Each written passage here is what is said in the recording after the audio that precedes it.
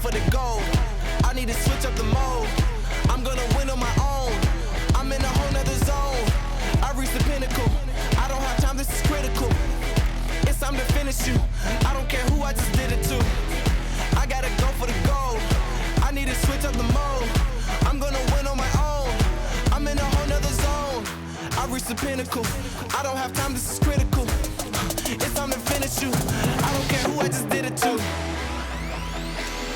I want it now, I gotta rise up, rise up. I want it now, I gotta rise up, rise up. I want it now, I gotta rise up, rise up. I want it now, I gotta rise up, rise up. I want it now, I gotta rise up, rise up. I want it now, I gotta rise up, rise up. I want it now, I gotta rise up, rise up. I want it now, I gotta. I want it now, and I ain't never gon' back down. I want it now, and I ain't never gon' back down. I want it now, and I ain't never gon' back down. I want it now, and I ain't never gon' back down. Said I'm fired up. I'm sorry your time's up. I see the top and I climb up. Came from the ashes, I rise up. Rise up, rise up. I want it now, I gotta rise up. Rise up, I want it now, I gotta rise up. Rise up, I want it now, I gotta rise up. Rise up, I want it now, I gotta rise up.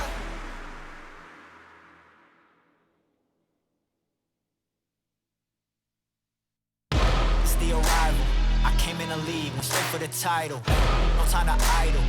I'm finna get it, put that on the Bible. This is survival. Gotta treat every movement like the final. One by a mile. Nobody believe it, they all in denial. Hey, look at me, look at me. Still in the show, that's the crook in me.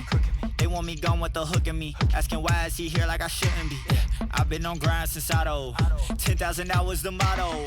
They see the bag is coming out, they flocking to me like I won the lotto. Dancing with the devil, there's no recital. I'm killing competition, ain't no revival. I shoot it to kill it, I'm aiming for vitals. I'm showing no mercy when facing my rivals. Snakes in the grass, they getting exposed. I know they be lurking, I'm watching them close. Acting like friends, but really they foes. Thought they be scheming and said adios.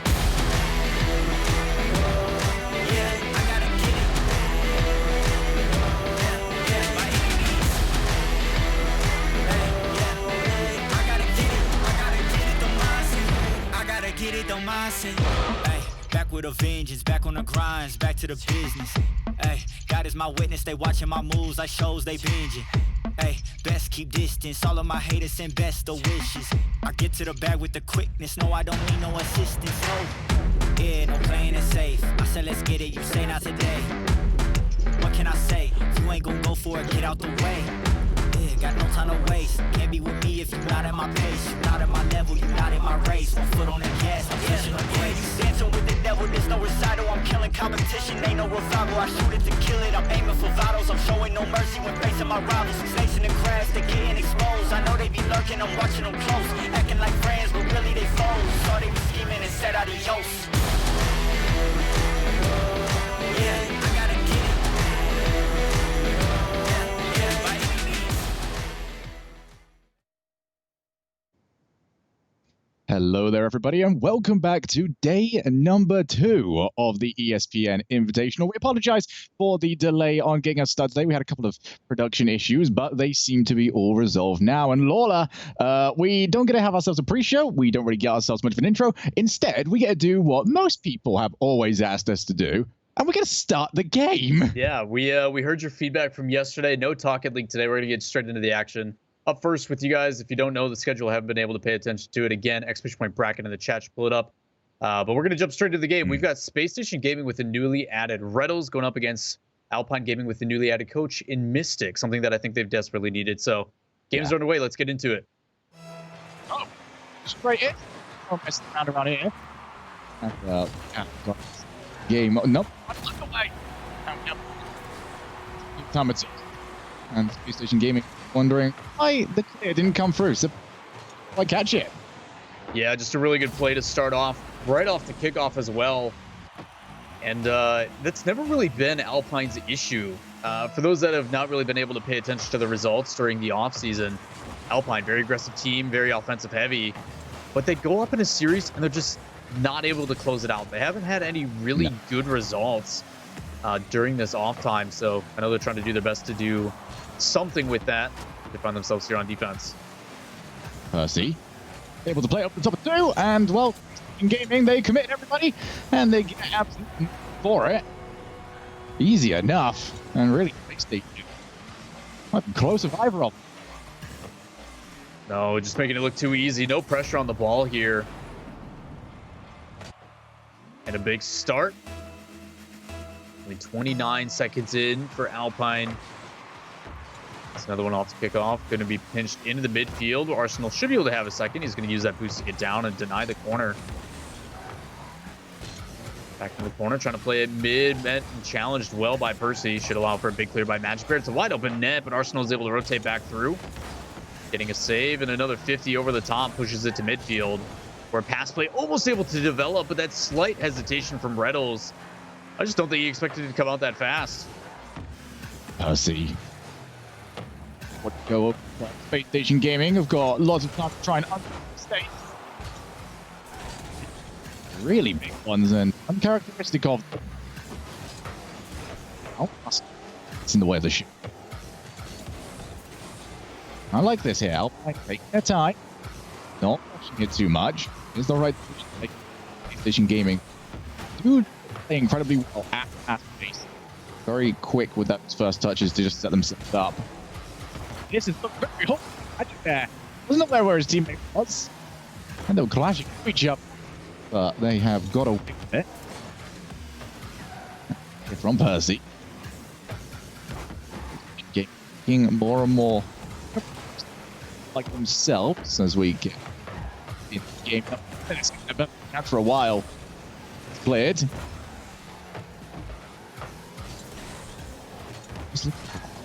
Get it. Do look. Just out for Rattles. And up. Teaming issues from a lot of these teams. Well, not necessarily from Alpine, one of the very few teams that didn't make a roster change. One of 3 to be exact. 2 of them actually find themselves in this group stage. As Reddle's trying to pinch this one across, not going to make it. It's going to play to the other side. Yeah, the only results we've seen from Space Station is the one Astronauts tournament they played in the Qualifier 2, where they took the victory in the most convenient way possible. 1-0 sweep the whole way. So interesting to see on how that translates here. Trying to find their footing again. Played up top, but the defense is there. Shove to the sides. Still not able to get underneath this. Going to pop it a little bit way too high in a dangerous position now too with minimal boost. But able to push that the other way to an Arsenal who's already waiting. They put it in the back of the net, bringing it back within 1. This is exactly what they need. Rettles just powers it straight up to his teammate, and while Alpine, you are up by 2 goals. You are that aggressive third man challenge. You've got the trigger as well. Certainly. Agents. Jordan. Typical. I have an option on the far side. Instead, chooses to take himself. Straight up to who's forced to let him down. A boy on the clock. Gaming. They can take game 1, but it's too dangerous. Percy down by Rex. It's a huge stop. But they are just laying down constant pressure. And Magic Bear finally gets the shot that they need. Yeah, this one was a little bit awkward. Jordan comes in with a really strong strike over the side. But as soon as he gets met down, Magic Bear, who's just able to kind of take that side rotation. I thought he was going to be the next one up as that ball pinched across the middle, but able to wax off a little bit. Ends up just sitting himself in a good position. So he's going to demo on this kickoff. Going to make it real easy for the clear here for Percy, who I think many people don't realize how good of a talent he really is.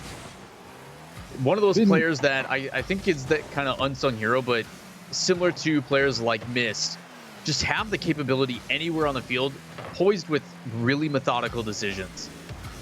Especially Alpine team being one that sort of don't just come on the radar with the off-season start that Magic had. It's always going to be very difficult for both him and Jordan to really pick up too many plaudits. Performance here, performance there. Definitely start to get them. End up missing. Arsenal looking for Rattle again. Couldn't quite find it. But they have got the second shot. And well, just 49 seconds remaining. Alpine about to be a little bit more sweaty with these last few moments. Yeah, SpaceStation just does a phenomenal job of spreading this defense thin. Shot from one side of the field, played the other way, and then immediately dished back into the midfield for another shot. And you can just tell Alpine on the back foot. As a fake kickoff should allow them to get possession right away here for SpaceStation. See if they can do anything with it. 30 seconds left. Played into the corner and met well by Reddles. Dropping Arsenal's in the app. A little bit of an awkward touch there on the bounce. Plays back into the corner. Reciprocal's waiting. Hits it pretty high and hard off that corner. Into the midfield where Jordan's already waiting. Shouldn't be anything too troublesome as Percy up the top. Hits that corner straight down, but Reciprocal off the backboard. Throws possession back the other way. Arsenal up. Has a chance for second touch. He's going to let Reddles take it, who plays it back in the midfield. But the positioning there on the follow-up from Reciprocal has no one behind, and still with the ball in the air, there is a chance. Playing it into mid. Reddles all the way high lofted for Reciprocal. Can Reciprocal make anything of it? A good challenge in 50 by Percy, as well met by Magic Bear. Is going to put this one probably down to the ground here, unless they can make some heroic efforts. Reddles keeps it up. Reciprocal will want to keep this going. It bounces. Will it be available? No. Magic Bear sees it to the ground. SpaceStation Gaming looked like the engines were getting a little bit further charged towards the end of that game. But Alpine will take it. And they are now 1 up in the series. But they owe a lot of that to Percy's defensive efforts. 4 saves from him. On the other hand of that coin, though, you don't want to see them in defense quite as long in Game 2 if they're going to keep this up. Yeah, a lot of their ability to get these wins was due to their kickoffs early on. I mean, those 2 early goals were the difference maker. So ever since SpaceStation started to kind of aggress that, and I like the fact that they make the changes as well to subtle things like the kickoff in the middle of that series. They're not waiting for another game. They know that they need possession. So they just skip it all together and just try to pass it downfield immediately because they need that extra goal with those 30 seconds. So again, SpaceStation, I think in Rocket League and in general, especially in the NA scene, has been a team that I've always enjoyed watching the ability to adapt throughout a series. I think they're fantastic at it, and a lot of that credit goes to Chrome. I don't think Chrome is one of those coaches that you hear too much about unless it's either something extremely good or extremely bad, but what he provides to this team just all throughout is definitely noticeable in my opinion. Well, Chrome's handprints are all over the way this team plays. Very interesting to see how he's going to mold Rettles, especially over the next year of gameplay. Reciprocal, he's got the open net. Great play from him. Removes the defender and then just waits for the pass right over to him. Yeah, interesting dynamic as well now that they bring in Rettles. You talk about cutting off the head of one and then you get 2 more for the Hydra. And I think that really summarizes SpaceStation well. You know, you used to have to worry about just Arsenal chasing you down. And now with the freedom and the control, I mean, Reddles to me is a top 10 player in North America. I think he showed that really well in Fusion. So having that versatility, and it's going to be a weird transition, I think, without AXB. I think it's definitely going to give a different style to SpaceStation that I think became a little bit too predictable over the past couple of weeks. Look, we can talk about gameplay all we want to, Lawler. The only thing, this is one of the main things I'm looking forward to once we get back to live events, is the pop-off potential. Oh my gosh. From this team. We're not talking about how well they play it. We're just talking how loud they're going to be. Oh, dude, you're gonna have Arsenal musty flipping his chair. You're going to have Reddles on the desk.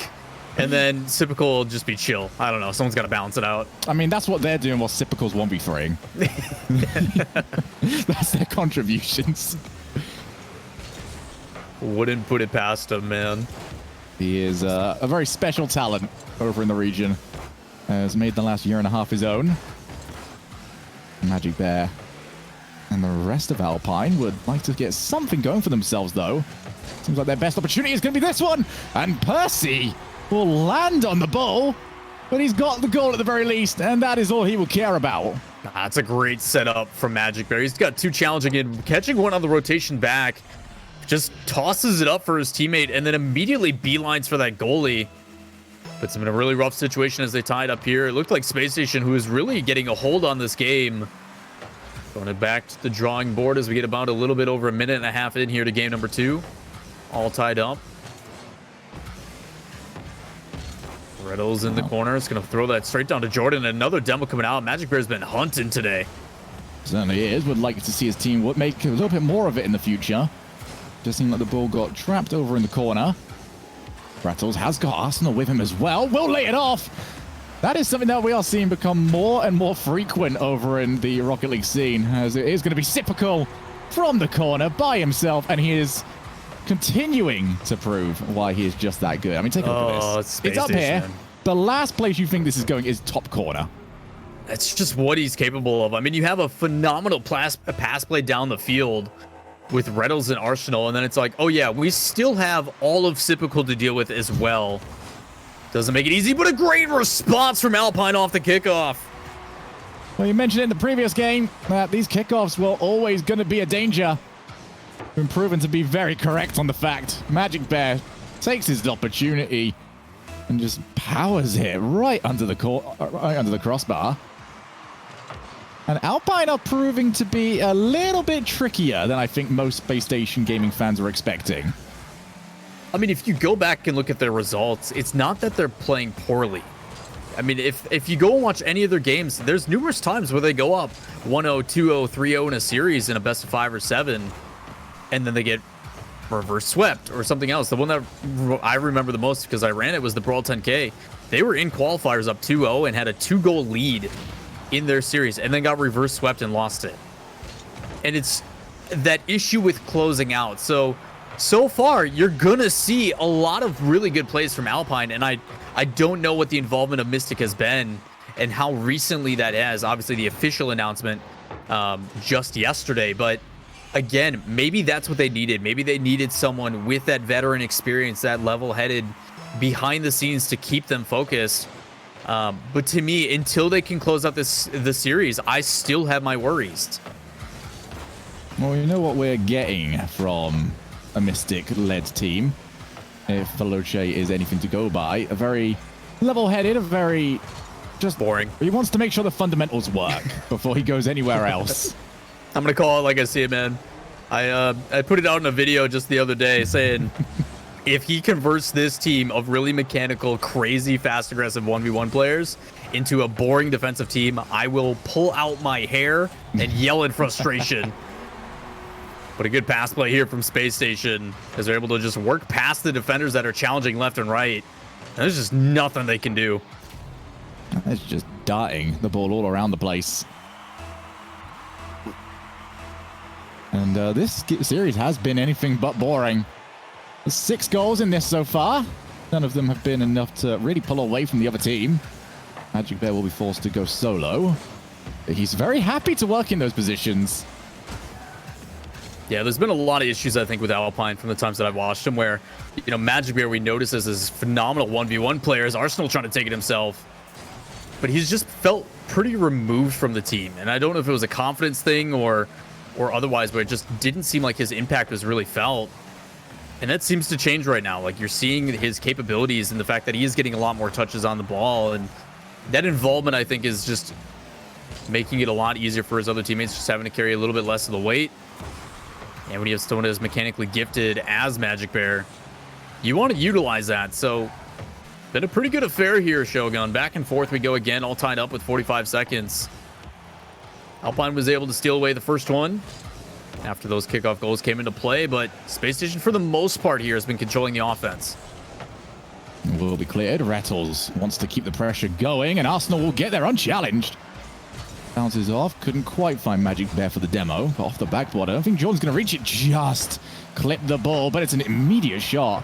SpaceStation Gaming really ramping up the pace. They do not want this ball bouncing anywhere without some sort of intervention on their part, but Magic Bear comes through brilliantly, gets through 2 players, and he may have set his own team up, takes the shot off the post, will not quite go in. Would definitely have deserved a goal after what he did to pull his team out of a really tough situation. But it looks like we've got ourselves a second overtime. Could have been dangerous there. A lot of missed opportunities, though, for Space Station on the offense. And that's kind of been how this game has gone, where Alpine been able to punish the mistakes. And as much as they give Veloce a hard time, it is a very difficult play style if they do implement it with that counterattack heavy, just making sure that they play as clean as possible. So At this point, it's up to Space Station to see if they can win it as Arsenal tries to go for a demo on that back player. Would have dropped down perfectly, but a big clear and saved away by Sipical. Able to get back in time. It's going to play in the midfield and push back. Sipical last one back as Jordan ends up winning the challenge, puts it in a dangerous spot. Just kicks it over to the side again. Reddle's trying to go for the 50, beat out by Magic Bear. This one just staying on that right side of the field until it's high lofted and pushed away by Arsenal.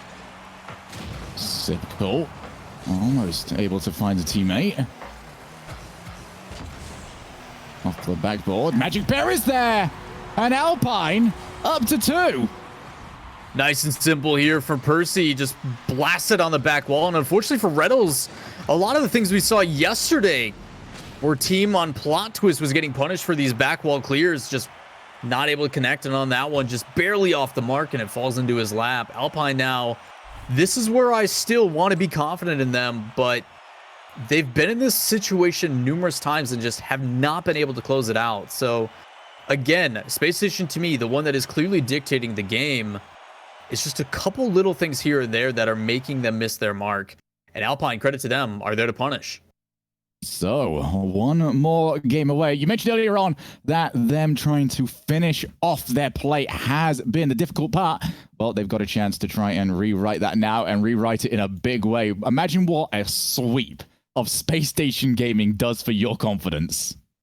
Yeah, it would be a big one, and kind of reminiscent of yesterday. You know, you have this really high prolific team in energy where everybody's like, yep, no chance they're going to lose. I made some bold statements about them, and then they get immediately swept by Rogue. So I think this is a big contrast for Alpine. This would be as if I think Plot Twist was the one doing this, even though Alpine is the most recently promoted RLCS team. It'll be interesting, and I think RLCSX in general with the circuit style system and everything going along with it provides a lot of opportunities for these teams to make a name for themselves. And I'm really happy to see how it progresses forward. So, coming up next, we have got game number 3. Just got to get the players in. Oh, okay. Just tabbed. Lawler, you tabbing? Am I tabbing? We lost them. Yeah, if you guys wanna back out, admin as well. Oh no, here they come. We got them. We just I just gave them the boot for some reason. We should be good to go though. Yeah, no, we'll get them straight in, I suppose. Maybe a quick they don't need to test this one. It's the same server. Yeah, I don't know. But literally the exact same one. So here we go. Game number 3. A little pause might be what Space Station Gaming need. I don't know. At this stage, they need anything all they part can. of their plans. Not been the best from them. They're creating opportunities, but they're not creating enough of them at high enough quality.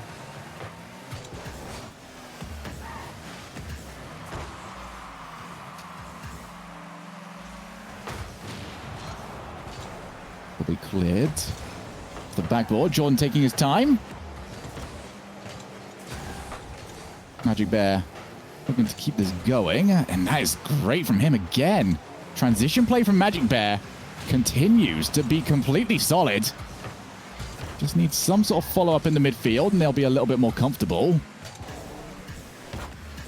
Stu to take the shot. Wants to see if Sipical will make a mistake. Those are usually not too forthcoming.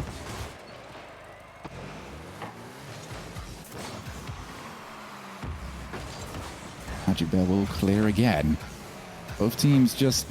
This feels like a game 1 to me so far, Lawler. A very laissez-faire affair from both teams. Oh, that's a good shot, and Sipical almost was able to change the direction of it. Yeah, it kind of goes both ways. Not only on the side of Space Station, they know one more and they're out. But Alpine, I think it might be on the back of their head. And this is where Mystic is really going to come into play, is letting them know, like, we've been able to get these victories.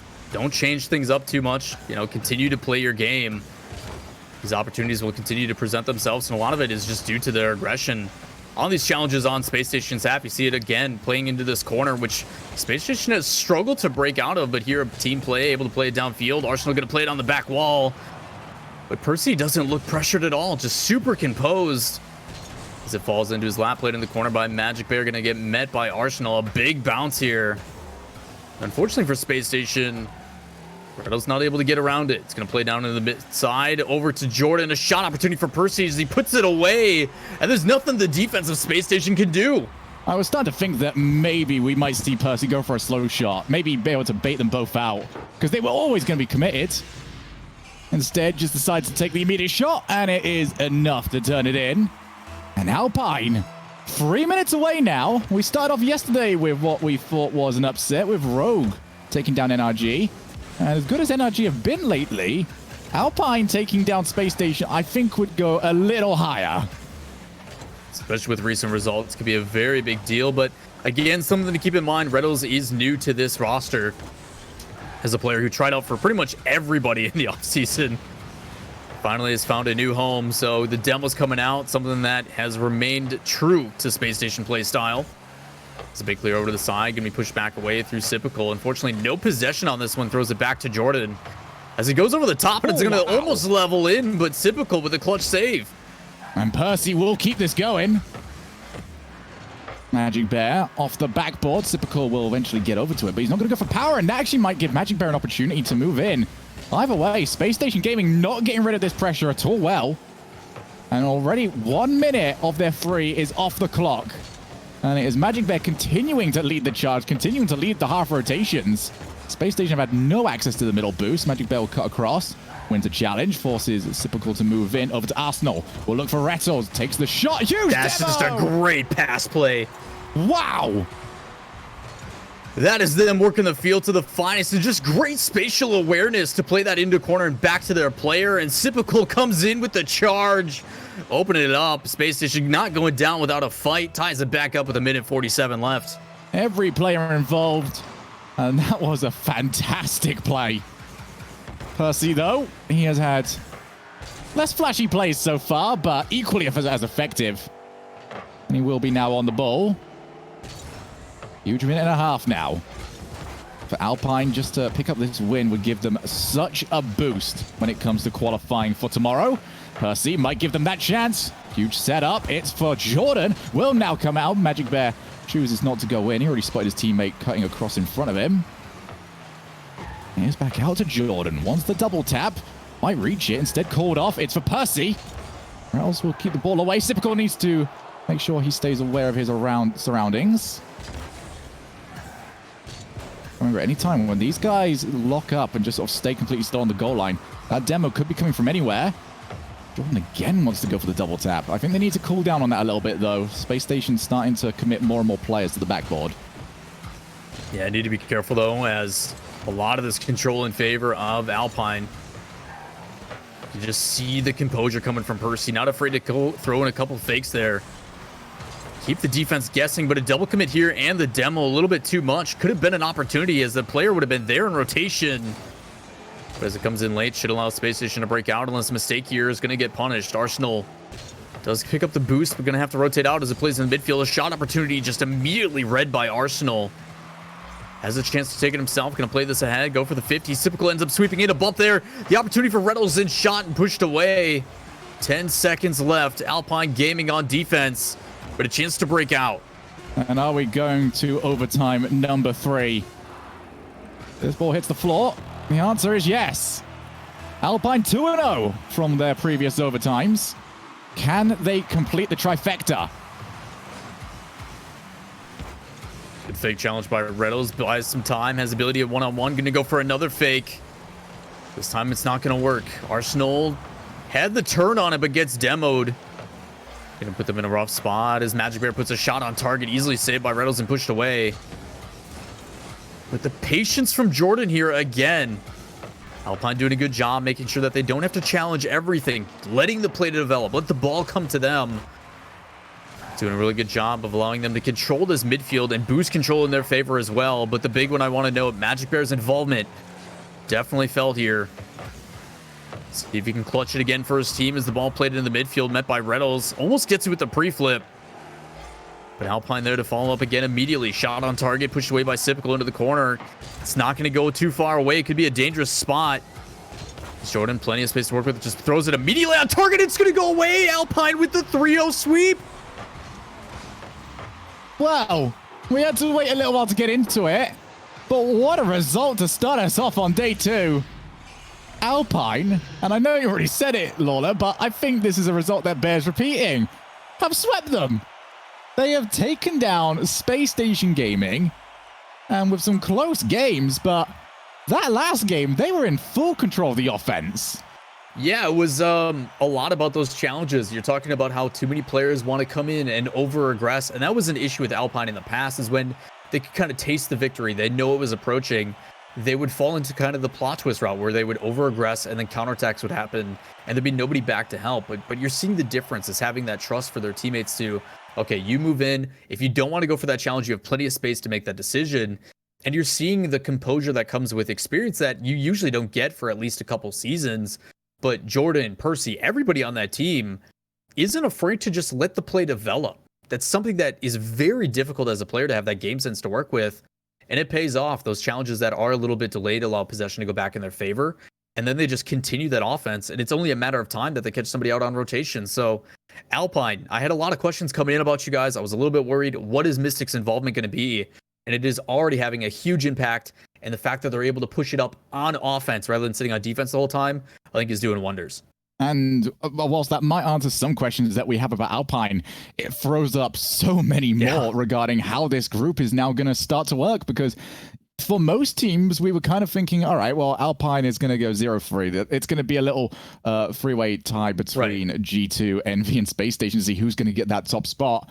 Suddenly, looks a little bit more interesting on that front, because they can't go 0-3. They might very well have a tiebreaker with somebody at 1-2, 2-1, heck 3-0 if they can keep this up. Hey, so we saw what happened with the O yesterday, man. At the end of the day, it comes down to how are people playing on the day. I do not expect Space Station to have the same kind of issues. I know they're going to go back to the drawing board. I'm sure Chrome's got some nice words for them. So again, I think that's the exciting thing about Rocket League, especially in a group stage where everybody is playing everybody. Results are going to be varied, and that's the best part, is that parity allows us to really get involved with this. So again, that's just game one of the day. We've still got 5 to go. I'm looking forward to it.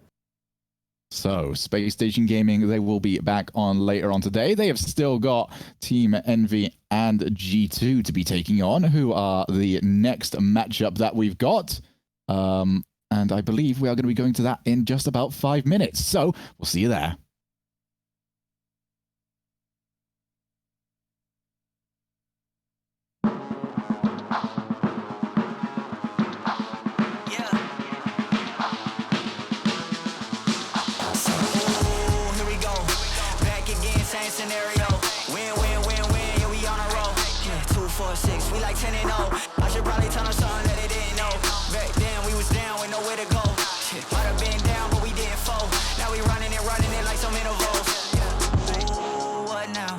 Tell me who you see when you look straight up, like, wait, who us now? What you gonna do when we pull up on you, like, ooh, touchdown. You already know what it is when I come through you. Ooh, shut down. Say, ooh, shut down. Say, ooh, what now? Tell me who you see when you look straight up, like, wait, who us now? What you gonna do when we pull up on you, like, ooh, touchdown. You already know what it is when we come through you. Ooh, shut down. Shut down. Ooh, give me that crown. I need that now, right now. Ooh, don't make a sound. This is my time. You hear the crowd. Yeah. We need that rain. Me and my team. Deja vu. This here a dream. We done all seen 100 times over back when we was just teens. Now we going dumb. Told them we the one. They would count us out. Now we counting up the funds. Now without a doubt, they be throwing up the ones. Like they was always rapping. I believe them if you want. Now they show love. Came with a dub. It is what it is. What it was, they all love to hate when it don't work out. Tell you that they always been down when it does. Look. Say, ooh, what now? Tell me who you see when you look straight up, like, wait, who us now? What you gonna do when we pull up on you, like, ooh, touchdown. You already know what it is when we come through you. Ooh, shut down. Say, ooh, shut down. Say, ooh, what now? Tell me who you see when you look straight up, like, wait, who now? What you gonna do when we pull up on you, like, ooh, touchdown. You already know what it is when we come through you. Ooh, shut down. Ooh, shut down. Ooh.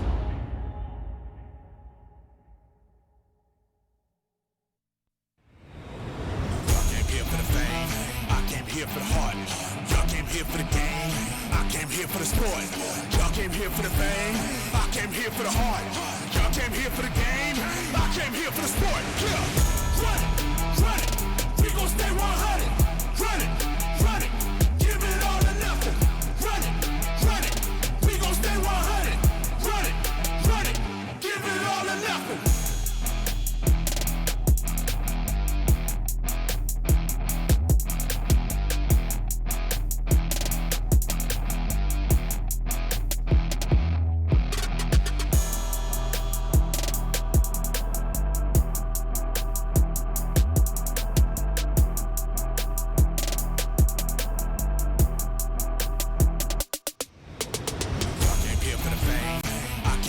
heart.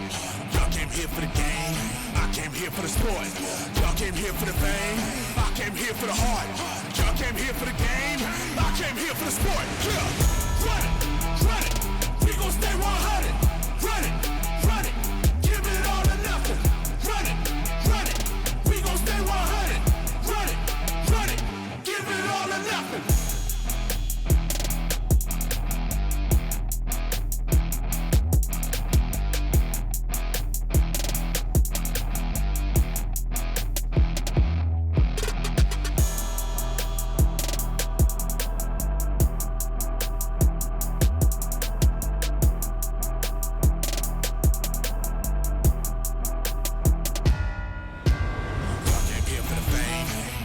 For the heart, y'all came here for the game.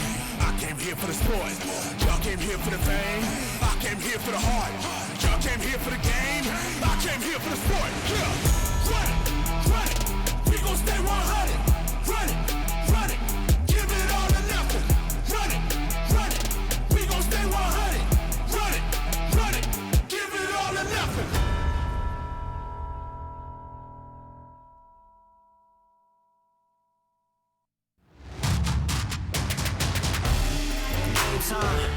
We on a conquest, came a long way. Look at the progress. I see no competition. It ain't no contest. You ain't in discussion, not even a prospect. Yeah, you better go and get to meditating. Yeah, we coming for you, no hesitation. Might as well.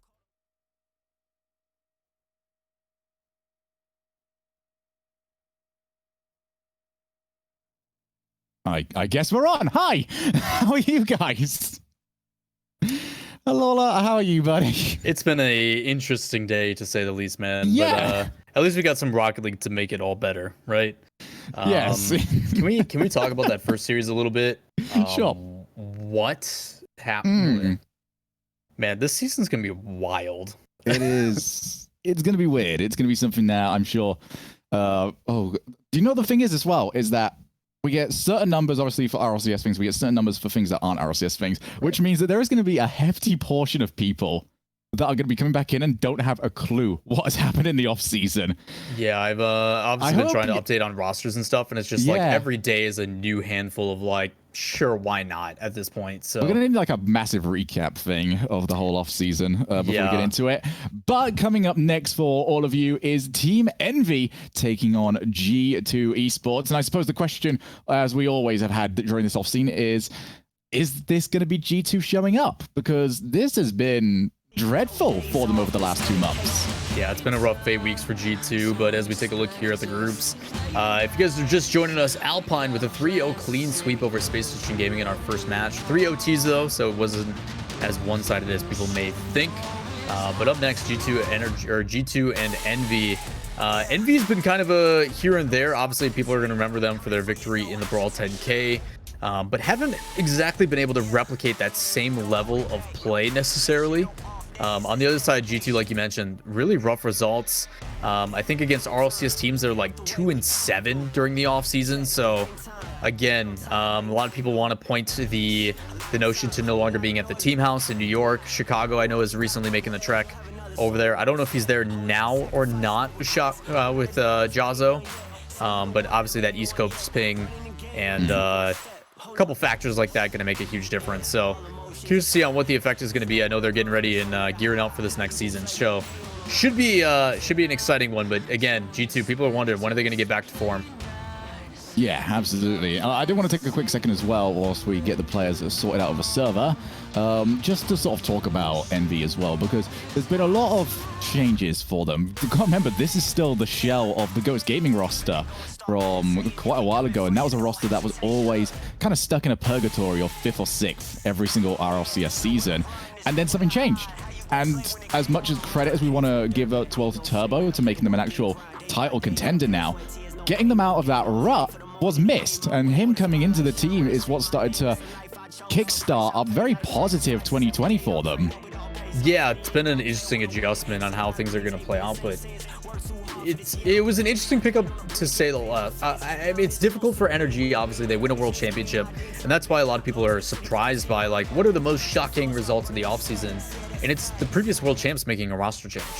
hypothetically, I mean, obviously we didn't get a Season 9 World Championship, but after the results that they had, it did catch a lot of people off guard. And despite that, it'll still be something that I don't think we see the complete results of until we get a little bit into this first fall split. So overall, man, it's, I think, difficult at any point to talk about some of these rosters because they are still new. There's not a whole lot of results to back it when it comes to that competitive play. Obviously, every single player here holds the RLCS at the highest regard. It's the one they care the most about and lifting the trophy, and rightfully so, as it being the premier. So again, until we get a little bit more out of it, it's hard to say, man. I really don't know what Envy we're going to get today, but the same thing can be said about G2, and I think that's what makes this so exciting, is the fact that we are going to have two rosters that we're going to be seeing battle back and forth as they try to make sure they can provide that level of consistency before the season starts here in just a week. And this is sort of a situation that also leads to Alpine Esports having a huge opportunity, because once these teams start getting settled, you'd expect that they are going to start dropping down the pecking order. But for today, during these first few weeks and months of these teams trying to get together and try and sort out what they're actually going to try and look like for the upcoming year, Alpine can take advantage of that. And we've already seen once today just how good they've been playing. And we're going to end up, sort of comparing that to what we're going to get from Envy and G2. Yeah, you and I had this discussion a little bit, and for everybody who's in chat, we're just kind of making sure that the servers are going.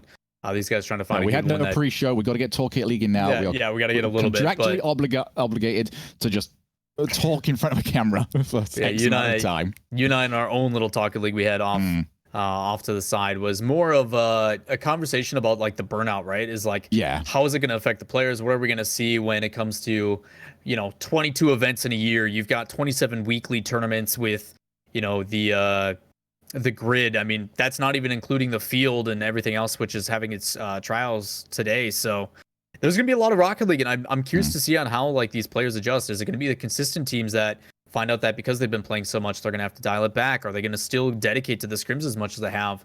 How is it really going to factor in? So we are going to be seeing a massive shift, I think, in the ecosystem of how Rocket League is approached, as well as gameplay styles and everything else. So I'm excited, man. It's a new era of Rocket League we're about to see. I think the people that are actually going to most benefit from that one are the players that need to, at least we've got the server sorted, so we should be able to get into this soon, but are the players that sort of couldn't find a roster and have to go in as a substitute for maybe a higher up team. We have seen a lot of players do that in previous seasons, but a lot of them don't get a look in. But for a longer season over a split, if you just feel like you've got a couple of points that you can spare, you feel like you're already guaranteed to get into the next event, and you want to rest a player for a few weeks, that is going to give these subs a lot more time to shine and maybe pick themselves up better options in the future. Yeah, there is in other esports a lot of, and I mean, we're talking down the road, but there is teams that really invest heavily into an academy team, a B team per se, where you have dedicated scrims you can use at any time. They're still pretty solid players, but they allow those players and give them a home with kind of a lesser salary as their own built-in amateur scene. So these players have the capability to, these are basically a full roster of subs that play together and grind together. Not only is it beneficial for the org to get their names out there, but if one of these guys comes and gets picked up and all of a sudden starts popping off, you're talking like like Beast Mode, the kid's 14, going to be 15 on August 3rd, ready to start with his roster. He's technically a sub right now, but you put one of those guys on the academy team, someone like Scrub Killer that's able to just kind of sit and wait for those 2 years on an academy team.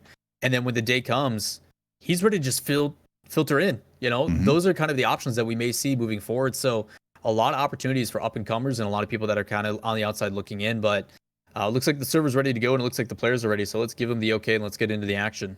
Absolutely. These are all hypercaps for the future, but I think the main thing that we want to find out is who is going to win in the now. And we are going to get into this between TeamEnvy and G2 Esports. Game number 1 underway.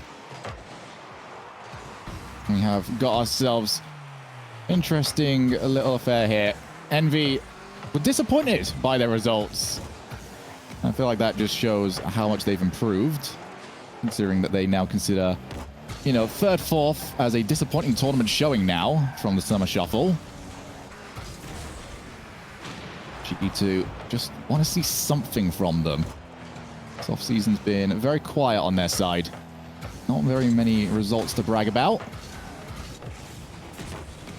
I mean, obviously you've been involved in pretty much literally everything during the offseason. Yep. So you've had a lot of exposure to the G2. So what is it? What is in your mind being the one thing that with G2 has been off? Has it just been, you know, Chicago's less involved? Like, what is it? Oh, it's always, you can always tell when G2 are on. More than any other team in the world, you can always tell when they are playing well. And that is because they play with zero confidence that their opponents are on their level.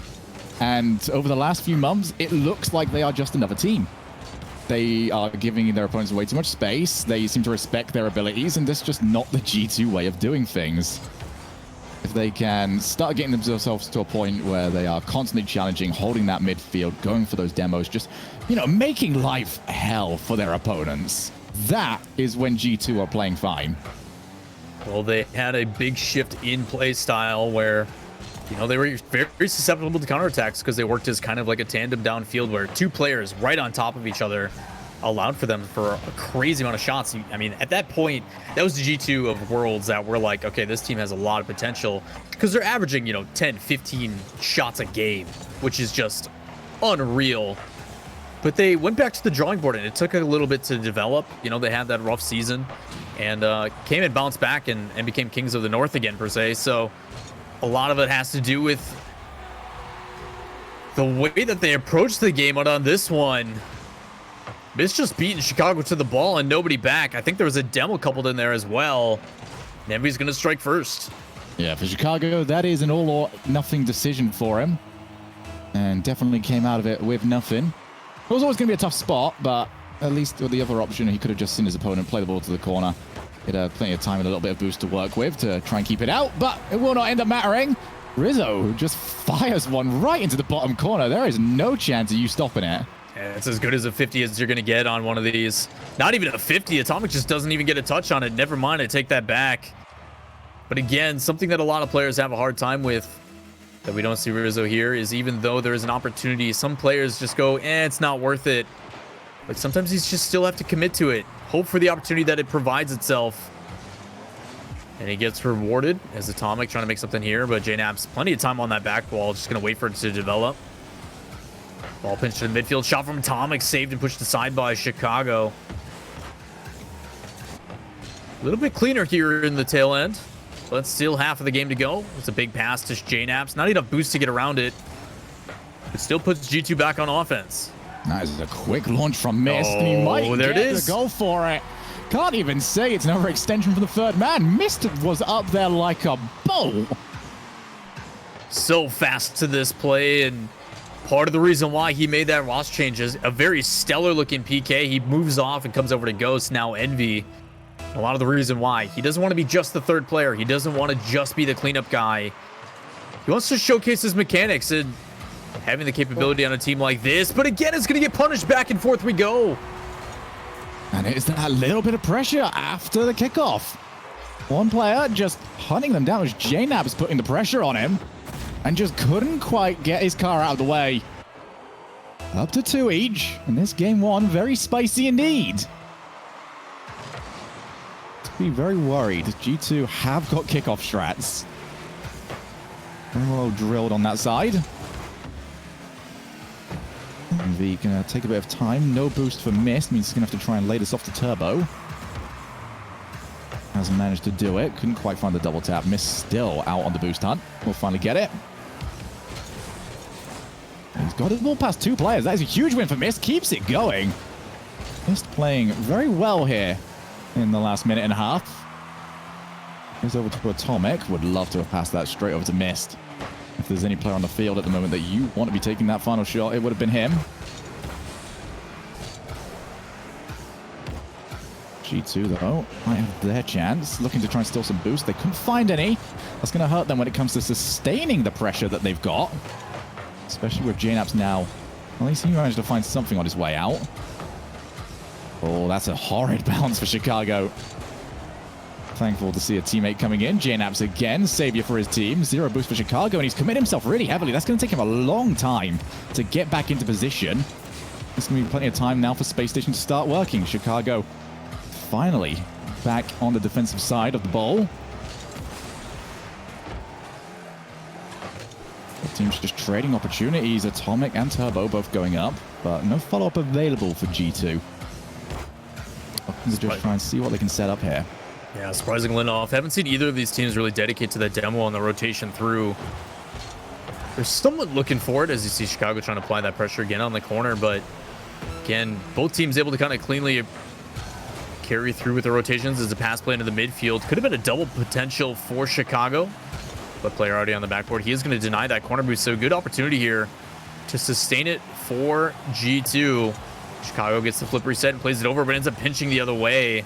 That's exactly what Envy needs, but last attempts here as we get down to the last 10 seconds. Played over Chicago. Shot just not quite there with the power, but it plays in the mid. Rizzo, who's been absolutely stellar, puts another one bar down. Way to play from Rizzo. He's been absolutely phenomenal in this first game for G2. He doesn't need too many touches to get the ball past you, but the one he does get, you can't hit that any cleaner, can you? Plenty of power, perfectly placed. That is the goal up that G2 are looking for. They have been forced to fight for it, but almost. SpaceStation Gaming couldn't get the ball off the ground. And that is a nervy 1-0 for G2. Yeah, a little bit close on the back end there. But again, G2 probably thinking not even close. There's not enough time. We're fine. But, I mean, you're looking at the difference here. JNAB's obviously no shots on target, but both Rizzo and Chicago have been more than 6 apiece. But Rizzo's placement, I think, was the real beneficiary there. The ability to play that first one top corner on the right-hand side that he did, and then follows it up with a great shot. You know, that one playing into the side. It's a very difficult angle to get kind of that sharp approach to where it's actually going to be threatening. So Rizzo, again, huge catalyst for them to get that victory here. But, again... some things still left to be desired, but that's pretty common in game one where these guys are just trying to get their footing.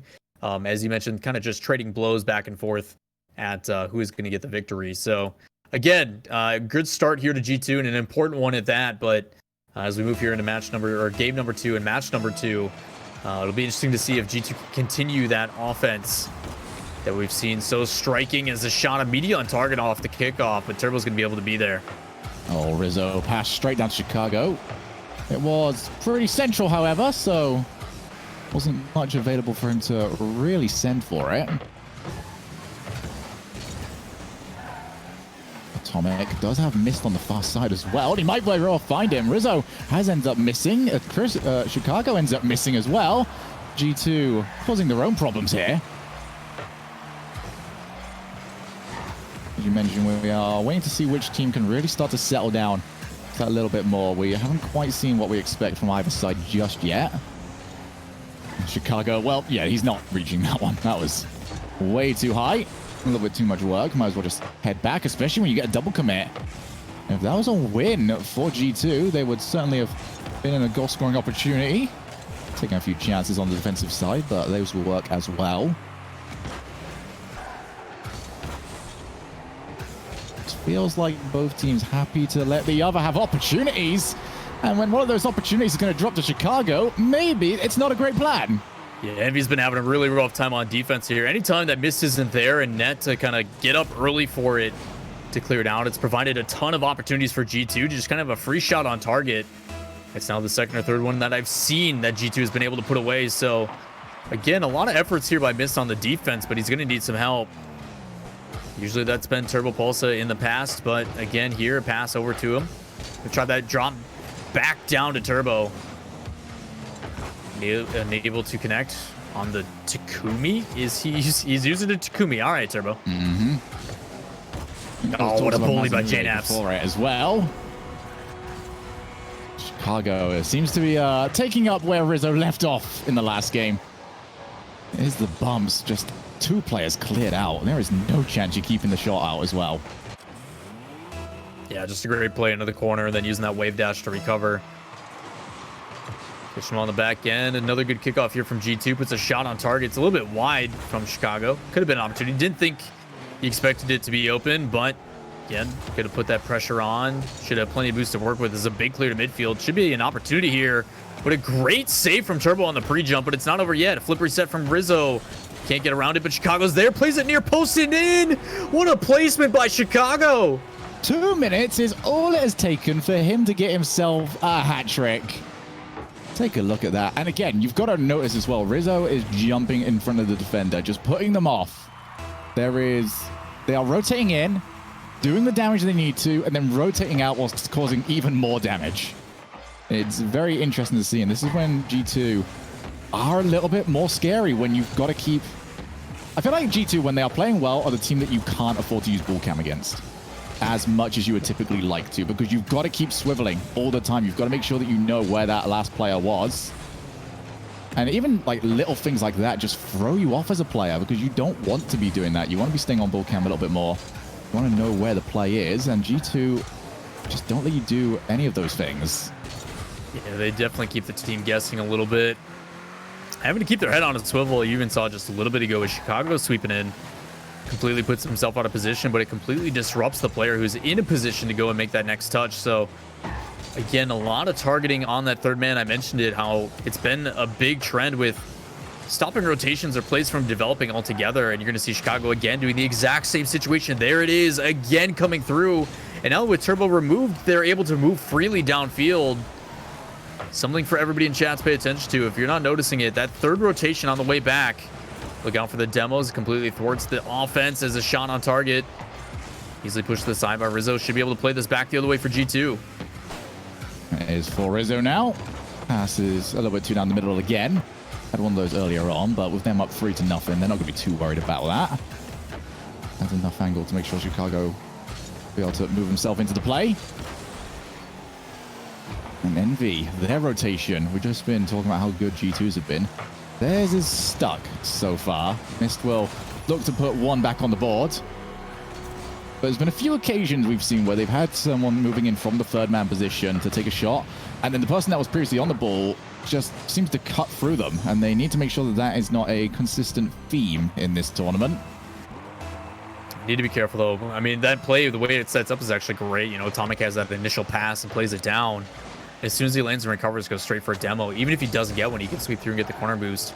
But the way G2's been playing with these quick clears, immediately just launching him downfield, not going for the possessive side, is very dangerous. It allows Turbo and the rest of the guys a little bit of time to get away with things, but at the same time, they need to be careful as the counterattacks have been lethal. As Turbo just kind of pancakes on that one, ends up playing it low. And plays it across. Double commit opportunity here, but nobody there to punish. It's going to be Atomic. Kind of on a last-ditch effort as a big clear again from G2, alleviating the pressure. Just seems like G2 having an answer for just about everything here. Whether it be the slow challenges or not, played in the midfield. Immediate shot from Rizzo. Not going to be too threatening as it allows Atomic to go the other way. Played in the corner. 35 seconds here remaining in game number 2. And with G2 with a 2-goal lead, looking pretty promising to put themselves at match point. JNaps just want to find one more goal here to assure the win. Work is mostly done, but Atomic could make this a little bit more difficult for them, especially if a bump on JNaps does recover it, and it's a huge demo. That midfield isn't an option for them. Another player removed. G2 really firing, and you know, you can't really worry about your opponent's rotation too much when they haven't got enough players on the field to rotate with. Going to be something we keep talking about, and I think it's going to be one of those things like the ceiling self passes we discussed on yesterday. Talked about it yesterday just briefly about how Fruity was the one that made me really recognize it for Liquid. But as that third man kind of rotates in, or is rotating out, even retreating on the backside, you know, they're getting something for it. They're immediately going and recognizing, okay, how is this rotation evolving? Who is going to be the next one up? And just by even applying pressure to them, even if they don't get the demo, it just throws them off. They're off the mark. They can't go for that clear shot. And again, you talk about it. Ball cam isn't going to be the thing you have to keep on all the time. You got to kind of watch out for these players trying to headhunt you. So again, it's been back and forth, man. But G2 started trending in the right direction. It's something we've been waiting for a couple months now. And you talk about it. One of the teams that when they're on, people get afraid. So G2 one away from another sweep. And on Envy's side, I think there's not really too much deep diving to really go into. They are really slow right now. There is nothing that they are doing that is outpacing G2 in the slightest. And whenever they do get any sort of midfield control, it's immediately just boomed along, or we do see a double commit from them. And they have not been able to deal with that just yet. Yeah, it's been a very defensive game for Envy. just not. They're not the play style against G2. It's just not. No, you have to find a way to apply that pressure in midfield. You know, if they take what their defense is doing and they move it up to half, which obviously easier said than done because of the way that G2 plays it, stylistically, when you see G2 on offense, very rarely are they going to try to trap the ball and buy some time, unless they're in dire need and very low on boost. But if they can, it's going to be a quick hit downfield, or it's going to be a pass over to a teammate so they can clear it. They do not want it on their half at all.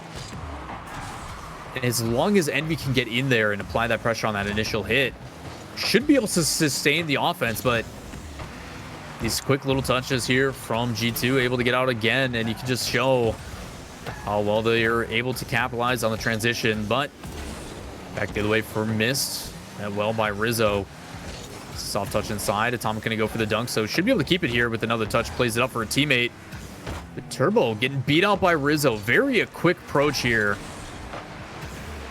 from G2. It's a little bit better from Envy, controlling this midfield. You can tell with the spacing. It's a big touch here. What can Atomic do with it? Plays it back over into the midfield. Somebody already on the backboard. Doesn't even matter, as G2 again fends off Envy's attack. And Envy's response to these midfield demos that we've been seeing seems to be to hold that third man back a little bit further. Let them really run into the play rather than getting to the midfield and slowing down. Has been effective so far. G2 unable to really use that to break away. Now Misty's not got any options to really work with. Everyone down on this right-hand side. Could do with a few teammates spreading out a little bit more. Still, this right-hand side being just attacked. Mist will be forced to go solo, especially after the demo. Turbo goes headhunting, and he does bring one back with him. Yeah, it's just rough for Rizzo. He gets demoed out, and then you got Jnaps in net. He doesn't know if that's going to go near post or far post. So he tries to position himself in the middle and just hope with that smoke screen. Nothing you can really do about that. There's the aggression from Envy that they've been looking for. But again, what we've seen from G2 has been quick retorts. Good play here from Envy in the midfield, able to play it off the backside and immediately passed up to Rizzo. Allows for G2 for a massive clear. That's where Rizzo does his work. The ability to get that corner deny and then play across for a demo. Even if he doesn't, straight back into rotation to continue the offense for G2. Yeah, Get pass in the midfield, a shot. Offense. Best offense we've seen from G2 in a long time. Look to try and keep it going. They've got the double commit. Mist has to force the challenge. Not only that, he's won the challenge. What a play from Mist. Now Envy have managed to turn the tables. Rizzo, one-on-one. Atomic is moving in pretty quickly, though, so he's going to want to try and go somewhat fast. Just picking up the 100 is going to do a lot of good work for Envy in the long run, especially now with Turbo on the ball. Gives Rizzo and Jnaps to defend their side of the field. And Mist avoids the demo. Keeps Envy on the offensive front. Maybe not quite the way they want him to play that, though. Misstep from Mist. Turbo takes 2, 3, 4, 5, maybe some more touches, but can't take it too far away. Suddenly, we are at aerial o'clock. Both teams just knocking the ball high, seeing who's quickest. So far, I think I would actually give the lead to neither. It's been really neutral so far. Obviously, it started off pretty strong from Mist on his defensive side, but partially intentional from G2 as they've been allowing him to kind of clear it out because it just throws possession back to their favor. This target here could be an opportunity. Going to try to play this one nice and slow right in front of the net, but it's going to bounce out. Chance to read it off the backboard here, but a big clear from Atomic. Could be dangerous. Has a very minimal boost on the back end from G2. Could need to pick up this midfield as best of their ability, but they can't snag it. So now, even though they're on offense, G2 can't really work with this. So could be dangerous here as Envy back on the other side. And a great touch from Chicago should give them all the time they need. Yeah, Chicago has saved what was turning into a very tough situation. And Envy flopping around defensively. They have made this way more difficult than it needed to be. Just a rough decision there from Atomic. Obviously, he's caught in a terrible position underneath it. Just needs to get a touch to push it any which way. But because he doesn't, it falls in the lap of Chicago, who got the initial clear in the first place, and they're going to be rewarded for it. But Turbo able to get past and weave through two, able to dodge the demo 2 from Chicago off the kickoff. A Big clear here needed from JNAP's going to play into the corner, back into traffic. Could be dangerous, especially with only 23 boosts on the defensive side from Chicago. Shot comes straight at him. Good, powerful hit with that dominant body. And he's going to rotate out and decide to go for the corner boost. So as long as they can get it down here, puts himself in a really good position with the last 30 seconds remaining. Drops down into the Envy half as Rizzo just going to lob this one up and kind of chase across, trying to get the boost control down. That's something that G2 does oh so well. G2 just one more goal away from sweeping, giving us our second sweep of the day. Back to the midfield. Rizzo for the backboard. And we have got missed over there. And it is a double commit as well. Big power clear might give one more opportunity. Instead, G2 will let this one hit the floor. Yeah, just smart play by Chicago. There was a double commit, but he ends up calling off his teammate as his approach and height is a little bit better to it. And even with that, one rotates out, and now we find ourselves in overtime. So again, as you mentioned, we had to start our first sweep this morning with Alpine over Space Station. 3 overtimes in a row, but overtime here for G2 and Envy, and an opportunity to close it out, but a big mistake here is going to leave it wide open. Envy brings us to game 4. Just want to see what happened to the defender. I think he was expecting a shot coming in, yet missed, just fakes him out. And Rizzo forced a response. And, you know, you can't really blame him for that one. So Envy have taken a step to getting themselves back into the series. Need 2 more of those, however. And, yeah, it was a very... I don't know. That was a weird affair. It just seemed like the ball was getting, you know, hit long a lot of times, and then see, all right, you go chase it, see what you can do with it. Yeah, it definitely felt like there was a mentality shift in G2, not in the sense of how they're feeling, but in the sense of what they're being told to do per se. It's almost as if they're like, all right, we're 1 game away. There's no need to play super over the top. If we just focus on making minimal mistakes, we'll get the victory. And I just don't think that's the approach for G2. When they go out, they're aggressive. When they really apply the pressure, they just overwhelm teams. And in a team like Envy that I think wants that space to be given, it allows them to kind of have a fighting chance back into it. So for G2, I think if they come out of the gun, shots fired, you know, do whatever you have to do to really apply that pressure over on the other side. I think they're going to find themselves in a very advantageous position. So again, G2, we've been wondering how things are going to trend. Obviously for Turbo and the guys are going to be happy with this one right off the kickoff. So it only takes 4 seconds to put Envy back on top. JNAP was prioritizing the boost. Rizzo didn't quite know when he was supposed to come in, so he's very late to the challenge. It's a good start here from Envy. One that they definitely needed after a lackluster start to their season, or start to their series. Rizzo dropping down. Can't quite find the challenge on time. But looking to see whether or not G2 are going to go back to what they were doing so well earlier on. First things first, they've got to get rid of the ball. To the corner, missed one-on-one against JNAPS, plays it under him. Rare time that we get to see that. Usually the players just try and put it left, right, or above them. And Turbo Pulse, very quick yet again, is going to land on it. And it is in. Oh, not quite off the crossbar. Miss looks to finish. Not the angle he was after. Turbo, second chance. And he will finish it off. Just big efforts here from Turbo, and immediately rotates out and grabs that boost. So again, this is what we talk about offense dictating. Eventually, when you catch these guys, G2's already having to rotate back on the defensive half, low on boost. And now you're being boost denied by Turbo and the rest as they rotate through. Without a good touch to the corner, makes it very difficult. So well done by Turbo and the rest of Envy. Able to keep that in front of the net. Going to be rewarded for their efforts here. Only 50 seconds in. Up by 2. Big demo from Turbo. He's going to dish that immediately with a pass for a shot from Mist, who, again, Turbo just being a nuisance. You can see him go for it again here between hunting and getting a touch on every single play. Just doing whatever he can to get Envy and will his way to victory. No player better at it. 4-time world champ. Even though he may not be the most flashy, he does know how to find victories. Look, if you've got any player from that ex-Dignitas roster, you know that they've got the fundamentals locked down. They are very solid, and Turbo Pulsar making a name as one of the best positioned players in the world. And now he needs to position himself very defensively to deal with this. Missed with another block. He's got a few of these so far where he's just been diving on in, hoping to get a good touch. coming out on the right side of it more often than not. Zero boost for Chicago. Needed the block. That corner boost is picked up by JNabs, but no matter. Atomic and Mist coming together to try and set up a play. They've got Turbo in the midfield who will have to back down, but he might be too far forward. It looks like he is.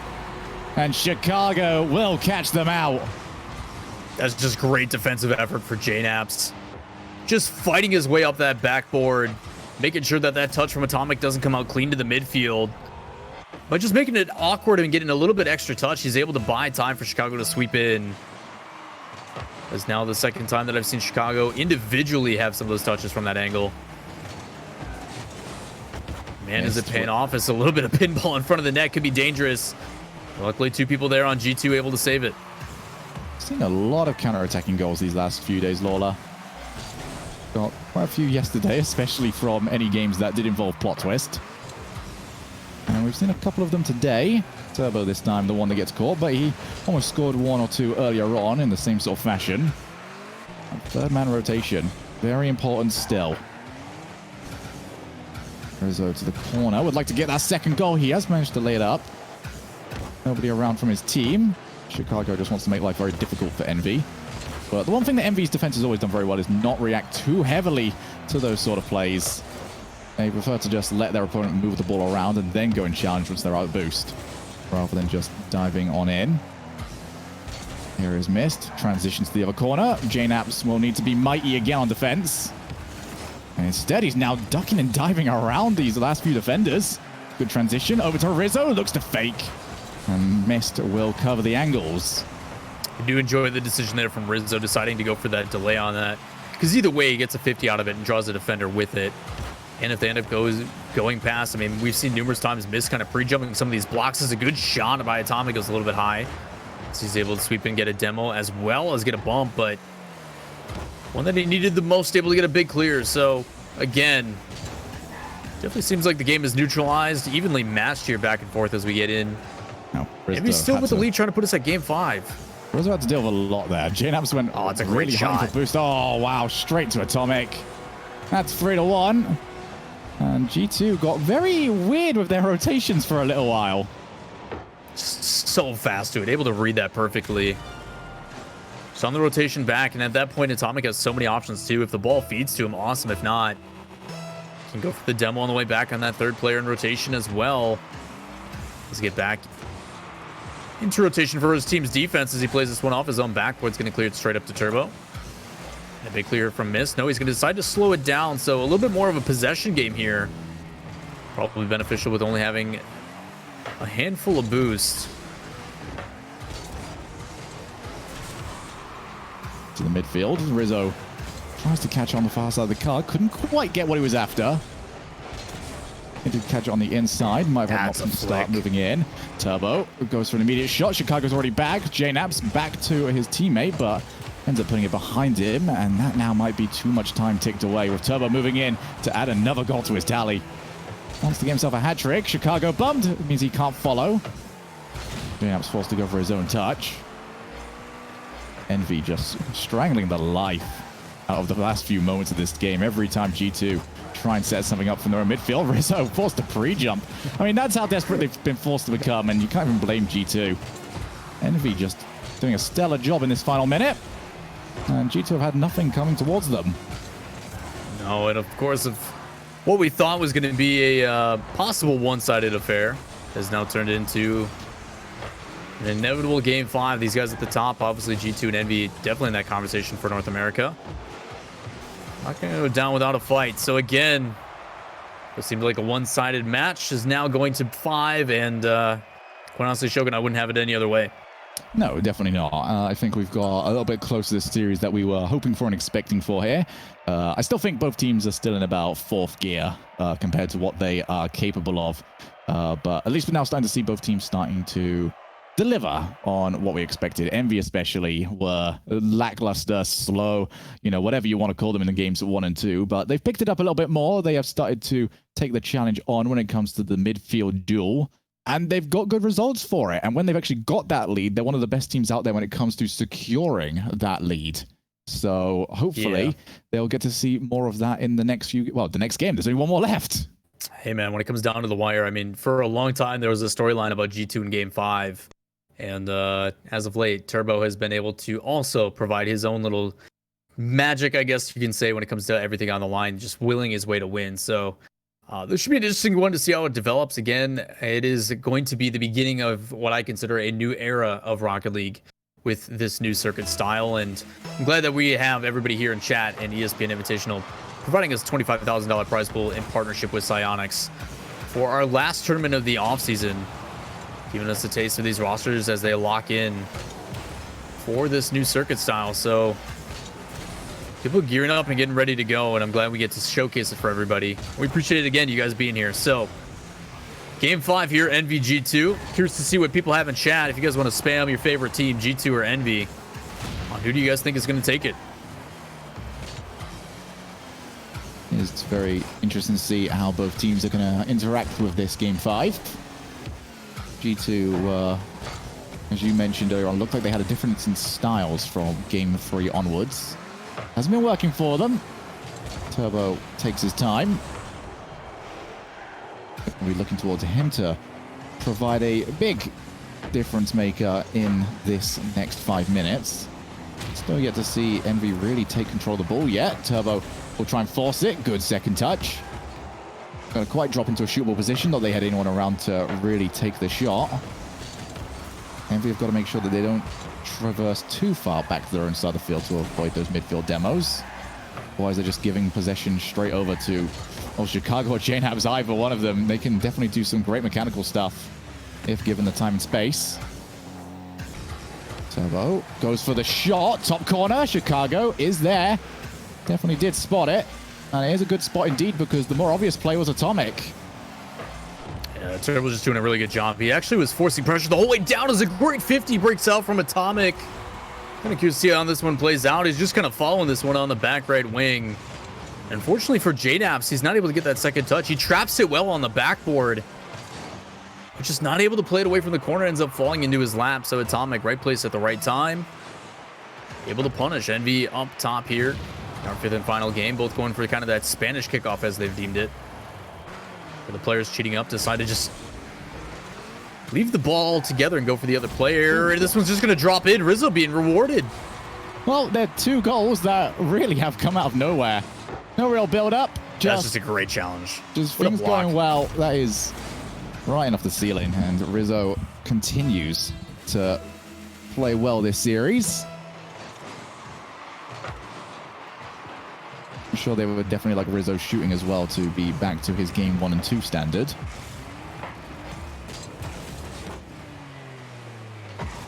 Over to 1 each. Turbo finds the corner. He's going to need some help from his teammates, who are forced to save the shot. That's a little bit more for Mr. Work with this time. Turbo dives on in, wins the challenge. Why not? Going to keep it going. A huge demo as well in the midfield. Leaves only 2 players on the field for G2. And Atomic will set up. Nobody around. Needed someone to have that ball to drop straight onto, because they had no time to watch the ball roll. Envy really locking down the midfield all of a sudden. G2 really like the play as well. Yeah, not found a way out just yet. Yeah, you see the way that they set that play up. Just goes to show how lethal and how well the job G2 is actually doing on defense to hold off. You're talking the bully up front, and then immediately after, as soon as that pass play develops, there's already a demo in place as Turbo just punishes one off. Could be an opportunity here for Envy, but again, the defensive G2 holds still able to clear it out. But again, you talked about it, Envy, the midfield control has definitely been in their favor. Need to be careful, as it only takes 1. 150 left on the clock. Big demo from Atomic and allow Envy to get control back in their favor as he plays this into midfield. It's pretty high as well. He's just trying to go underneath. If he had the flip reset, might have been able to make something happen. Not able to quite connect. Transition back for G2, able into the Envy defensive half. It's another 50 from Chicago, and team effort here on this one between Atomic and Turbo is going to push this one out a little bit further. And they as well relieve the pressure. Both teams doing such good jobs right now defensively. It's made it a little bit less exciting when it comes to goals and chances created. But you really can't fault the approach that either team have really taken so far. Turbo just wants to force the block. Chicago will oblige and wins it. This is G2's chance now to try and hold on to the midfield. Gonna bounce straight out. JNaps wins the challenge and will slightly be off target. Envy will be worried though that it took 2 players to lose the ball. Off the wall, JNaps hasn't got enough to follow it. Instead calls Rizzo in. Looks to try and tap it down. JNaps again! Off the post, off the other post as well. Now it's going to be a continued scrap off the crossbar. They've managed to do a trifecta, a hat trick of different parts of the woodwork, but no goal to show for it. It doesn't get any closer than that for G2, and that could have been the difference maker. It's been the last 22 seconds. A lot of mistakes on defense. A free shot from Atomic. It goes across and missed. With the follow-up, 15 seconds remaining.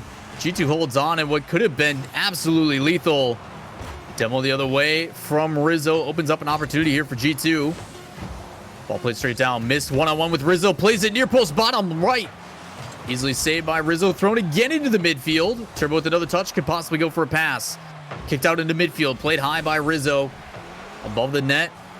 And at this point, Envy just wants to drop it down. We have yet another overtime. This is for everything, Shogun. And I think G2 will be happy with the reset because they were losing every race to the ball across a good 20-second period. JNap's already up, and you can see what that's done to them. It's made them a little bit more twitchy. They're expecting Envy to be right in front of them. And now Envy are their own worst enemies. But what has gone from being an incredibly well-organized affair from both teams has suddenly become, well, pure chaos. Sometimes that's what everything on the line can do to you, Shogun. The nerves absolutely showing, but Atomic trying to slow this one down. Going to get pushed to the other side by Miss. So again, makes me believe it's going to come down to that one big mistake, unless it's a demo or turbo. Every single time he puts it away for Envy. But take a look at that from Mist. Traps the ball against the ceiling, and Turbo could not ask for a better setup. Goal after goal from Turbo Pulsar, and Envy will reverse sweep G2. This has certainly been quite the start to the broadcast, Lawler. I'm speechless, man. 3-0 for Alpine over SpaceStation Gaming, and a reverse sweep for Envy against a G2 that looked phenomenal in the first 2 games. It was a stellar performance early on from G2, but you could definitely tell Envy was starting to gain some of that momentum as they got through. And it might have been due to G2's own fault. I may be looking too much into this, but it definitely felt that G2, once they got that lead, really let up. And I don't know if that's because of Envy's adjustment to the play style or what, but this really aggressive, straight to the ball, you know, really over the top G2 offense definitely was handled well by Envy on the tail end. If you want to timeline it, it's like game 3 happened, and that sort of letting off the pace is what allowed Turbo to really wake up and start taking over, because, you know, game 4, game 5, he was the best player on the field for those. And you can't give Turbo enough time to start figuring out what your rotation looks like. Yeah, he is huge reason as to why teams are able to make those adjustments. I mean, you look at all of his past history and his results. The one that easily comes to mind, the one that I always reference, is the World Championship against NRG. You know, Fireburner's ability to dribble downfield with open space, Turbo immediately recognizes and goes and challenges those things early. So that adjustment is absolutely crucial, and it is back to the drawing board, essentially. I mean, obviously, these guys have quite a few matches still left in the day, but what a great first match from both these teams. You know, we're wondering which G2 is going to show up, and I like this G2. It is showing a lot of efforts towards the right direction again. So again, another group stage here and a lot of matches to be played still. And at this point, it's hard to pick a favorite. So let's get into those next few matches, which we are going to begin to just after this short break.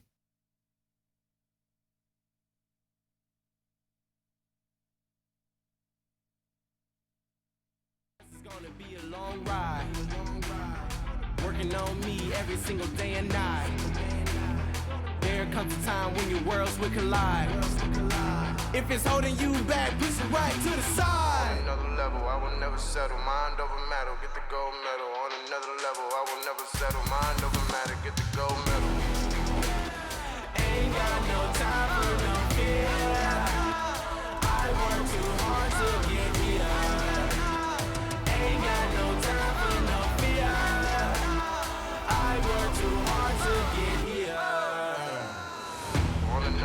I will never settle. Mind over matter, get the gold medal. On another level, I will never settle. Mind over matter, get the gold medal. On another level, I will never settle. Mind over matter, get the gold medal. On another level, I will never settle. Mind over matter, get the gold medal.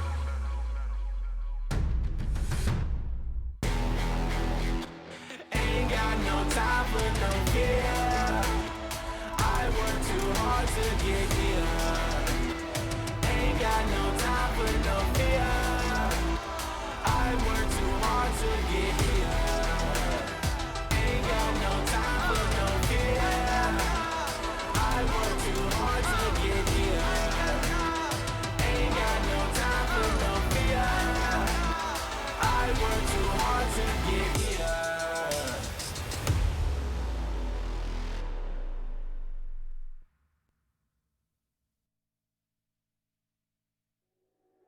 You ready to rock?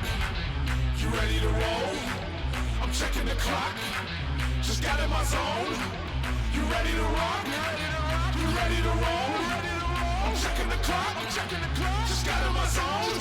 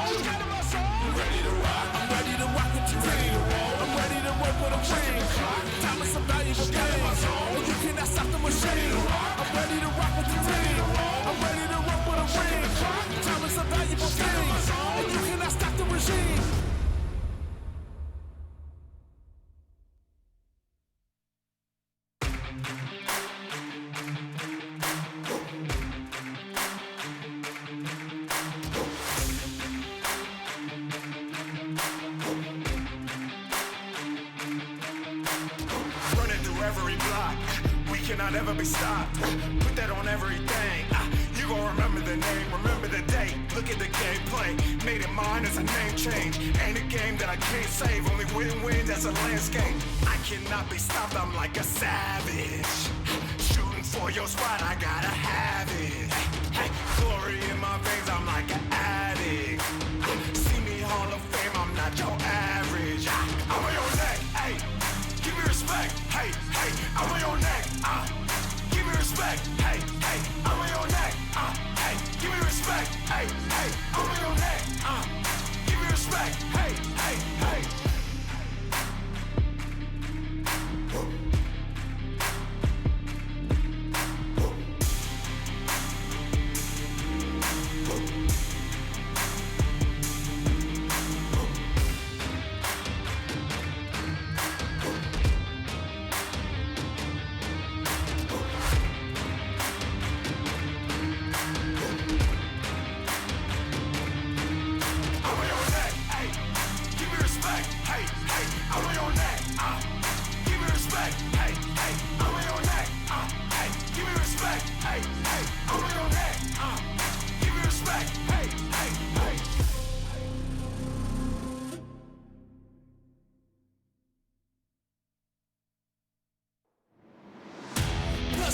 tears on my face. Never leave it up for debate. I'ma give whatever it takes. Cause I'ma put my name with the greats. Blood, sweat, tears on my face. Never leave it up for debate. I'ma give whatever it takes. Cause I'ma put my name with the greats.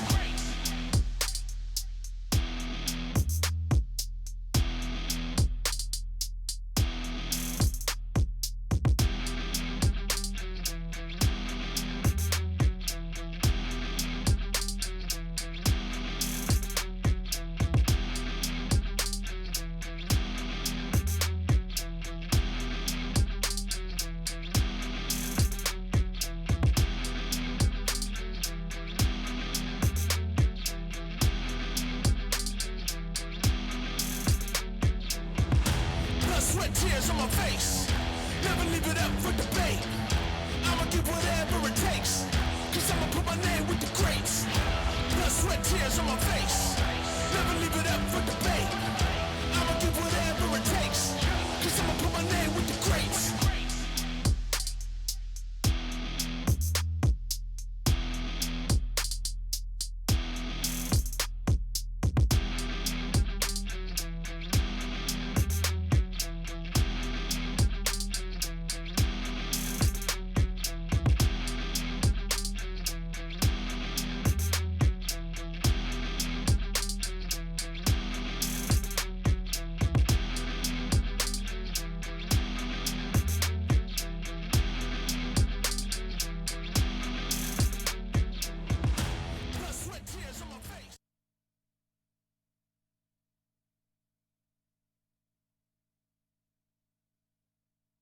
Welcome back to the ESPN Invitational, and we're going to kick off with round number 2 of Group B's group play, and it is going to be G2 Esports, freshly coming in off being reverse swept, taking on Alpine Esports, who have just, well, they have swept, and they have swept SpaceStation Gaming of all teams.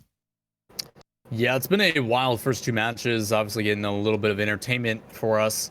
Which has been great, but focusing on the next match, obviously G2 just came off a loss, a little bit of an extended break to kind of allow them to reset that mentality, and then they're going to be going into Alpine, who looks pretty good. Nothing too crazy, I think, from Alpine, nothing that I don't think can be beat, but again, I think there's a lot of opportunities for Alpine to get better, and that's the scary part, is right now I don't think they did anything too crazy to get the victory.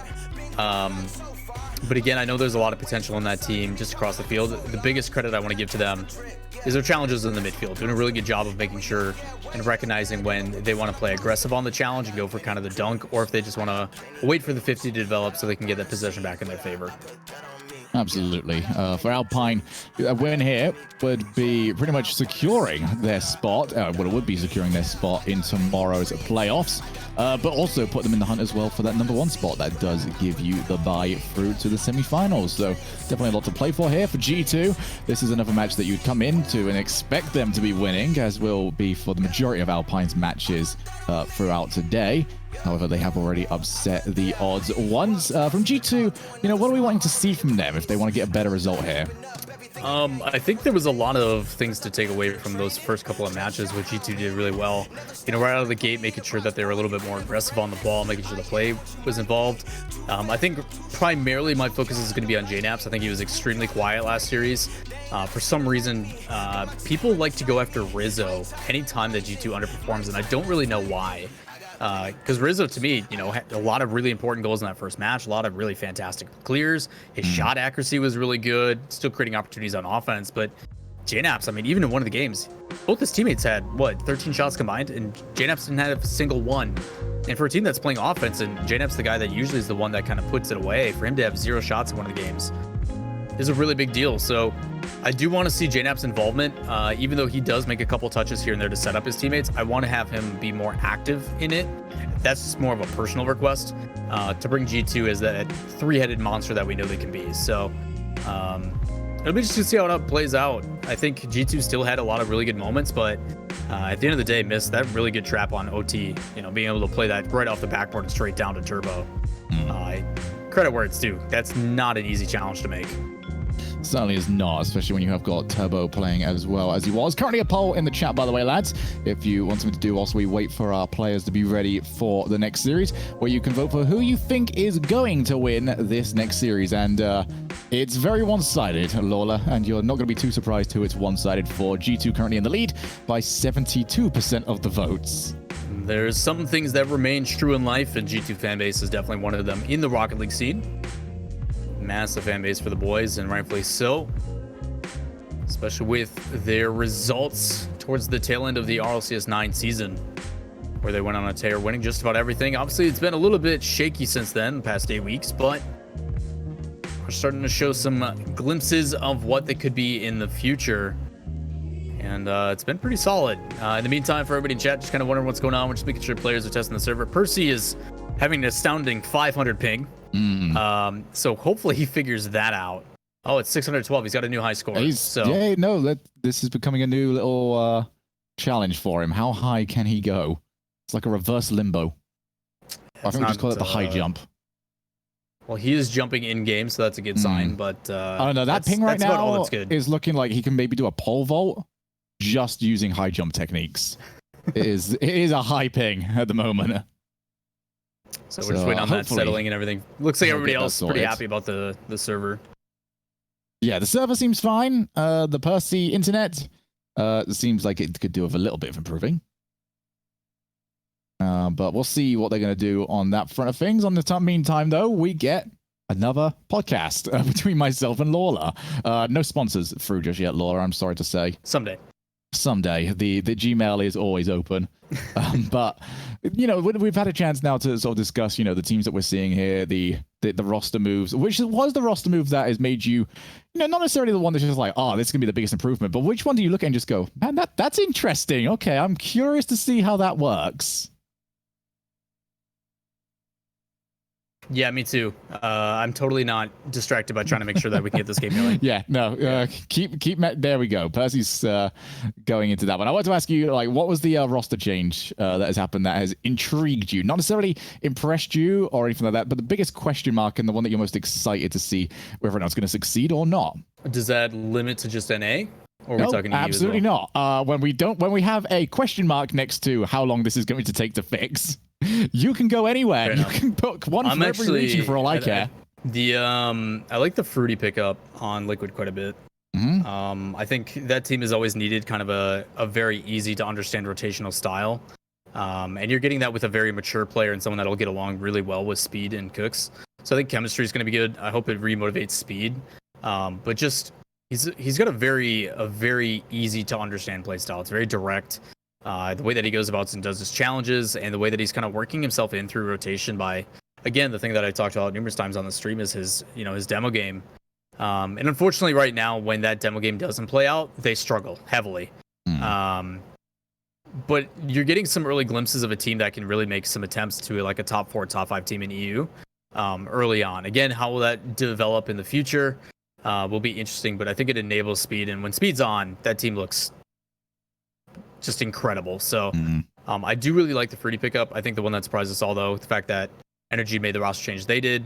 I've been really happy to see Squishy and Justin play together. I know they've been buds for a while, so that's always exciting to see on how that's gonna factor in. And then I guess kind of the wildcard one I've got my eyes on Archie for top blokes. Yes. Previous Floche. I'm a big fan of the support style, the teams or the players that kind of just do it all or do everything they need to, kind of the workhorses of the team. And I think Archie's got a lot of potential moving forward into the RLCS. He's kind of that one player. I mean, you can pick literally any roster, man. Yeah. Literally, 17 of them made changes. So just point, and that's the one you want to go with. So much we can be looking forward to. Throw a dart at, man. It doesn't matter. You know, even talking about Archie, it's very interesting because, yes, he sort of plays that a little bit further back role as we have got Percy back. And, well, he managed to lower it by 100. Still at 500, but we've got improvement. That's the main thing. Positivity. A silver lining in the cloud. But Archie's like one of those players that he used that third man role to give himself space. And when he's got that space, he is, you know, mechanically phenomenal and so difficult to really get a leash on. So he is terrifying, as is the vast majority of the teams that we are going to be seeing. So yeah, we're going to remake the server, see if that helps us out at all, and see if we can get Percy up and running. I appreciate you guys being patient. Just want to make sure that everybody, before we jump into this match, has a fair and even level playing field. So again, just trying to find a good one for these guys so they're happy, because we don't want that to be the issue for any losses. So as we continue our little podcast here, what about you, Shogun? I mean, is there any specific rosters that you kind of keep your mind on? Any things that you're really looking forward to? Any teams that you really want to see kind of take that next jump or develop? Look, and when I say that, I also think about Alpine. So yeah, I'm just surprised that we got a season where K-Dop didn't win the big one and he didn't change everything. I don't think anyone was expecting that roster to move. True. Especially considering they are still dominant outside of the RLCS playoffs, where they did end up dropping down to Dignitas. The main one, though, for me is Jorius over for Dignitas. That is an incredibly difficult one. It feels like every player that ends up joining Dignitas, you look at them and say, oh, well, that new player's got big shoes to fill. It happened for Yukio when he came in, having to take over for Turbo Pulsar. And now it's got, same for Jorius, who is trying to take over for Astral. It's not a fun time. And I think, people they're going to be expecting immediate results. It's not going to happen. It really is not. Jorius has not been close to that level previously. It's going to take a little bit of time for that to be developed on a Panda and a Verge's side. Yeah, on the same sentiment though, like you could say that about Astral too. When Astral came in, everybody's like, "Yeah, this guy's super mechanically sound. He's got a lot." I think Astral had a bit more pedigree when it came to results. He definitely had a little bit more of the resume with it, but like you have early foundations of a player that can be very talented. And I think that's why, Panda, and credit to him, both on the Dignitas side as well, willing to take that risk to kind of go with a player that, may not be as proven, but give them the chance to kind of mold and really basically tailor-make a player to their play style. So it'll be interesting to see how that one develops. I do agree with you. It's going to take a little bit of time. It is going to take some development.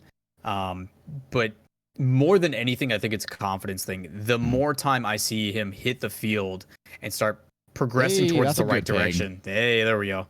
Anything less than what he's had is good. So let's start this. Yes, anything under 100, I think we would take at this moment in time. Where is Chicago living? Like he is like on the he's back in New York point.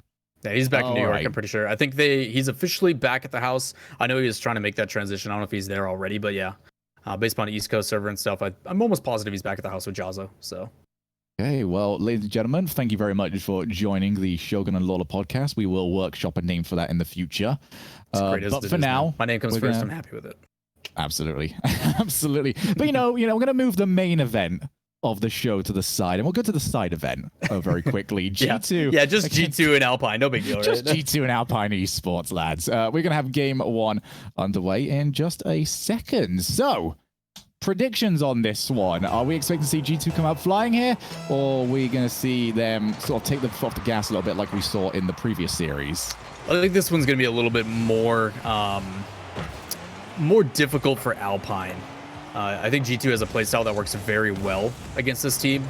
At the same time, in RLC's history of the past, the teams that G2's always struggled the worst against are teams that are very fast, very aggressive. Envy of the old comes to mind. So it'll be interesting, or not Envy of the old, Ghost at that point. It's too many roster changes, guys. It's hard to keep track of, it really is. But yeah, I think this is a team playstyle-wise that G2, I think, used to struggle with against a lot. But the changes that they've made, I think, have been very, very beneficial. So I don't know if Alpine's going to have as much freedom to do what they did last time. Rizzo would have liked to have made some contact. It was always going to be a difficult shot. Was available. Reset for JNAMS. Always get very excited whenever I see that sort of approach happening because, I haven't seen many of them scored. I think the only one that really pops into my mind was someone being bumped ceiling and then resetting off there to go and take a goal was the Garrett G one, Season 5 finals. That was insane. One of the best goals I've ever seen. It's all I associate now. Whenever I see Wasteland, that's just one of the goals I always think of. Oh, huge demo. G2 doing a decent job so far, controlling the territory. It's going to be Rizzo with a first touch. It was very heavy. It almost ended up being good enough, and JNABs looked for a double fake. Still good to set up Chicago. He will turn it in. And this has just been a brilliant start for G2. Yeah, that's what I'm talking about. I don't think that Alpine was going to have the space that they were given against Space Station. You can see exactly that. I mean, Chicago's just able to lurk around. He gets a demo, comes back in for a challenge, sweeps back through and gets some boost, and eventually he's just gifted one. Ironically enough, he's got the goal explosion to boot. Oh, here we go again. Come on, J-Naps. I'm not biased, but I'm biased for a play. To the midfield again. Jordan and the rest of Alpine just looking to get something going here. They don't even know what the blue side of the field looks like so far in this game. And, well, it was a nice little holiday that they had. But they've been put immediately back into their own final third. Pass over to J-Naps, way too heavy. And that leaves nobody back for G2. And simple as you like, Jordan, make sure you get the stats padded, mate. Yeah, it's a really good play by Jordan on the back end here. He was the one that was sitting in the last bit of it. Yeah, he really rather than pulled out all the forcing it, stops. right? Now, rather than forcing it, again, we're talking about those challenges. He just stays patient behind it, forces a 50, and ends up pinching out. And because G2's playing so aggressive, it leads to a good counterattack. So, again, Alpine just like that, back into the game as if nothing's ever happened. Just a lot of clock has ticked down. Rizzo trying to be patient on this one. It's going to be passed across to the midfield where J-Naps is there for a shot. He plays it off the post. Just barely missing again. Those are the ones that you hope to put away. I think G2 need to have a word with the woodwork in the field right now. They have had no luck with it so far. That's the 5th time they have hit it and not got a bounce to go in. J-Naps looking for the option pass, but nobody around. Issue with those is that you can't typically take a look, so they are done off instinct. And instinctively turned around, took himself another shot. Yeah, Rizzo just rotating through the midfield. That's a rough touch from Magic Bear. Ends up just feeding it right back to G2 down the midfield. Gonna be gifted that one. Gonna be happy about it as they put themselves back in the lead. A good response as well from G2. Comes out of the kickoff, something that Alpine has been doing pretty well so far today. So falls into lap, but Jordan gonna decide to play it slow and go for the double touch. We saw him do that a lot in his first game, but wasn't able to connect with any of them. Still something that the other team needs to be wary of. It's a demo through on the rotation, allows Percy to bring it into midfield and gets the boost, but immediately challenged by G2. Another demo coming out from Rizzo. Leaves Alpine in a really tricky spot here. Shot pushed and cleared away. G2 just happy to play Boomer Bowl. Back to the mid. J-Nap was taken out by Magic Bear. Rizzo tried to dive for it. And here's another transition goal for Alpine. This is the danger. We talk about G2 going out for their aggressive playstyle, but they can't afford to make mistakes when they do it because it leaves either their third man or nobody back in a tough position. It's exactly that. I mean, you're talking about how fast these guys want to play and how quick they want to get to the ball, but again, everything is determined based upon each other as almost a heroic save from Rizzo here. With plenty of time off the kickoff. Again, another one here for Percy. Just buys his time, then puts well powered and placed on the left-hand side. Not a whole lot that defender can do. That's hard for Rizzo because he's got to respect the idea that maybe that shot is going top right corner, so he can't fully commit with all the pace. Instead, he's got to slow himself down. Makes getting to the actual shot that much more difficult. Magic Bear looks for the challenge. Chicago forced to go in for it. He did a decent job, though. And G2 will feel like they should have taken this, especially off the start that they had. And they might very well have an opportunity still. Someone in chat said, and I can't but do anything but agree. There's definitely been a weird feeling to this tournament so far where just something seems off. And I don't know what it is. Yeah, I don't know what it is.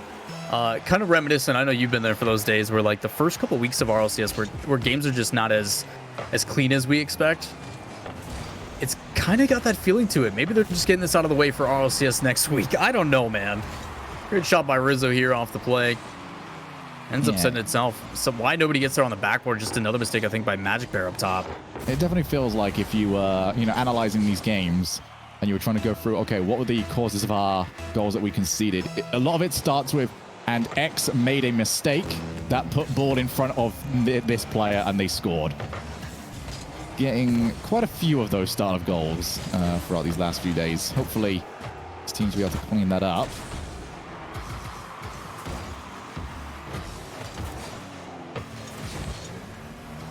Definitely can be an occasion, well, Rocket League especially. A lot of fun when it's chaotic, but consistently chaotic is the good fun. When it's just, okay, you've messed it up and it's gone in, much less so.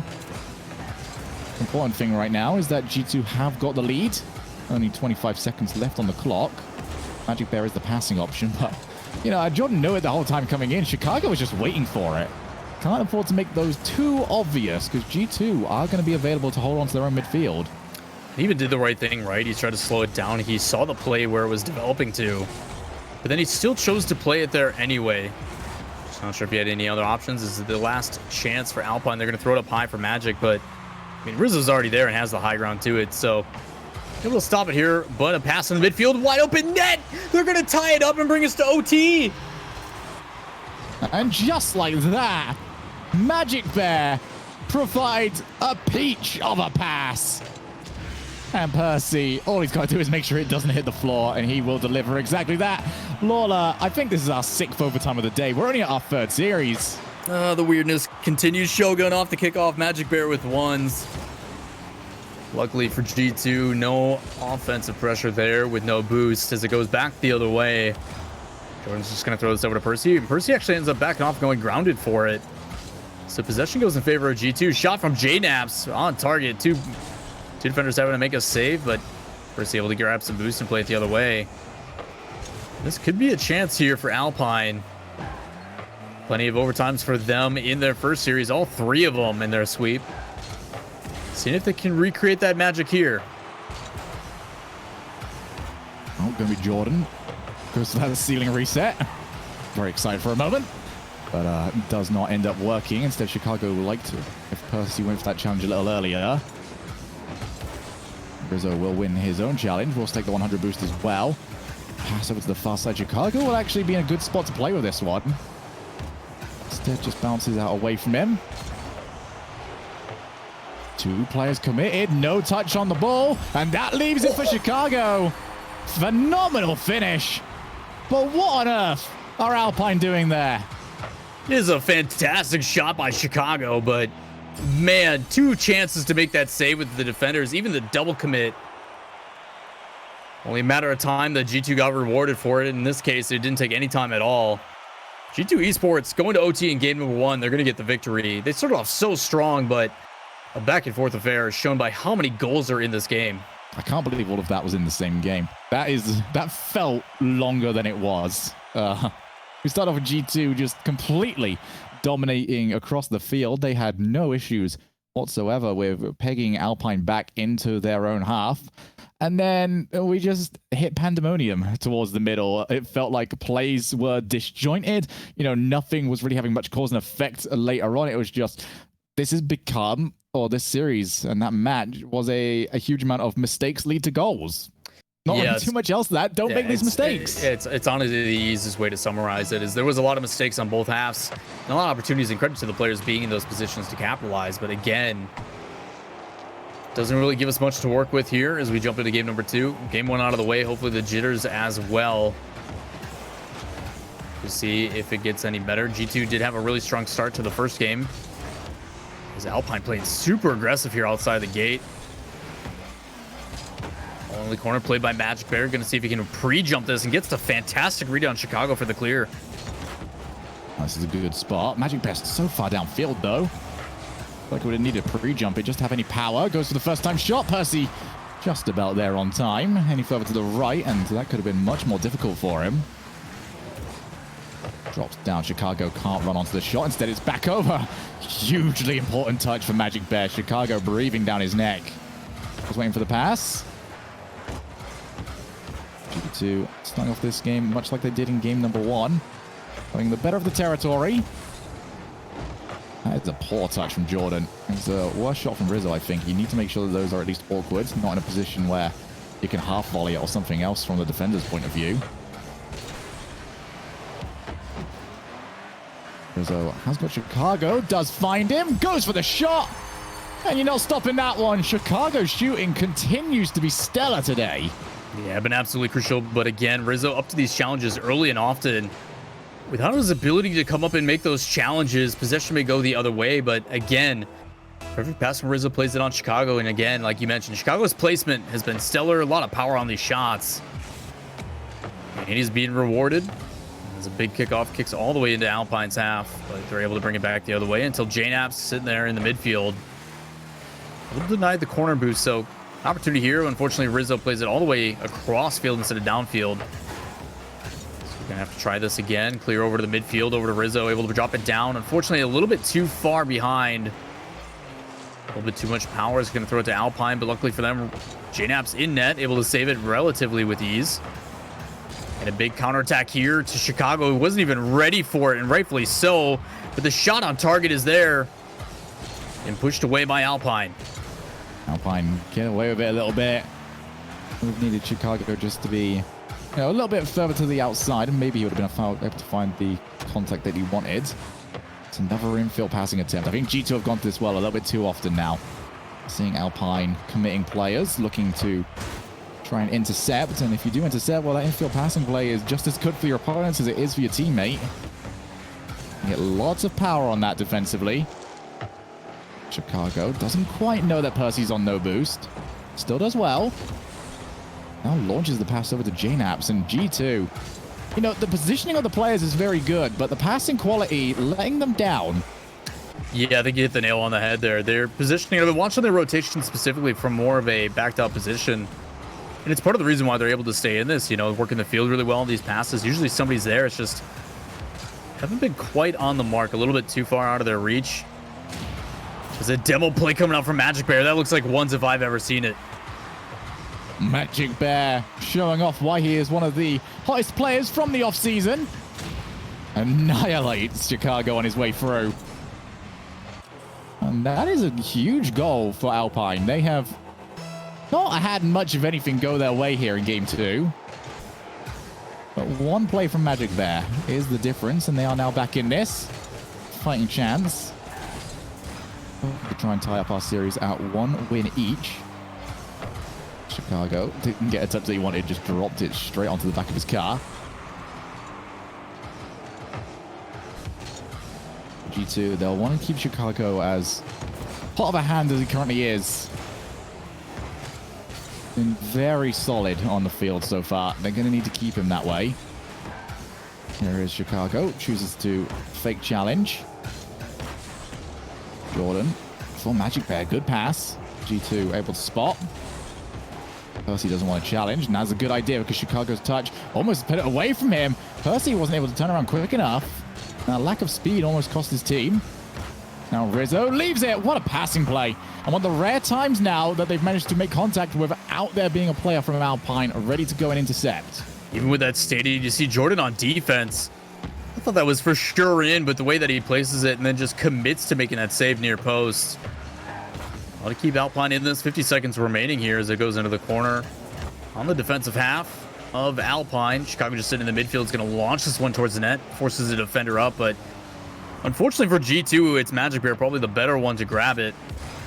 He's able to get in the midfield, pass play developing, and unfortunately just not able to get it far enough to JNaps, who's in the middle of recovering. But all these lofted touches are going to spend a lot of boost for Alpine on defense. If G2 can manage to put it back in the other end. Looks like it's going to be Alpine's positioning. They're going to get it past. Jordan Zephyr leads it to Percy. And with only 20 seconds remaining, Alpine's going to go up by 1. Oh, JNaps just didn't expect it to be bouncing so close to the wall. Turned around expecting to have to try and chase it a little bit further downfield. And that is Alpine with the lead. And that is only really their second good opportunity on net, and they've made them both work. Jordan for the backboard. One more goal would seal it. Already in a bad spot for G2. Passed off to JNaps. Very quiet so today. So that is going to continue right here. Already up. Chicago will not be able to beat Jordan to the ball. And that was all on JNaps to keep the play alive. Percy just going to be able to find the ball to the ground. And we have got 1 game apiece. And a good one back and forth. But again, as you mentioned, I think the G2 pass plays are starting to develop, but they just haven't been on the mark. And then that's coupled with a couple things on the defensive half where it just, you hate to harp on him, but JNaps just does not look like he's in it today. And they got to find a way to change that. I don't know if they just need to keep continuing to pass it to him or make sure that he has some capabilities to even take a solo effort here and there.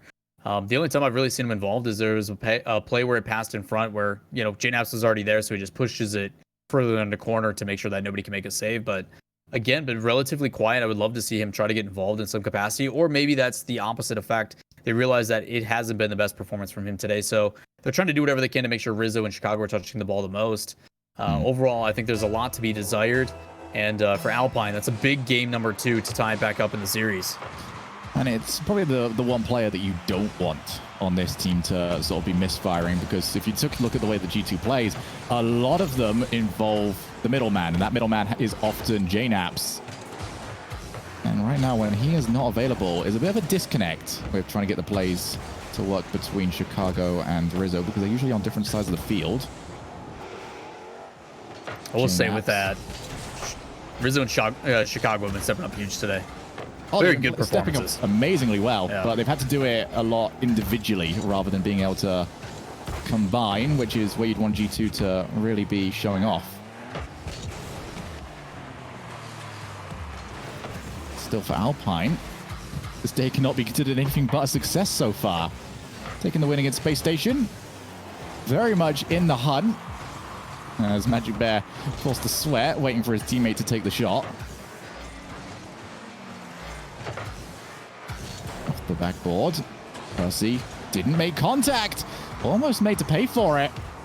Feels like he was called away. Infield pass, JNaps will not be stopped until the shot is on target. Got there unchallenged. And Alpine, even when they haven't got people ready to commit to those infield passes and try and take over them on the intercept, they've still read almost every one of them well defensively, and they keep getting blocks. Great interception, speaking of, by JNaps there. Sweeping through, and what could have been an opportunity. It doesn't even matter.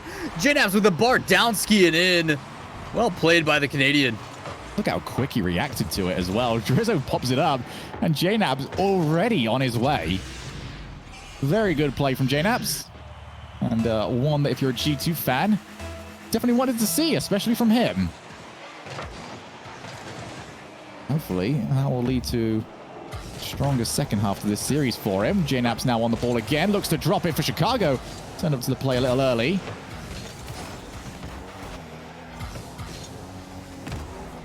This looks very much like our second game. G2 controlling the field. But, you know, G2 controlling the field and G2 scoring goals haven't necessarily been the same thing today. It's kind of the only thing that's really been missing, other than the individual efforts, like you said, like Chicago's shooting accuracy or, you know, the creativity. Sometimes the follow-up has been there, and JNap's going to try to get rewarded for it again here. I kind of like the way that it's starting to play out. As a big demo from JNap's going to throw possession back in their favor. Looked like it could have been a dangerous affair, but a good job to challenge it in the midfield. And I mean, to further your point, Shogun, it definitely looks like, even though G2's in advantage, it feels like at any second Alpine's going to be able to tie it up again. Yeah, because the way G2 are playing, we've already seen it a few times today. It does just take that one mistake. You know, Alpine less likely to score than G2 with this positioning. Oh, wow, I say that. Almost made to eat my words immediately. They finally got an opportunity to leave a player downfield, and boy, did they take it. And it's forced a bit of chaos from G2, forced a double commit, another double commit to get a 50 win. Now G2 will look to set back up their defense. Jordan takes too much time, and Chicago will take it away. You know, even when G2 are on offense, we're just waiting for that one mistake from them.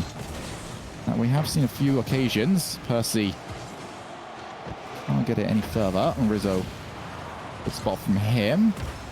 G2 are now missing a player. Now they're missing 100 boost. This is a good setup right now from Alpine. They can work with this. Off the backboard. Bad touch from Percy. Just forced Jordan to move a little bit further to the side than I think he wanted to. They're keeping that pressure on. Magic Bear forces a save. Percy already up. We'll look to try and beat JNaps to the ball. Alpine do not want to give away this chance that they've got to keep G2 back. You can see the half rotations coming through. Jordan did that with 0 boost. It's going to make his retreat back even slower if G2 are able to take control of it, which they have done. Off the backboard, Percy clears. And G2 have reversed the momentum. Yeah, and credit to Jordan. I mean, Alpine, like you said, probably the best opportunity that we've seen other than the one-offs that we've had with a couple of these pass plays, but sustained offense, the boost is being denied, and good efforts by Jordan, like you mentioned, to rotate back in with 0 boost just so he can try to keep it on their half and buy time for his teammates. But because of that, nobody's there for the follow-up. It's able to go back in G2's side and in their favor. This ball goes back and forth. A lot of boost being used to get up in the air here. JNaps given a lot of space to work with as it comes straight down and pushed away by Alpine. Shot on target by G2. 20 seconds remaining here. Just trying to close it out with this 1-goal game. All it takes is one mistake. Alpine with their last-ditch opportunity. Ball played in the midfield. Everybody crashing to the net. With that, you gotta have to believe that G2 is going to be able to close this one out. But again, with the way that this entire day has gone, you just never know until the ball hits the ground. As Percy launches this downfield, Magic Bear just trying to wait for the touch and trying to pre-flip into it. It's not going to matter. G2 puts himself to that match point. Wow, that was a very solid match from G2. I got to give them credit for that. They looked apart, bar like a 15-second period where everything seemed to just set on fire for them. They were very good in that one, and Alpine only really getting offensive pressure when they were forced to just throw everything at them and realize that, hey, if we don't get anything going here, we're going to lose the game. So I feel like that was the best game from G2. They didn't get the goals that they wanted, and that's still a worry that they are taking, what is this, 13 shots. I'm going to look at the saves instead. Like, with this forcing 9 saves. Yeah. Great saving, but at the same time, G2 have got to be putting these in a position where those saves are lessened. I do think it's a good foundation, though. So G2 now looks like they're controlling the pace of the game. Yes, they fell apart on defense at like one time where just everybody committed for it. But for a majority of the game, you and I both agree that G2, they have the offensive pressure. They're putting the shots on target. Now they just have to get a little bit more creative with it. Try to dish those into passes into the midfield.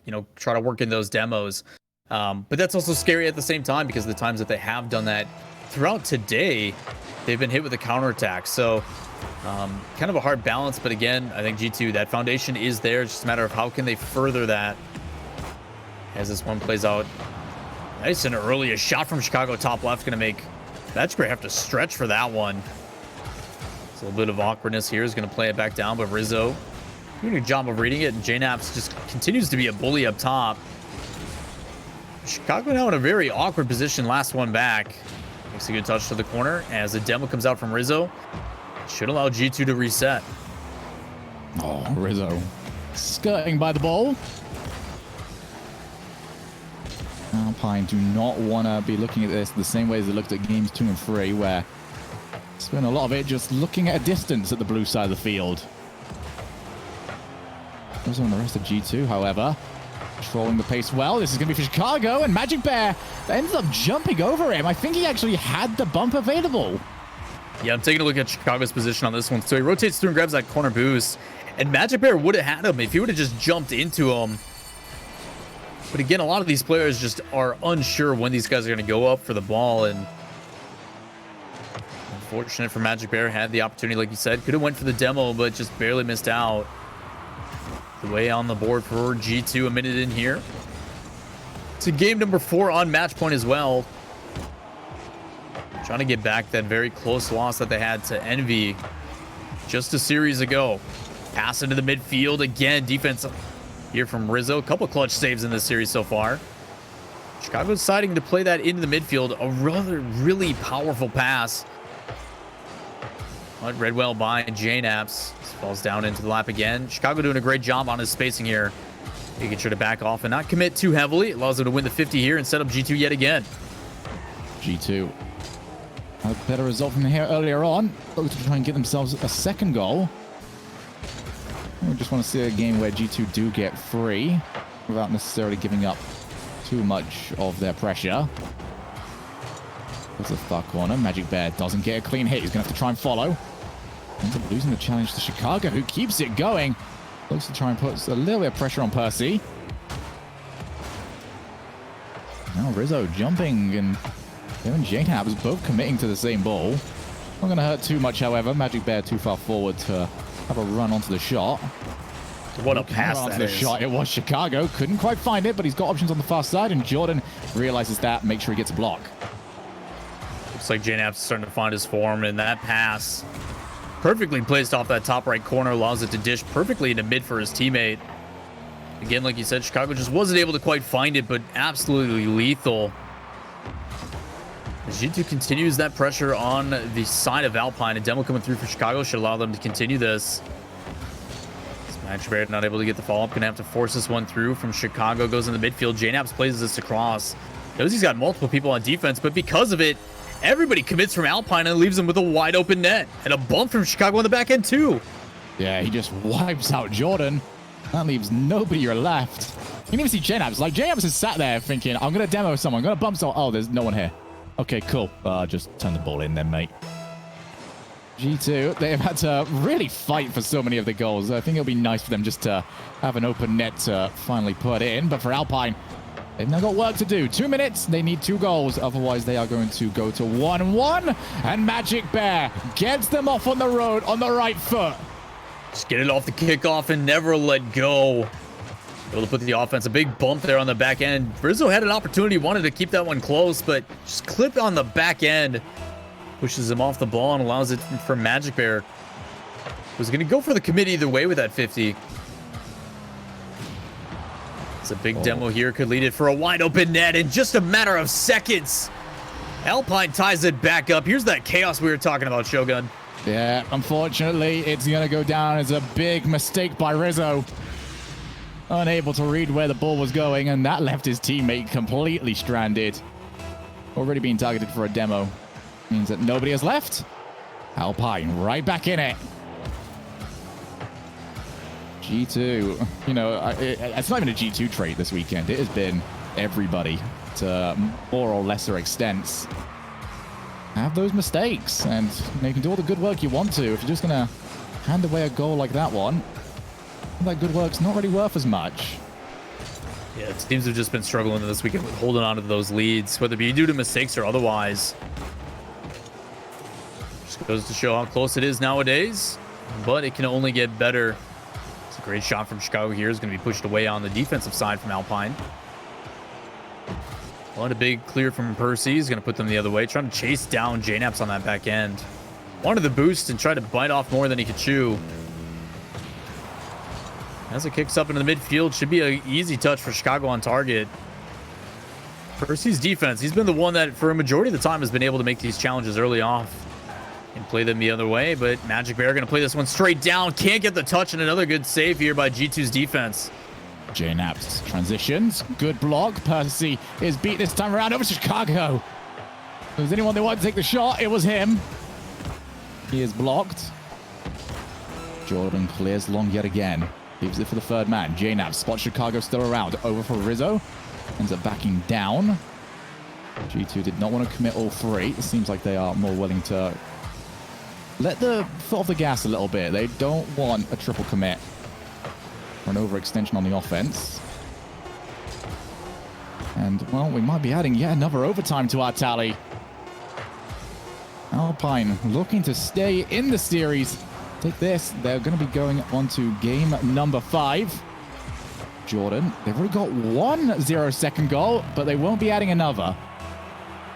In overtime, we go yet again. So many for Alpine. Have not been able to find one in this series just yet.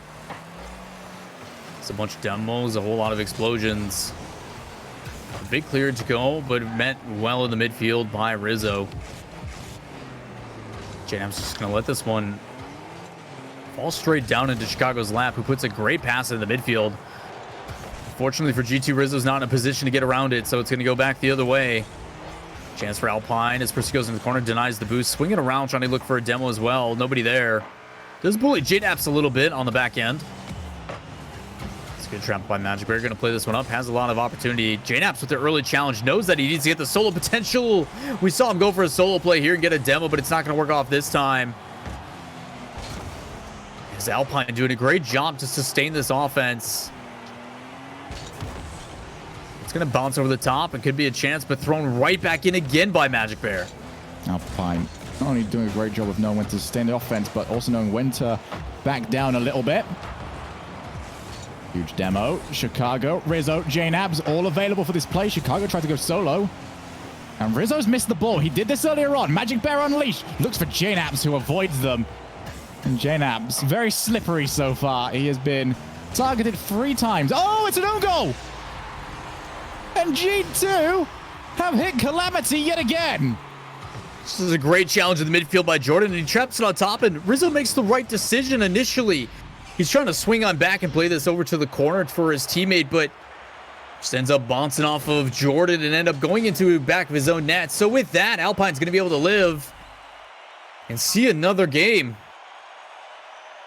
I'm dumbfounded by what I just saw.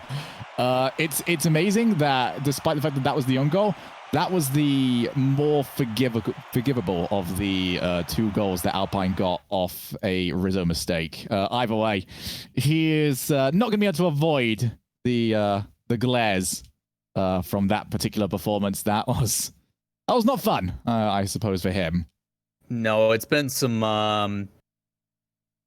I don't even know how to put it in words at this point. It feels like those 2 games that he started off with earlier on today where he was popping off, they feel like they were a while ago now. Yeah. Drake Dawn isn't even the... It's just... It feels like the series is so extended, and the players are kind of feeling it as well, where, like, the mistakes are starting to come out and be... But, like, it's not. And that's the weirdest part. Like, it's really hard to put your finger on the exact feeling that I'm getting. But again, it's just been weird, and that's probably the best way to summarize it. Either way, whatever team comes out on top of this, I know is going to be ecstatic. As it has been well fought from both sides. First, you're going to drop this one down. Rizzo on the back end going to win a bunch of 50s. Unfortunately, pins in front of his net. Could have been an opportunity here for Alpine. Spursy with the 2 fake challenges is going to come out ahead. In front of the net, Rizzo there. Going to miss it again. Just trying to force out a clear. JNAPS is behind. They're able to play it back into the Alpine corner. Played it into the midfield. Traps down in midfield. Back and forth again we go. JNAPS trying to dish it up to Rizzo. It's going to be Chicago ends up coming in and winning the 50. Just trying to get a pass. This is in front of the net. Could be an opportunity, but Rizzo's just hesitant to go for it. Just wants to ease his way back into this from the looks of it.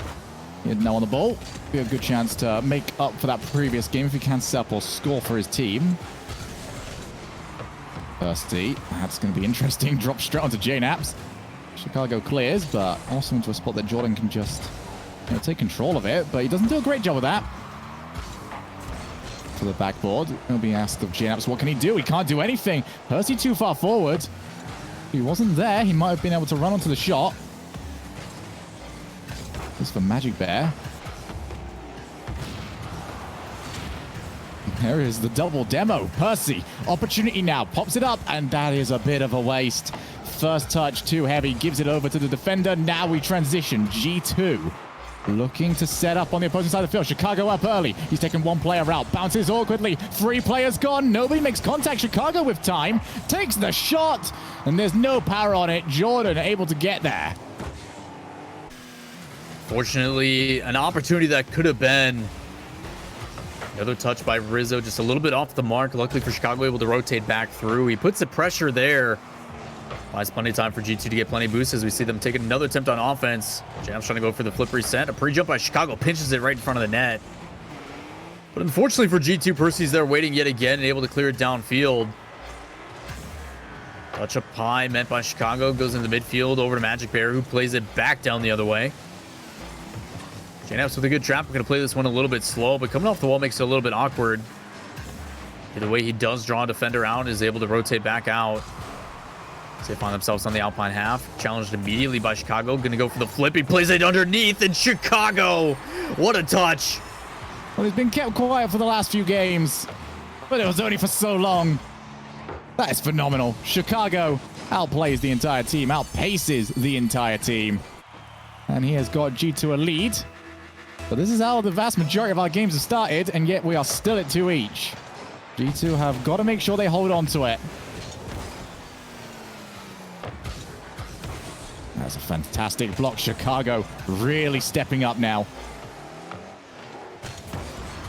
Goes over to Chicago again. I feel like Chicago just refuses to become the 3rd man all of a sudden. Like, this is the Chicago rotation. Everyone else, you deal with him and you work around him.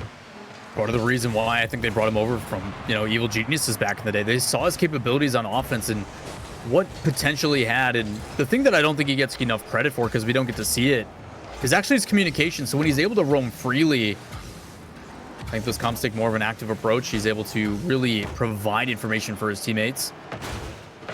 At this point, it just feels like if they keep dishing it to him, winning is the only option.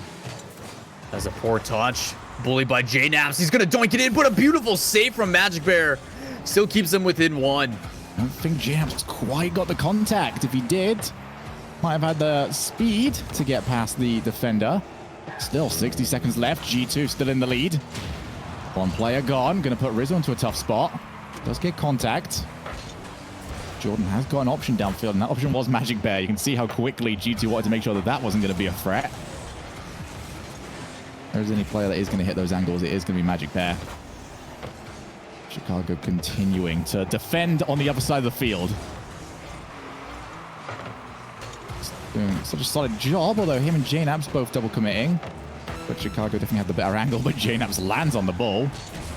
Rizzo's got to be very careful, and that's why he's got bumped. Has to try and scramble.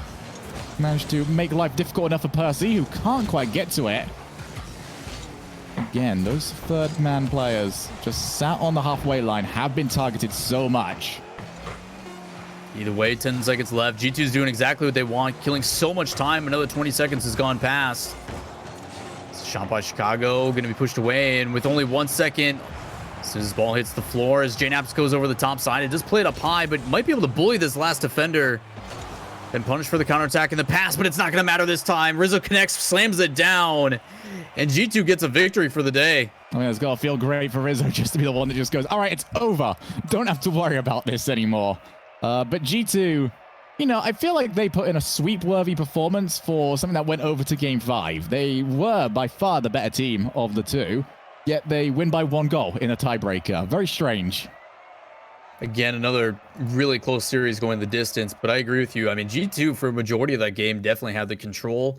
And you saw it on the offense. It's just every time it looks like they were going to sustain it or the play started to develop, it was kind of a one-track mind. I didn't see any passes into the midfield, nothing dished to the mid for a shot from either team. The ones that we did see, I think we got like one attempt from Alpine where they just blasted a shot on target. It was saved, but that's because it came from the midfield. So, again, the fundamentals are definitely there, but I think a reason why they're having such a hard time scoring is, yes, there is a lot of mistakes, but the pass plays, the things that we saw G2 really dominate with in Season 9, I haven't seen at all so far this weekend. No, I think the best we got to it was, the first 2 games that they had earlier on against Envy. And since then, it's been a very different approach from them. And that was the sort of matchup where it maybe can work.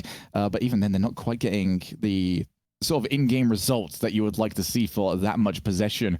For Alpine, it's a loss, but they will move with G2 onto 1 win each. Still very much the whole group up in all sort of order. What are we thinking here, Lorda? Are we thinking we're going to have a 2-over team, or we're going to have all teams at 1 each at the end of the next series? Because we're not casting it, so we're going to put predictions in now.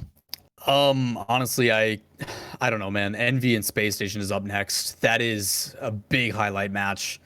I do not expect the same results from Space Station, but again, like, do you go against Turbo at this point? If it goes the distance, they're going to find a way to win. So who knows, man? I think based on where it's gone, maybe Envy really solidifies themselves 2-0. All right. That's, well, I guess, man. I don't know. The good news for you guys in chat is that the poll will be up later on as well. So you guys will let us know who you think is going to take it. But we're going to get over to that as soon as we are through the next commercial break.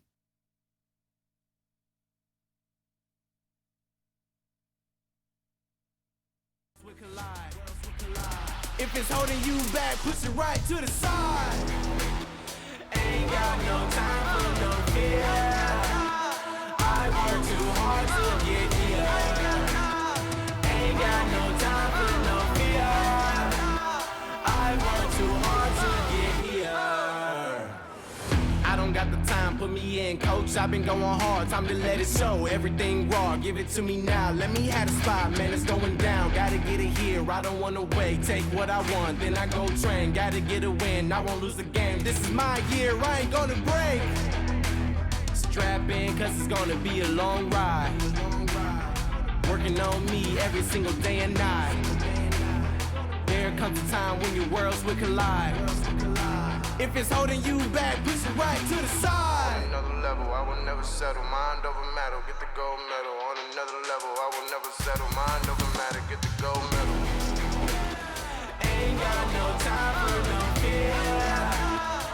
I work too hard to get here. Ain't got no time for no fear. I work too hard to get here.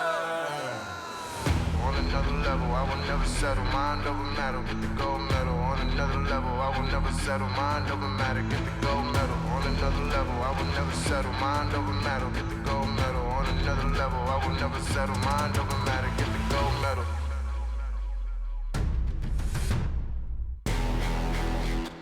Ain't got no time for no fear. I work too hard to get here. Ain't got no time for no fear. I work too hard to get here.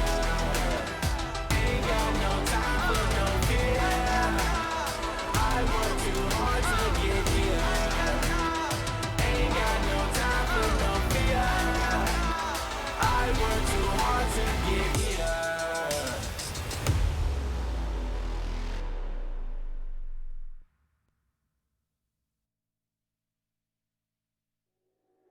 You ready to rock? You ready to roll? I'm checking the clock. Just got in my zone. You ready to rock? You ready to roll? I'm checking the clock. Just got in my zone.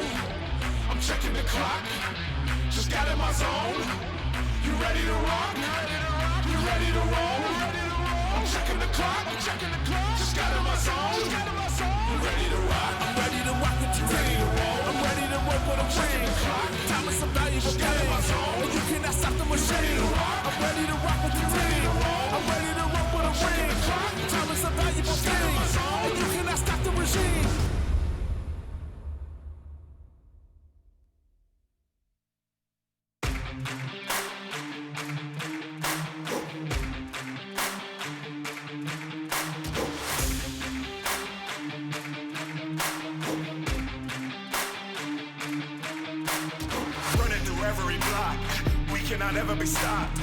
Put that on everything. You gon' remember the name, remember the day. Look at the gameplay. Made it mine as a name change. Ain't a game that I can't save. Only win-win, that's a landscape. I cannot be stopped, I'm like a savage. Shooting for your spot, I gotta have it. Hey, glory in my veins, I'm like an addict. See me Hall of Fame, I'm not your average. I'm on your neck, hey. Give me respect, hey, hey. I'm on your neck, give me respect, hey, hey. I'm on your neck, hey. Give me respect, hey, hey. I'm on your neck, give me respect, hey, hey, hey.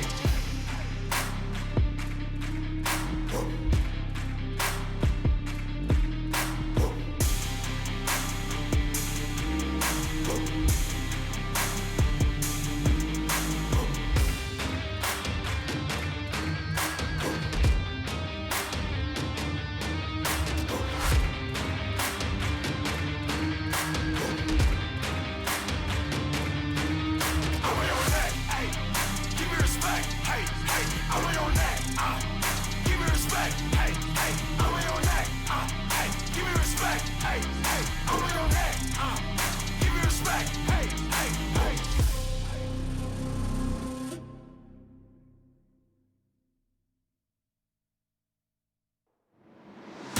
Blood, sweat, tears on my face.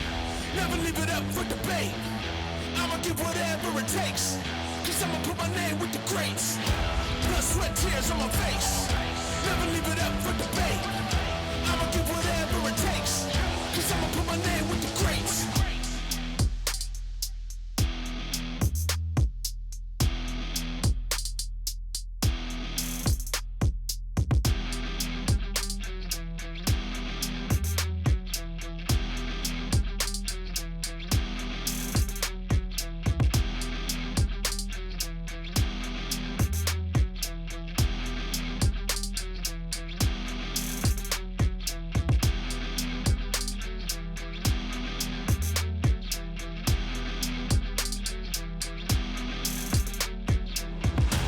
Sweat, tears on my face. Never leave it up for debate. I'ma give whatever it takes. Cause I'ma put my name with the greats. Blood, sweat, tears on my face. Never leave it up for debate.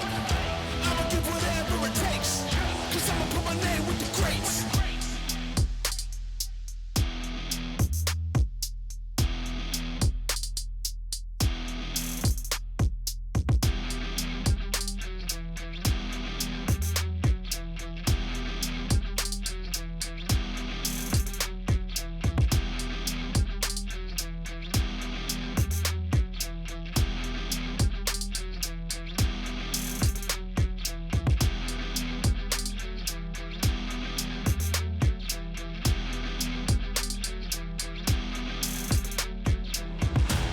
Sweat, tears on my face. Never leave it up for debate. I'ma give whatever it takes. Cause I'ma put my name with the greats. Blood, sweat, tears on my face. Never leave it up for debate. I'ma give whatever it takes. Cause I'ma put my name with the greats.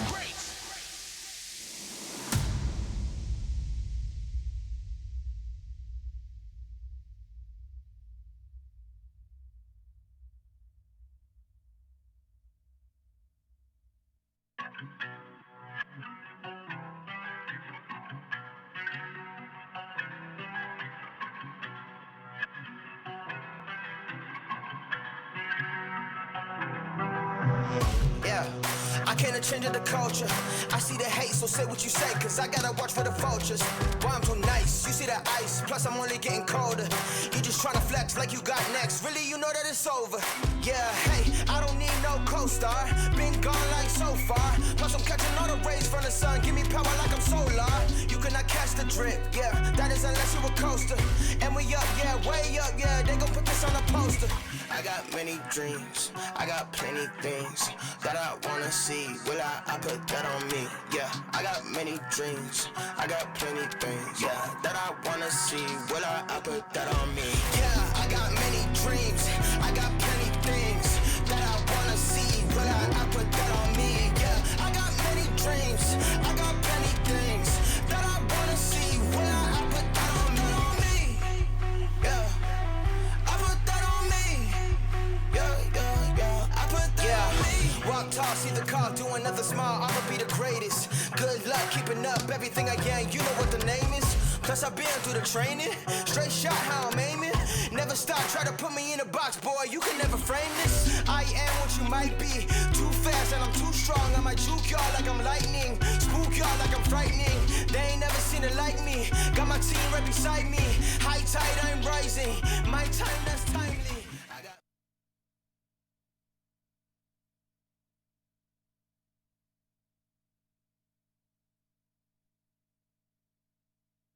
All right, welcome back, everybody, to the ESPN Invitational as we continue on with these games in Group B.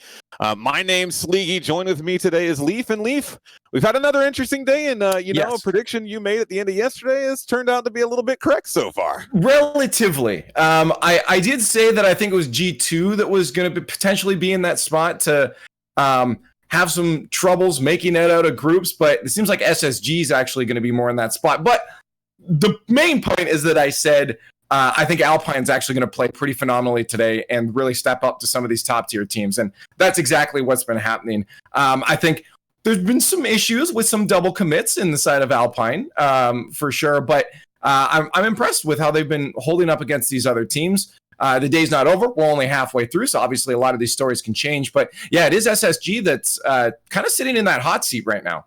Yeah, I mean, this game coming up with them going up against Envy is going to be really critical for them to start to turn things back around, because this is one of those games that if they drop this against Envy, they have to turn around and play a game against G2 immediately after. Yeah. And they're going to be super backs up against the wall if they can't manage to come away with a win here.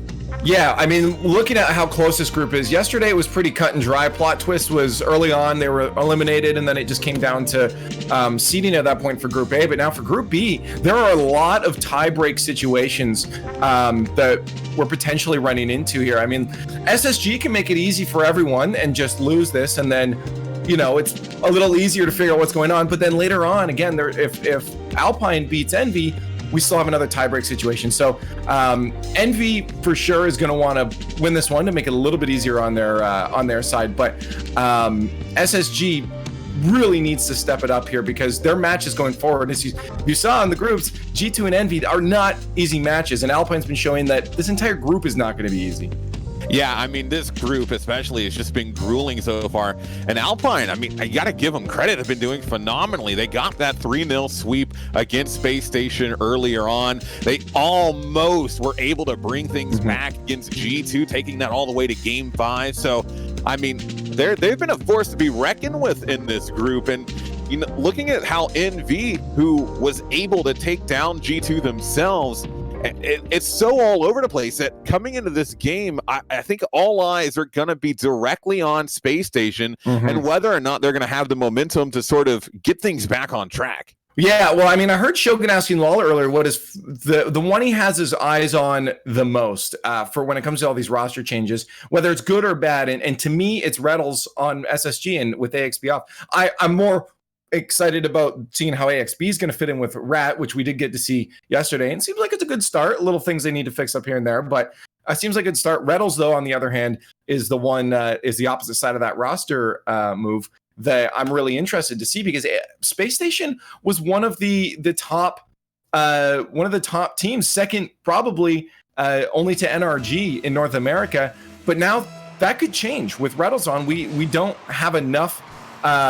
I guess we get the astronauts in a bit now with the ESPN Invitational, but enough evidence of how this roster is going to go. So I'm excited to see a couple more games from them today. Yeah, it's going to be critical to see how their future is going to be shaping, especially with RLCS X on the line. But getting into things early on here, it's going to be initial pressure from Space Station as they try and set the pace of this game early on. It'll be Atomic pass over to Mist. Back over into this corner, Turbo sitting back patiently. Ever waiting to see how the play develops as Arsenal back on the way around. It'll be Reddles in the corner, but that's going to be a missed touch. As Atomic gets a really good clear. Turbo pressing a great position, but Arsenal doing a good job of interfering and keeping that from being an easy shot. I'm still just looking to see how these teams, well, SSG specifically, is forming themselves around Reddles. We know before it was AXB, kind of that third man, just allowing Arsenal and Sipical to work together. But it's getting a little too aggressive, I guess, for them, because Envy's going to be able to sneak an early go home. And I'm still watching to see SSG formulate that positioning. And that was a risky push there from Sipical. It was a situation where he was last one back. Arsenal trying to rotate back around on that left side. And if Sipical doesn't get a touch, which he doesn't there, it's an easy goal. It leads directly to it. You got to be maybe a little more patient, because Arsenal, I mean, he was on his way back, but struggling to get there in time. So a little bit of an early defensive mistake, but it's not too bad as Reddles almost able to get it back level off the bar, and a huge missed opportunity. Again, just a lot of aggro coming out from SSG, which we expect with Reddles, the guy that is also pretty good on offense. You lose a rock like AXB, things are definitely going to change. But they're really going to have to be aware of that back end, that midline, and make sure they're not creeping up too far here. Another good shot from Rettles. Turbo Posa getting in front of that one. So it'll be missed. Soft touch into the corner. Arsenal should have. Gets the bump on missed. Atomic not able to find the touch. Rettles coming in after that demo on Turbo. But right there, Space Station not in the best of positions to capitalize on a good opportunity. Rettles again, and that one he will put in off the woodwork. Space Station gets it back level. There it is. I mean, aggro will eventually work out, especially when you have someone like Arsenal on the offense. Great mechanics. He can work that ball from any single angle, get it to the center net, and we've seen it before. We know Rettles is good on offense. He just gets there, straight line, punches it away. So a little bit of a back and forth trade here. Space Station makes a defensive mistake early, but they're able to get things back under control. See if they can keep it under control as Envy presses here into the final third. Be a touch from Sipical. Look to follow it up. Mist is there with the block. Turbo, good cutoff. Atomic pushing it back downfield. Turbo, pass back into mid. It'll be Mist. Looks to drop it down for Atomic. Good 50, but it doesn't make its way through. Arsenal now looking to create space in the midfield. Rettles, good 50, pushes it into the corner. Sip now. Got Arsenal, who got bumped away from Turbo, but a great recovery, and it forces Atomic to come across the line and find that save. A solid opportunity, stopped just short. Still a lot of offense here from SSG. They're doing a lot better job of making sure they're not pushing themselves too far forward, but once they do have the ball up there, just aggro, aggro, aggro. He missed coming back around, looking to get it in front. He does. Turbo shot so close. It was a hard angle to begin with, but he almost makes it worth. Follow up from Atomic, and what a dunk to get Envy back in the lead. Yeah, no, this is just super clean. Mist has always wanted to be on that offensive side, and this is exactly why. He knows where to feed that ball. Atomic just has to throw his car in the way, gets a nice, beautiful dunk, but that all started with just a beautifully placed pass from Mist. It really is. The power, the precision, all there, and just the awareness from Envy to be able to respond and get to that in time. It shows that they're really clicking as a team right now, and Space Station gonna have to pick up the speed a little bit. They're spending a lot of times defending in their half like they are right now. Arsenal and Sip doubled up, and it leaves a lot of open space for Atomic to take that shot, and Envy starting to pull away. Yeah, I think Arsenal could have held that a bit closer there. He put it off the sidewall. That's just typically not something you want to do, is just slam the ball out for an opponent to take a shot at the net, maybe roll it up the corner a bit. Obviously, it's not easy, but we expect players of this caliber to be able to make that kind of precision. I think just a little more control on that defensive touch would have resulted in not a goal happening. Well, they've got about 1 minute and 10 seconds to correct their course here in game number 1.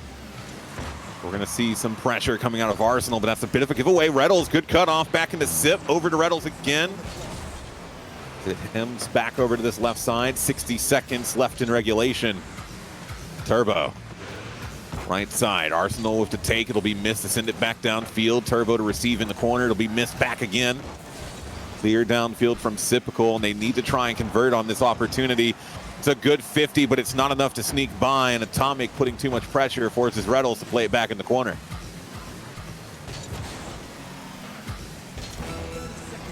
Final 30 seconds now. Space Station still needing to find time, very much not on their side. Sidewall back in, Mist maintains control. Sipical has an opportunity, and they really need to score right now. Every passing second makes it harder and harder for them to start mounting a potential comeback. And with the final 10, unless they can score on this opportunity right there, which it will not happen, Envy gonna be taking it game number 1. And they just look really clean doing so. Yeah. I mean, again, this is why I was talking, and sorry I am putting a lot of focus on SSG right now, but obviously, you know, this is a roster that I thought had something good going on, and when they switch it up, you really got to start critiquing and questioning why it happened. There's obviously something that they wanted from this roster move. So what I'm looking at from SSG is, again, before I mentioned it briefly during the game there, but now we got a couple seconds to talk about it, is the fact that AXB was again that rock. And for me, it was Arsenal and Sipical that were always able to feed off of each other on offense really quickly. A lot of times you would have Arsenal or Sipical take the ball from each other, but it was something that was expected. It didn't feel like a double commit because they knew it was going to happen, and their handoffs were pretty seamless. And then AXB was there to back it up. And now we have someone like Reddles, who is a bit more offensive minded. Is how does that change? Does Arsenal and Sipple have to separate themselves from each other a bit more? And I feel like that's what we're seeing a bit. And Atomic, Mist, and Turbo already have pretty good synergy. The passing plays are really good. Turbo's got that great third man mindset that's able to allow Mist and Atomic just run a lot of that offense. And right now, Atomic's reads are on point. So SSG has a bit of a fight ahead of them for sure. They definitely have not the upper hand in this match. Yeah, they're absolutely the underdogs. I think everyone would agree, especially looking ahead in this match. I mean, you've got a lot of attacking power, especially with Sypical on your side in the form of SSG. But I mean, when you're spending so much time defending in your own half, it's really hard for you to look to make changes downfield. And that's what really I'm going to be looking for from Space Station in this game, is if they can start clearing space, getting the ball downfield and trying to set them up for passes, because the more time they spend on defense, the less time they're going to have to try and apply pressure and trick Envy into coming out of position. We see them pressing now. It'll be Sypical, unable to follow on the back wall. Arsenal, good turn, takes the shot. Great save from Turbo. Almost was able to be picked up off the rebound, but Space Station still pushing for now. Missed touch there from Atomic, but Arsenal and Sip, double commit doesn't matter. Sypical puts the power necessary, and it's 1-0 Space Station. Yeah, that's a bit of a mistake on Envy's side there. Just capitalized on by Sypical. Double commit up, Mist is left alone. He didn't know if he should go out for that and try to block any of the angles, or if he just stay in net and let his teammates recover. And he got caught in a weird spot. Double commit's not what you want to see from Envy. Still plenty of time, though. Only 1 minute gone off the clock as Atomic gets a really good push over. Be Sip back with control. Good touch from Mist. Reddles will look to take. Bit of a giveaway possession there. Turbo with a good pass back over to Mist.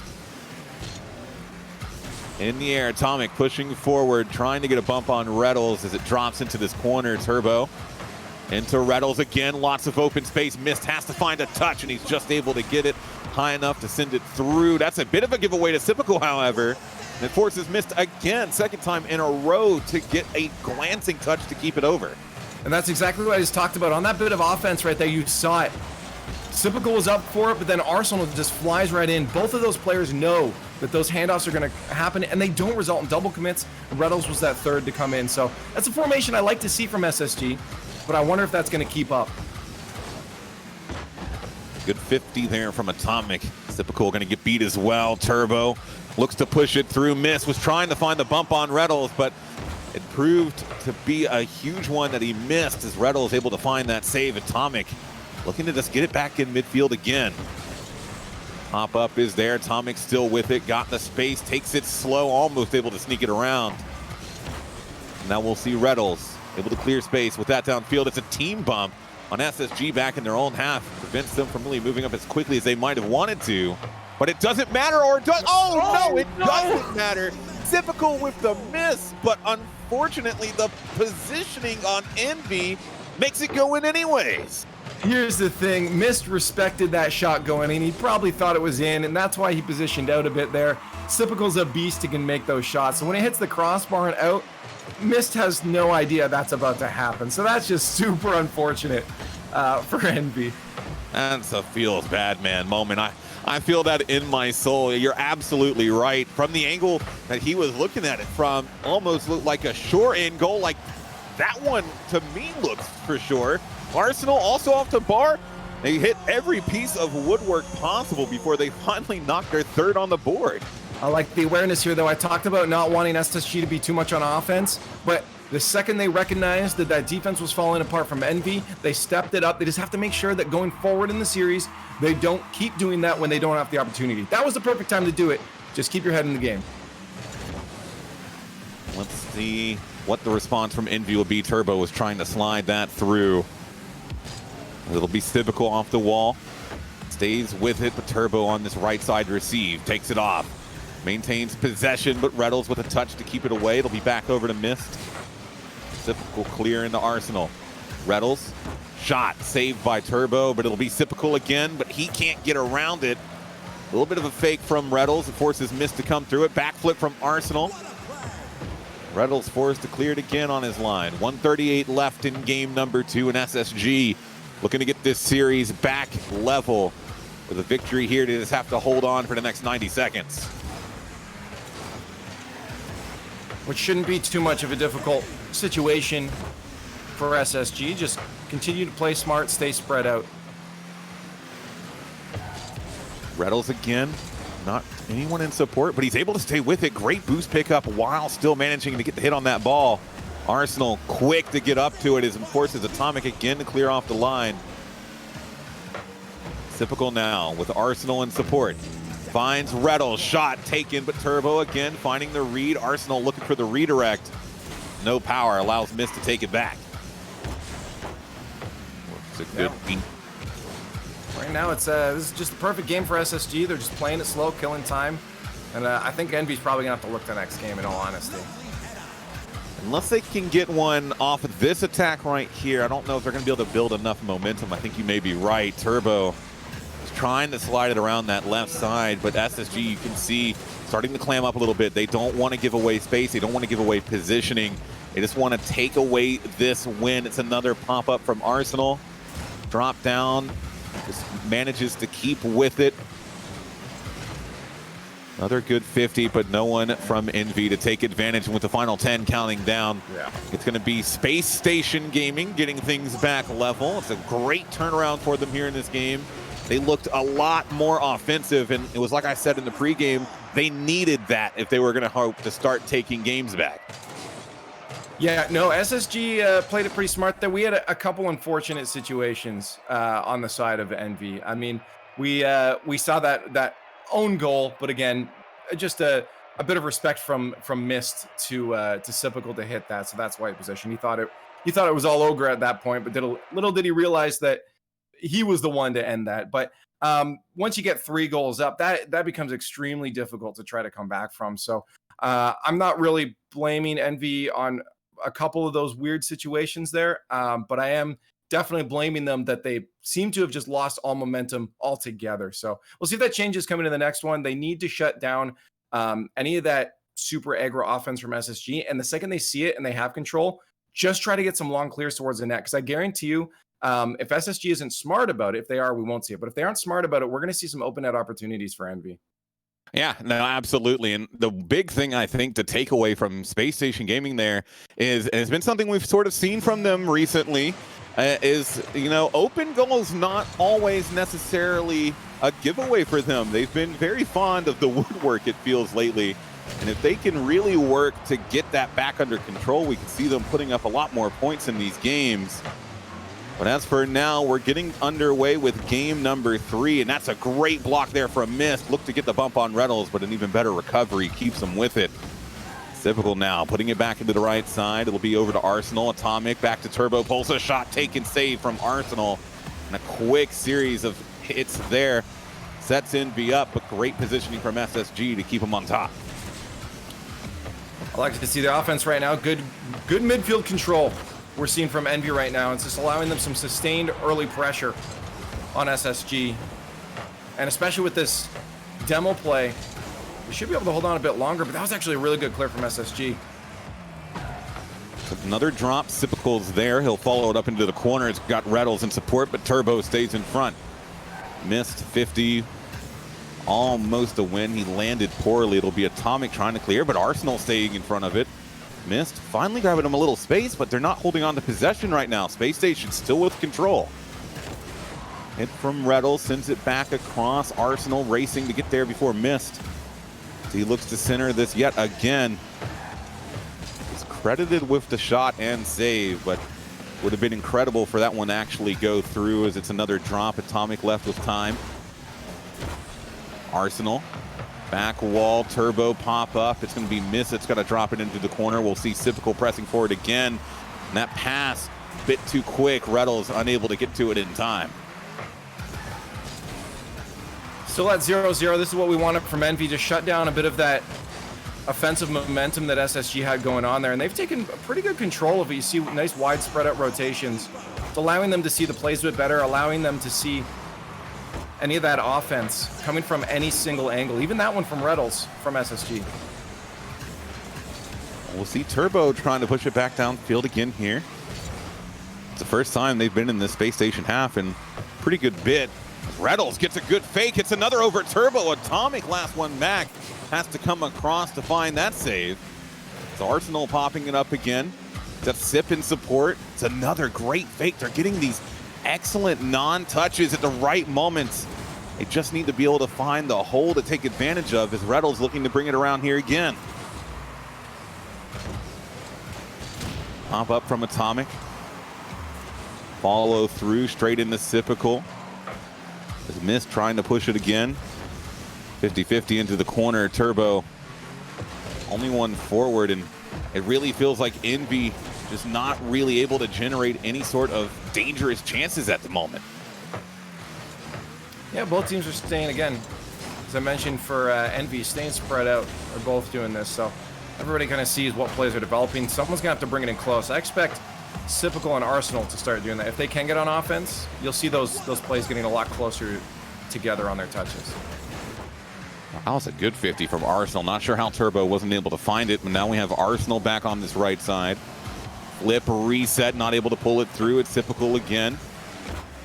Cleared downfield from Turbo. Atomic back on. Ooh, great pass from Sip into Arsenal as Arsenal looks to follow it back up. This game starting to get down to the wire. Final minute and 20 seconds. Still looking for the opening goal. The passes for sure are coming through right now. This one to Turbo is going to be off the top, but he can't get the follow-up at Atomic off the woodwork. And a huge opportunity missed there for Envy. Yeah, you got a 3-on-1 situation. You need to take advantage of that. Turbo was put into a weird spot, and then I think it was missed following him up there. It was just a little bit too late to that ball. Another 50 comes through. Rattles close, but sends it wide. The final 45 on the clock now. Arsenal over to the right side. Reynolds will look to receive off the wall. It's a 50 Dimmer there, but they again just can't get it on target. And it feels like the opportunities are there, but either through a combination of missing or just solid defense, neither of these teams have been able to find their way through. Yeah, just very fine touches they're trying to get that are just being missed here. What a save. SSG's looking pretty good on offense. Another drop missed, forced to make it straight back down. Reynolds there, missed, not gonna be able to find that one. And after 4 minutes, 50 seconds, Space Station finally getting on the board. There it is, nice touch there from Sip, forces 2 defenders up. And that's a dire situation then from Envy. When you're sending 2 defenders, who's there to recover that follow-up shot from the third man, Reynolds? Just a drive straight home, doesn't have to work too hard for it. Put some power on it, and home she goes. Well, final second clicks down. Space Station Gaming grabbed the win. And they're continuing this turnaround we begin to see from them. Envy now is going to be caught in a little bit of a tough situation as they need to start to get this situation back under their control. The momentum has been fully moved into that Space Station side now. I mentioned some of the problems that could occur with SSG if they just didn't keep their head in the game, but they're keeping their head in the game, and that's what I like to see. Being able to make sure they're not sending everyone on offense if they don't have to. They're choosing the perfect opportunities. Reynolds has just been moving in for those straight drive shots whenever he needs to. Otherwise, he's staying pretty tame. He's there for passes if he needs to, but he's not overcommitting right now, and I like to see that. Otherwise, Envy would have those opportunities to move downfield. So Envy's going to have to deal with that pressure and get a little bit more control on the defensive half. Yeah, and it feels like after that game one, you know, I mentioned Space Station needed to get more offensive, and that's exactly what they've done. And now it's sort of piggybacking off of what you just said there. It feels like Envy needs to do the exact same. I feel like both of these teams operate really well when they're able to push the ball downfield and keep that pressure up. Neither of these teams really super defensive powerhouses. Turbo is excellent in on defense, but I feel like his positioning is much better utilized when he's connecting and getting those midfield passing plays off. So I'm really going to be looking for Envy to start taking more control, because I think when they do get that control and sustain it, they're able to start getting those attacks down the field, whereas Space Station more just looking for quick passing plays on counters or from the sidewalls to try and find openings in the defense. Well, we're going to find out as players are ready to jump on. If Envy's figured out there are problems and the solutions to those problems. I think they know the problems. The solutions is the harder part. Because right now, SSG was the upper hand. They do. It's been back and forth as we get things underway here. Game number 4, SpaceStation Gaming up on series point. It's missed. He got that flip reset, but couldn't quite get around it. Arsenal, with the miss of his own Turbo Pulsa, taking the shot. It's just high off the crossbar. All the way back over. It'll be Arsenal again. Good 50 from Miss. Zipco and able to find it. It'll be off the sidewall. Turbo there again. Pass over to Atomic. So he'll follow it back down. Missed. Unable to find the touch. Turbo last one back. Places it into the back wall. Reddles past the Sip, but Atomic. Excellent positioning. Able to get through. Squeezes by that hole and gets the clear necessary to send it back downfield. Yeah, they're holding off right now, but it looks like SSG is starting to get a little bit of control on the offensive half. You see some boost steals coming out as well. Envy's needs to get this past that midfield. Another pop-up from Atomic. Turbo following. Not the greatest of touches from him so far this game. They haven't been bad, but just it's not really seeing the execution on what I feel like he's going for. Is missed. Again with the pop-up, slow but still in control. Turbo Pulsa just behind in support. The bump coming through, but Reddles with speed to beat Turbo. Left on last one back again. Gets the clear, but it's straight back into Sipical. Missed. We're finally going to see it cleared back the other way, and Arsenal forced on defense to play it into the corner, but a great double touch gives his team back control. This midfield is just so strong from Atomic right now.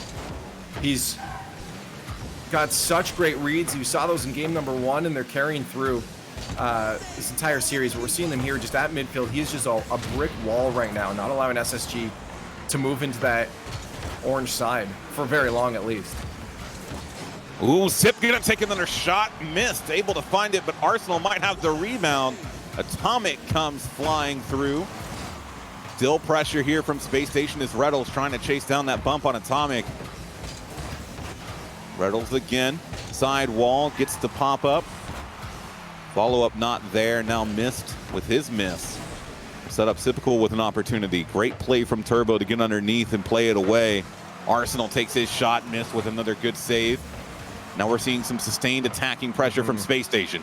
This is not what Envy wants. Once SSG gets in there, we see physical play. We even saw a chance there with Turbo getting bumped.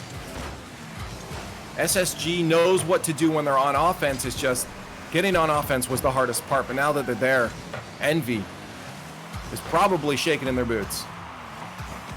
Well, they finally get a little bit of breathing room here. It's missed. Great pass. Intercepted by Arsenal, but Atomic was there on the receiving end. Turbo plays it into the wall. Tried to sneak it over top of Sipical.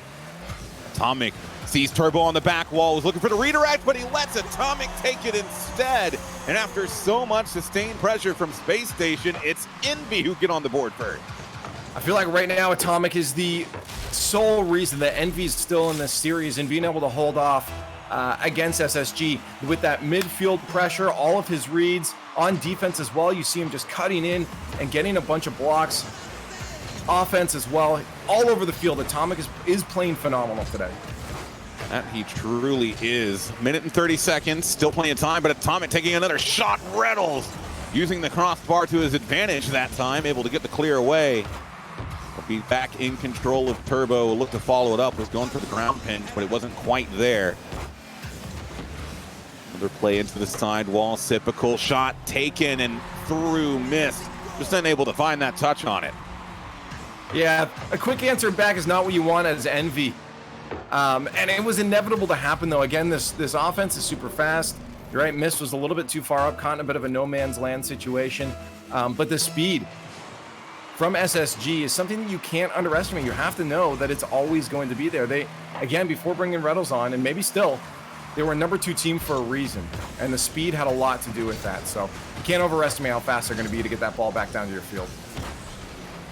Especially with when they start playing speedily, like we're sort of seeing come out here as the final 60 seconds gets on the board. It's Envy that feels like they're with the momentum as they put pressure into this Space Station half. Atomic takes a shot. It's close. Turbo there off of Reddles and through, and Turbo going to be giving Envy back the lead. Turbo's been a little bit quiet this game in the past couple, but it's just the inevitability. Turbo Pulsar will always show up. He'll always get a goal that's important for your team. And there he is to bring this one step closer to a tied game. 47 seconds. This is where things start to get interesting for SpaceStation Gaming, who again are on series point. Excellent pass intercepted there from Arsenal. Turbo Pulsar pushes it back around. Arsenal. Good pickup, typical to follow. Follow-up is there. Atomic going to clear back into the side wall. Atomic will follow it up with a shot near net, just off. Now we're really seeing Envy play it a little bit more defensively. They're pushing forward when they need to, but they are not throwing numbers at it. And then with the final 10 seconds, that's really going to put SSG in a tough spot here. Typical waiting in the midfield. He's going to try and take the shot, blocked from Envy. Reddles off the corner, and Space Station cannot allow this to hit the ground. It's still in the air. Reddles pushing it into the side. Arsenal will follow it up again. Back over to Sip. Sip looking for Reddles. Shot taken, but it's just high. And Reddles unable to pick it up. The woodwork getting in the way yet again. And Envy going to be pushing it to a game 5. Yeah, you almost get a bit confused and scared. It's like, hey, guys, just watch how hard you're pushing, but it's 0 seconds. You got to get a goal in there. Envy was probably getting a little bit scared with how much pressure showed up at the end. I like how smart Reddles was playing when it came to that third man. I think he's sort of being forced into that role a bit, but not as much as AXB was. You're seeing Reddles definitely generate a lot of offense as well alongside Arsenal typical. But he's playing smart. He's playing not overly aggressive, which we saw a little bit of in game number 1. So I like what I see from SSG right now. Envy only 1 goal up. SSG still in it right now. But we were never counting Envy out in the first place. No, I don't think anyone was. And this series, I think it's turned into what we had hoped looking at it yesterday. A really close match between two excellent teams. We're seeing them trade blows back and forth. Only one of these games really kind of being lopsided in favor of SSG. And so going into this game 5 is where all of the pressure is going to be on display here. SpaceStation Gaming desperately need to try and come away with a win here. Otherwise, things are going to be looking a little bit rough for them, because right after this, again, they've got to go play G2. Yeah, the day doesn't get any easier. That's for sure. I mean, there's a reason all the teams across both groups are invited here. They're all at the top of their game right now. They're all looking good. And, well, that's looking good, too, for SSG. Early goals, never bad. Turbo played down into the corner, and Atomic, a little bit of an odd position there. Mist wasn't quite back to back post, and so I got to give it to Arsenal in that situation. He just saw an opportunity, went for it, and it pays off for him. SSG getting off to an early lead. See Turbo try and respond. The 50 opportunity was there, but a great block. Atomic unable to find it. It'll be Sip back the other way. Good 50. Arsenal, another one coming through. Back down. Atomic to receive.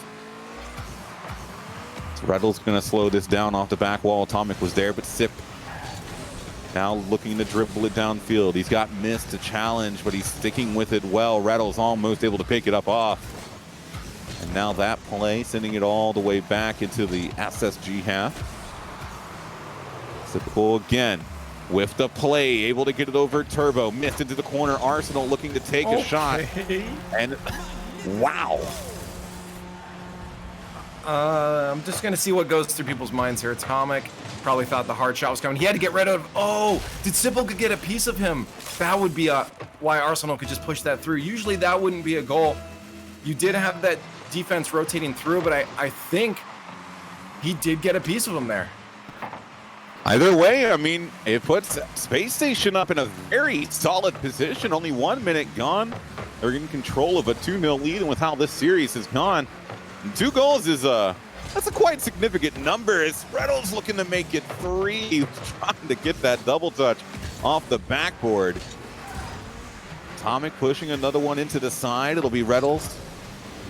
Looks to receive, gets one good touch, a follow-up not as good. Typical to return, and feels like Envy still playing a bit defensively at the moment as that one almost sneaks by. It hits high, but those are the sorts of opportunities where Envy's got to make sure they've got at least someone back.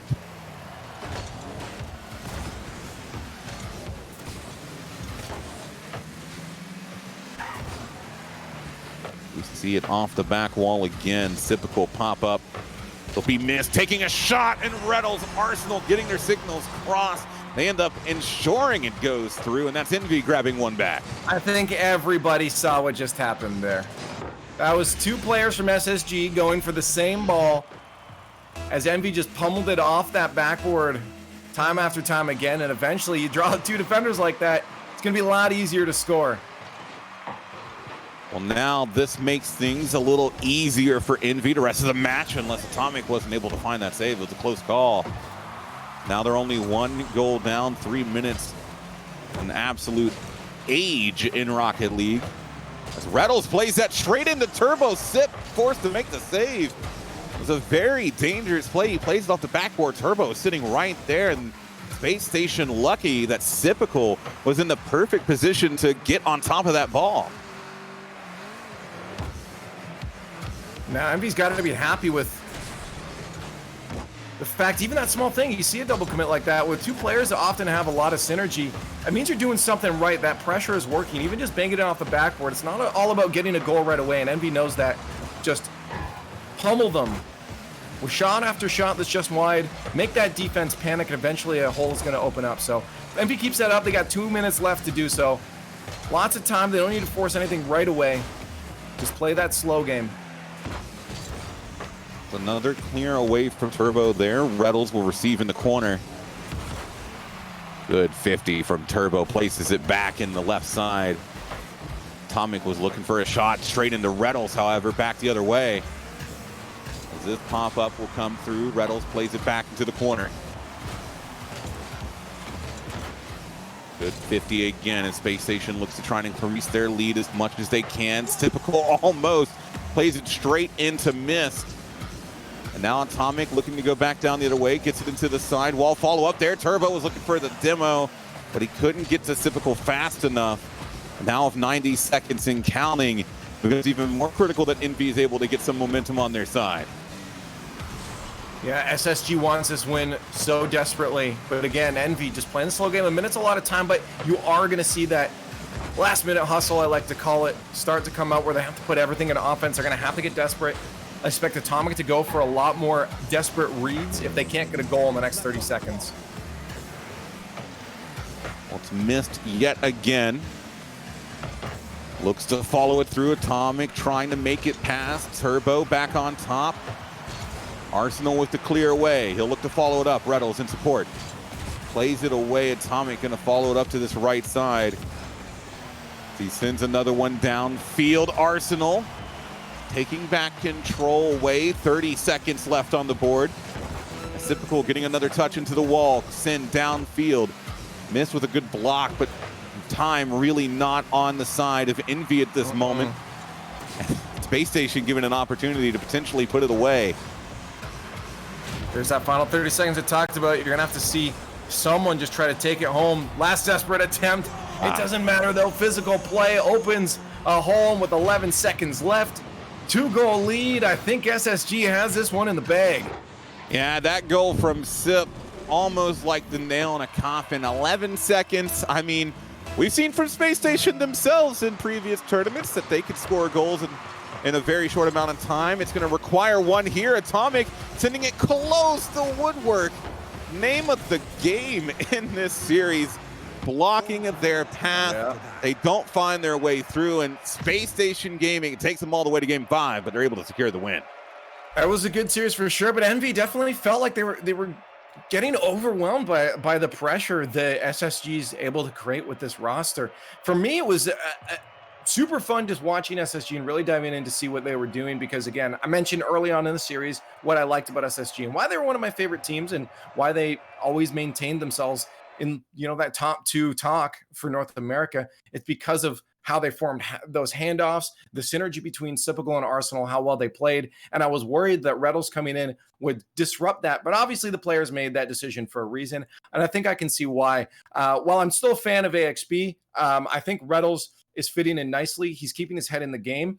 And he's making sure that Typical and Arsenal still have that space. And he's starting to step in himself as well with that synergy. I feel like he's almost able to do what Sip and Arsenal were able to do together with either one of them. Reddles can jump in with Arsenal or Typical and create some of those close handoffs that we like to see from them before. So as long as they keep smart on that midfield, that third man position, whoever's there doesn't overcommit, because I know they all like offense, then this SSG has a lot of potential to stay in that top 2 talk.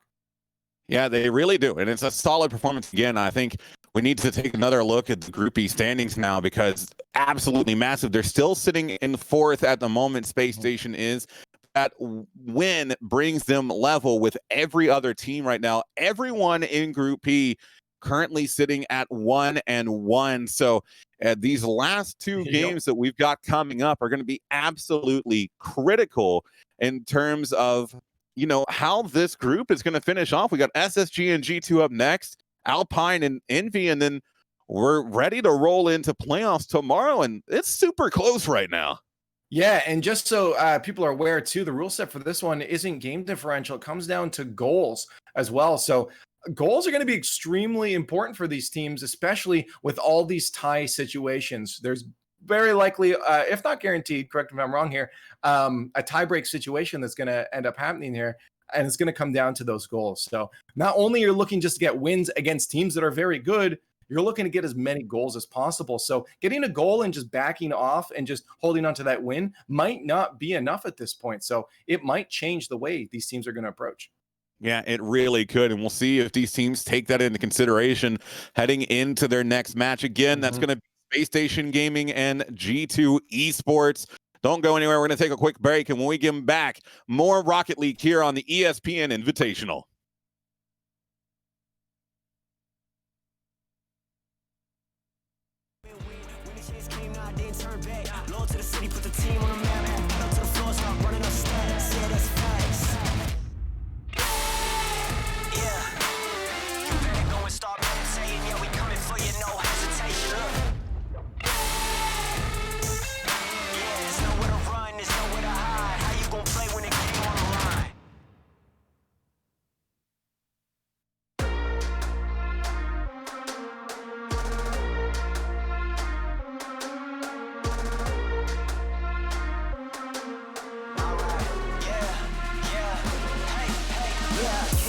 Won't stop going till a player on top know it. Rooftop pit, how sweet. If you really want it, gotta own it. Fight through it, we was at the lowest. Blood, sweat, tears, the components. Riding all year, now's the moment. We are not friends, we are opponents. Yeah, I'm coming for mine. Yeah, I'm making a play, the game on the line. Yeah, I've been on the grind. Yeah, I jump in the spot, I made it my time. Yeah, look in the sky. Yeah, the stars align, no shade to shine. Can't stop it already. Emotional work and devotion, we put in this time. Look,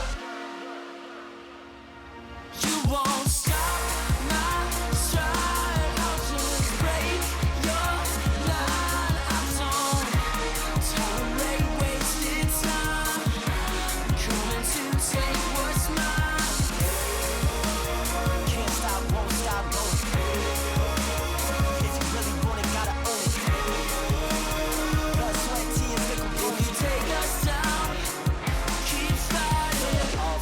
Bounce back, might have took an L, we don't count that though. Remember bad, we was down bad, now the way we looking, gotta doubt that. I know you see the way we moving, giving game, better listen like a student. Don't talk bad it, be about it, do it. Look here, really ain't nothing to it. I got proof for you like tenfold, always down for the team, 10 toes. You been hater, we been on, won't quit till I'm in the end zone. Won't stop till I hit the goal line, never been the one to need a cosign. Can't stop it already, emotional work and devotion, we put in this bedtime. Look,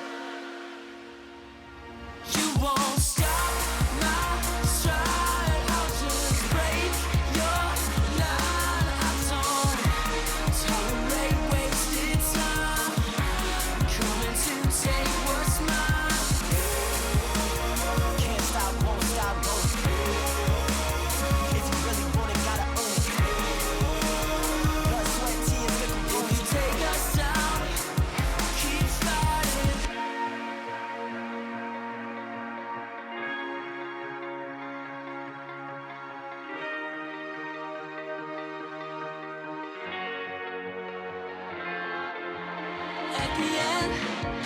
be there waiting for the rest. I don't take pity on the man. Couldn't keep up with my best. No contest, no. You won't stop my stride. I'll just break your line. I don't tolerate wasted time. Coming to take what's mine. Can't stop, won't stop, won't. If you really want it, gotta own it. Blood, sweat, tears, make 'em go. If you take us down, keep fighting.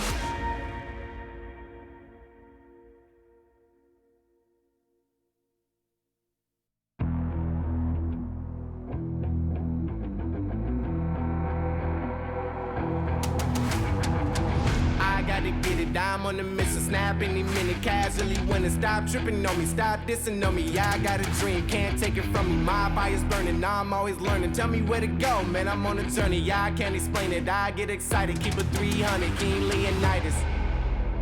Strap in, cause it's gonna be a long ride. Working on me every single day and night. There comes a time when your worlds will collide. If it's holding you back, push it right to the side. Ain't got no time for no fear. I work too hard to get here. Ain't got no time for no fear. I work too hard to get here. I don't got the time, put me in, coach. I've been going hard, time to let it show. Everything raw, give it to me now. Let me have the spot, man, it's going down. Gotta get it here, I don't wanna wait. Take what I want, then I go train. Gotta get a win, I won't lose the game. This is my year, I ain't gonna break. Strap in, cause it's gonna be a long ride. Working on me every single day and night. There comes a time when your worlds will collide. If it's holding you back, push it right to the side. On another level, I will never settle. Mind over matter, get the gold medal. On another level, I will never settle. Mind over matter, get the gold medal. Ain't got no time for no fear. I work too hard to get here. Ain't got no time for no fear. I work too hard to get here. On another level, I will never settle. Mind over matter, get the gold medal. On another level, I will never settle. Mind over matter, get the gold medal. On another level, I will never settle. Mind over matter, get the gold medal. On another level, I will never settle. Mind over matter, get the gold medal.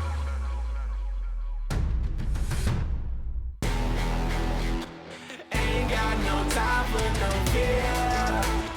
I work too hard to get here. Ain't got no time for no fear. I work too hard to get here.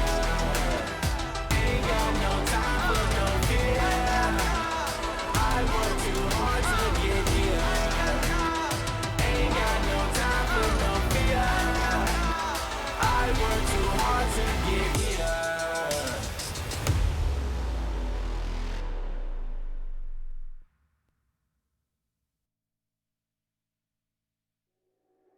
You ready to rock? You ready to roll? I'm checking the clock. Just got in my zone. You ready to rock? You ready to roll? I'm checking the clock. Just got in my zone.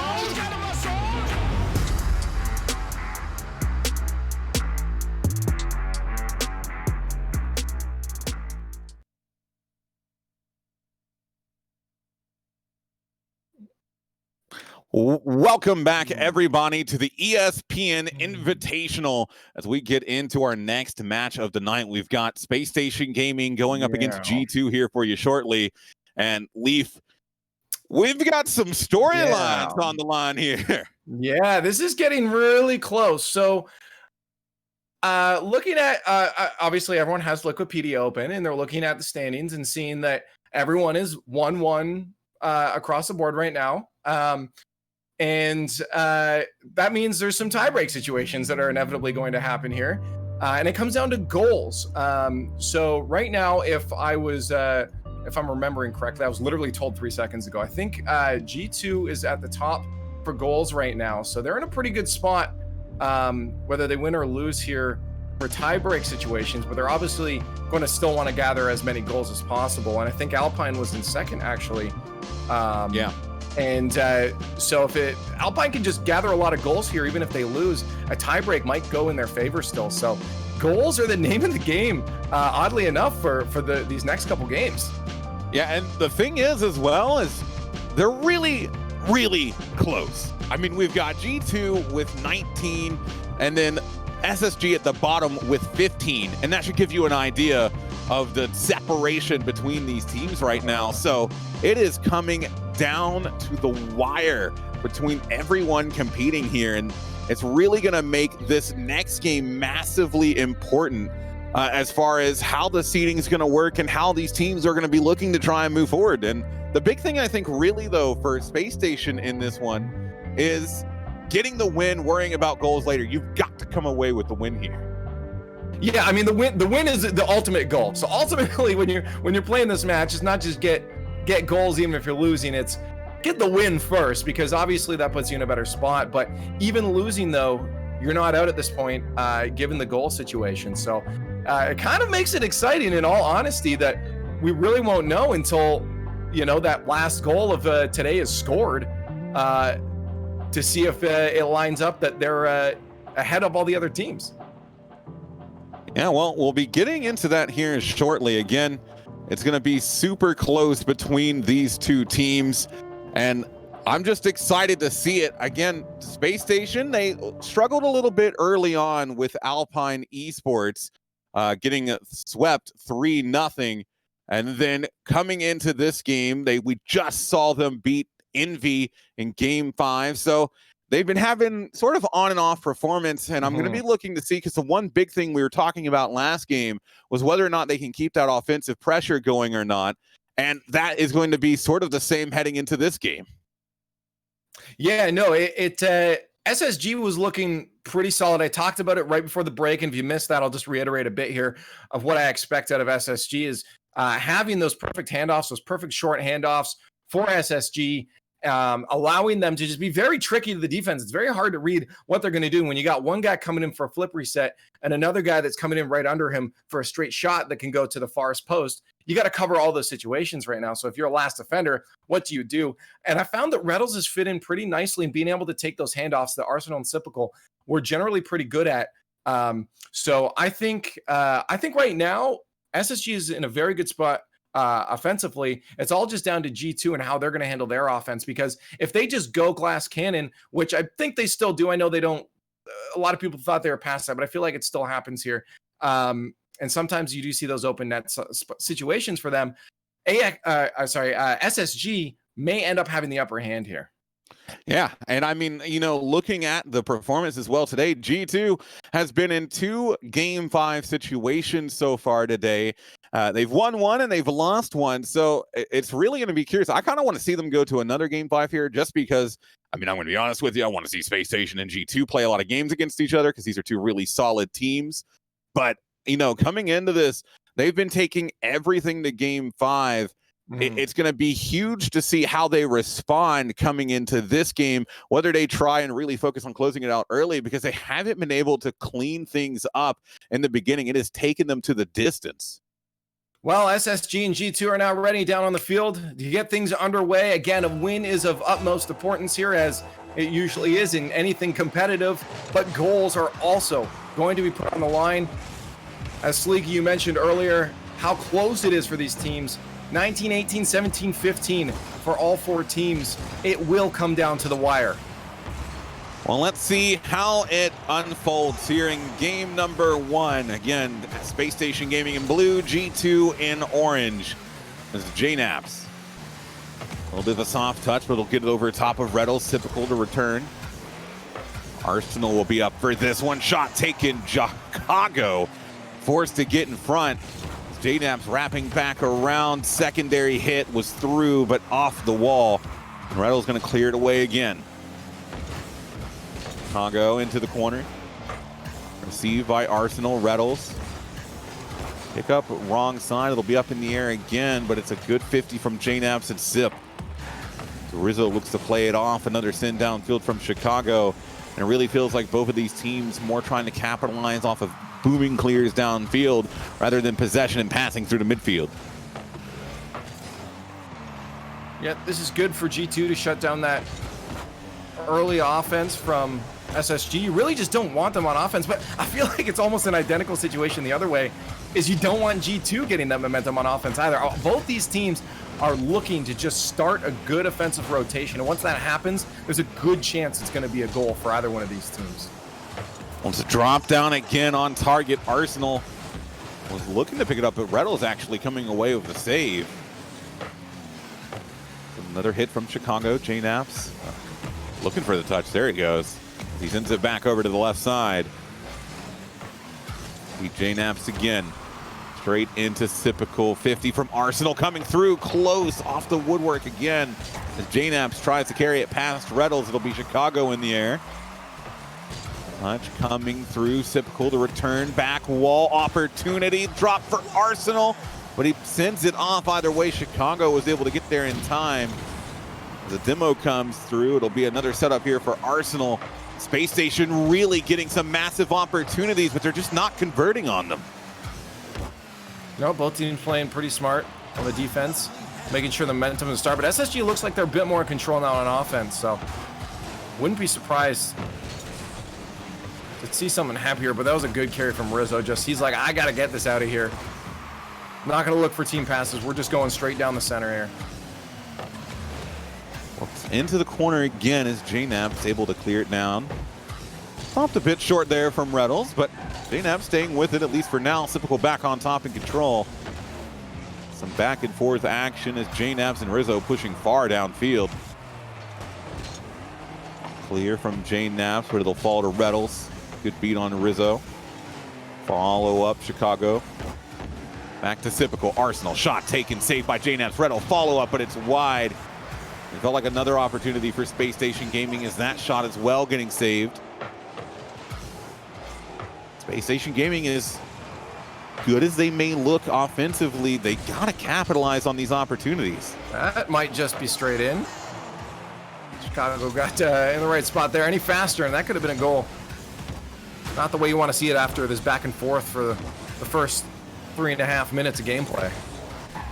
And G2 just trying to hold on right now. It feels like Space Station has been on consistent pressure for a really long time here.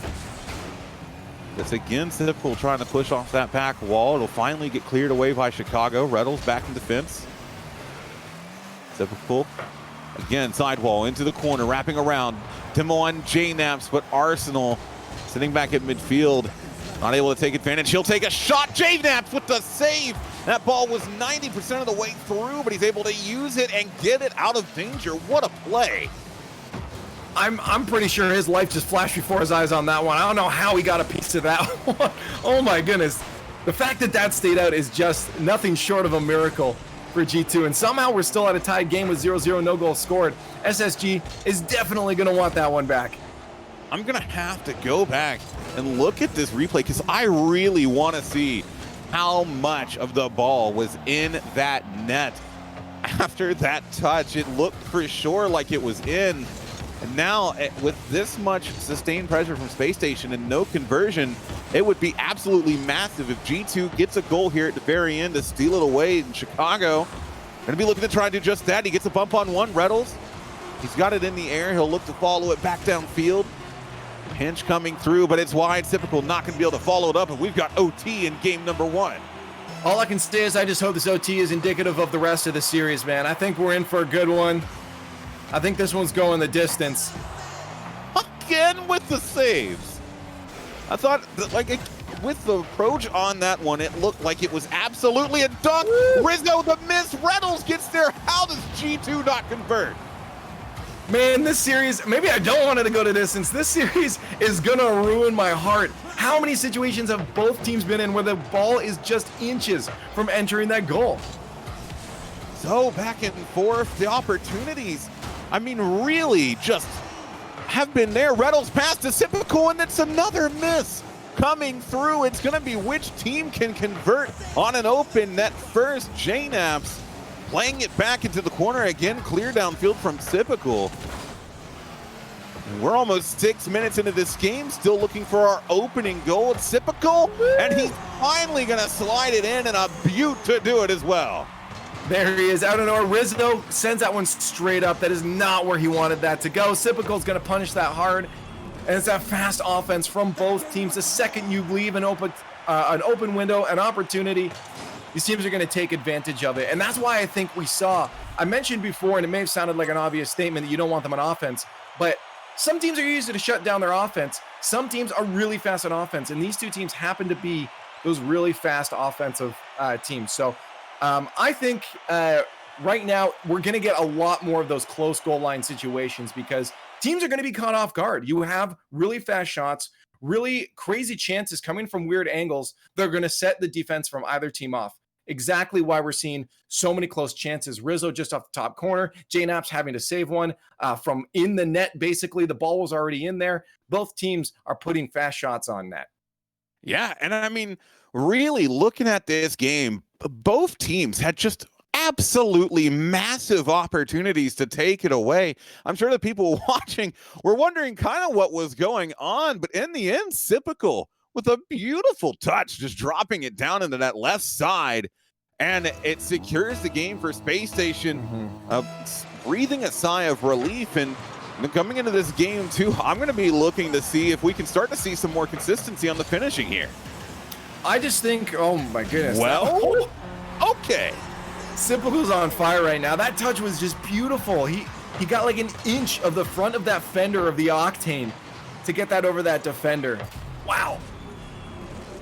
Well, you know, after going about 6 minutes last game without seeing a goal, we see one within 10 seconds here as Space Station Gaming looking to continue that momentum here. And I want to remind everyone that goals very, very important here. So only having a 1-goal game in total for game one, even though Space Station takes it, and they need to try and rack up the points.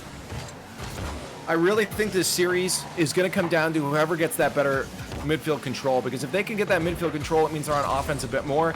It means you're pressuring that defense with these insane fast shots that both teams are absolutely capable of.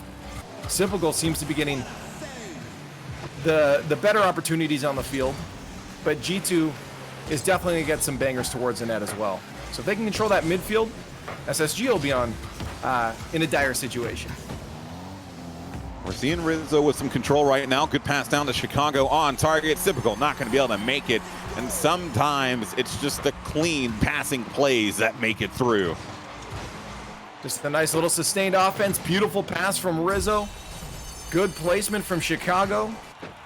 And you're right, sometimes it's just the nice passing plays that make it through. Well, that's going to get things back level here. 4 minutes to go in game two. Chicago gets a great hit past one, but it's wide.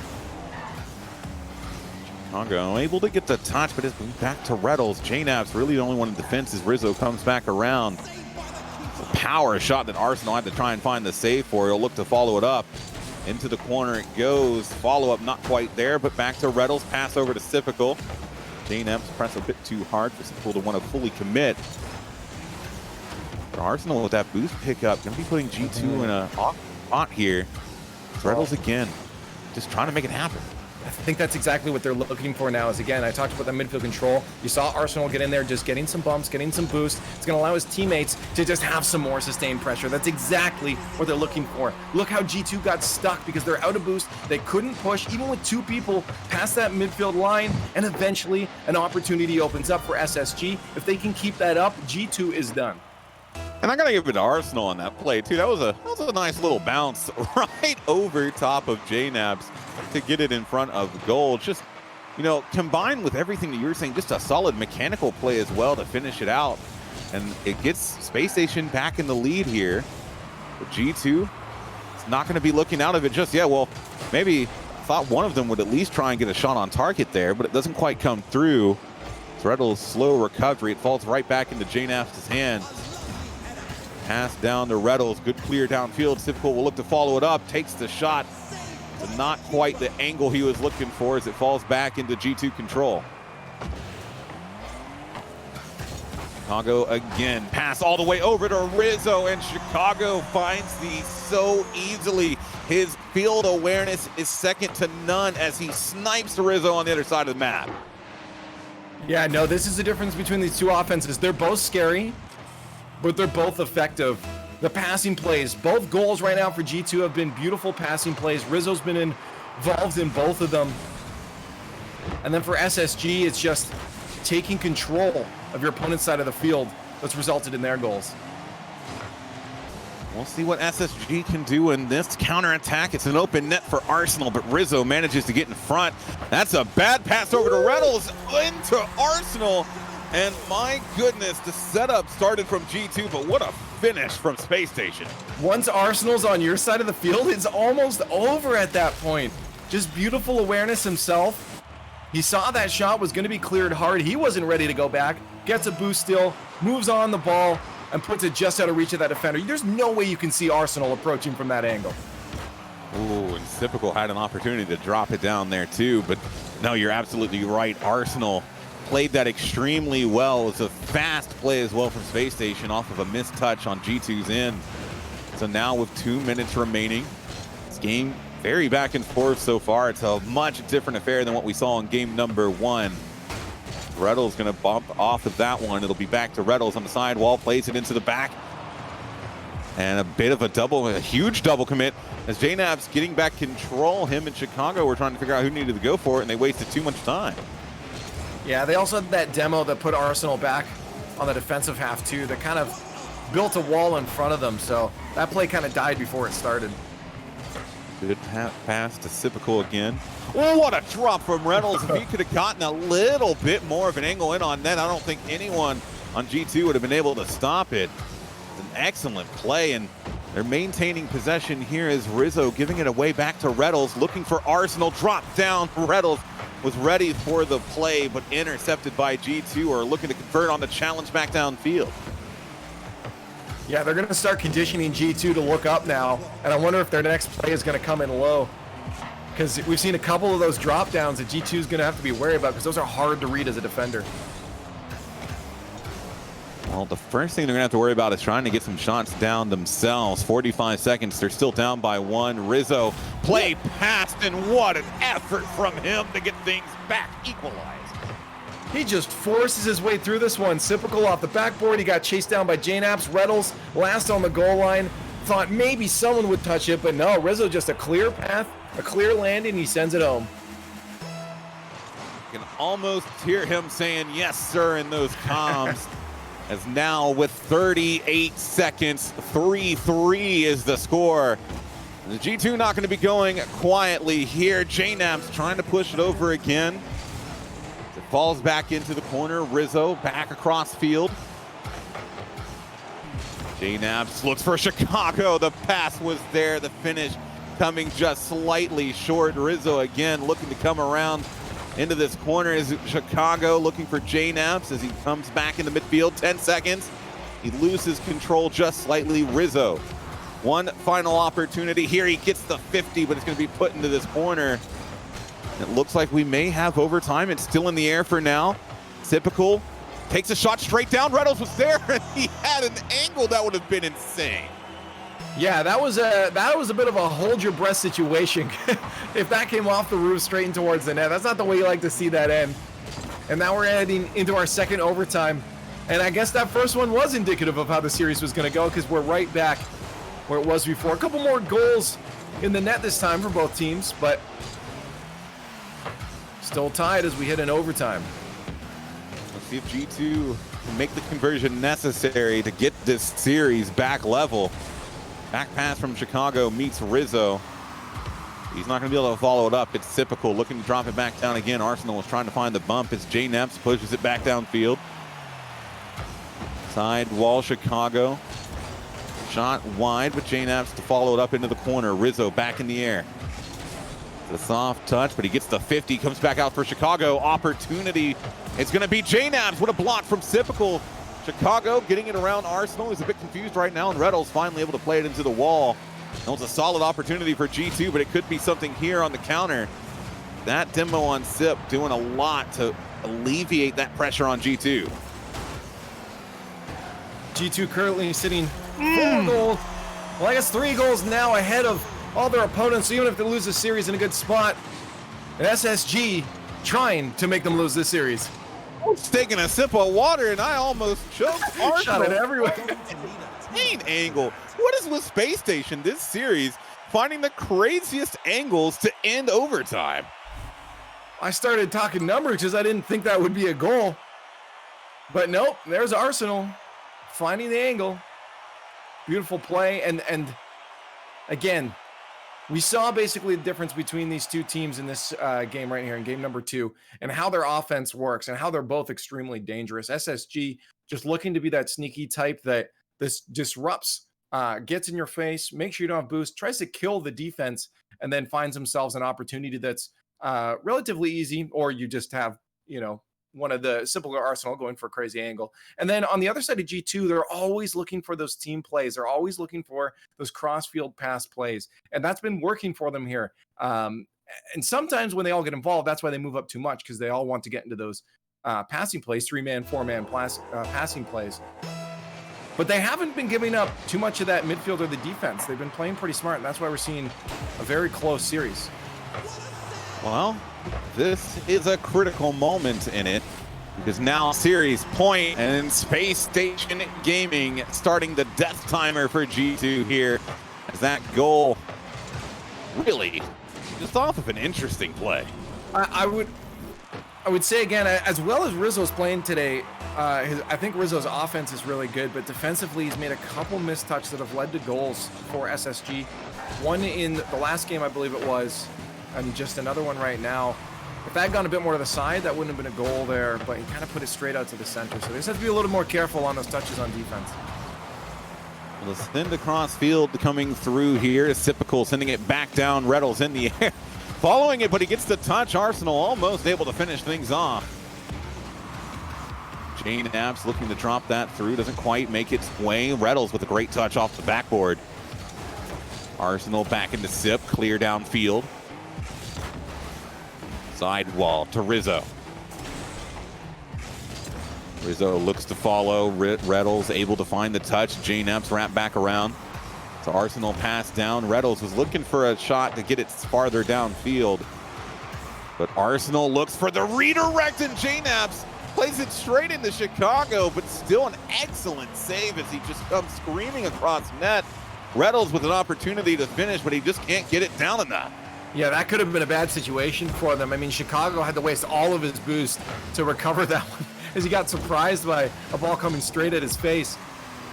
Luckily, they recovered and SSG couldn't take advantage of it, but that could have been another goal opportunity for SSG. Off the back wall again, Typical. Still in control, but Rizzo really well-placed 50 there. Chicago able to finish it through. Janap sends it downfield. It's an opportunity, but Typical with the block. Chicago again. Almost able to force his way around. It's still in a good spot. Rizzo just jumped a bit too early for it. So Arsenal now clearing it downfield. Chicago with the turn. 2v2 with Rizzo in support at midfield. J-Nap's coming up this left side. He sends it across again, was looking for Chicago, but wasn't the angle he needed. It'll be Arsenal taking it back downfield. Reddles, shot high, typical follow-up, not there. And Chicago gonna see an open goal that gets this game back level.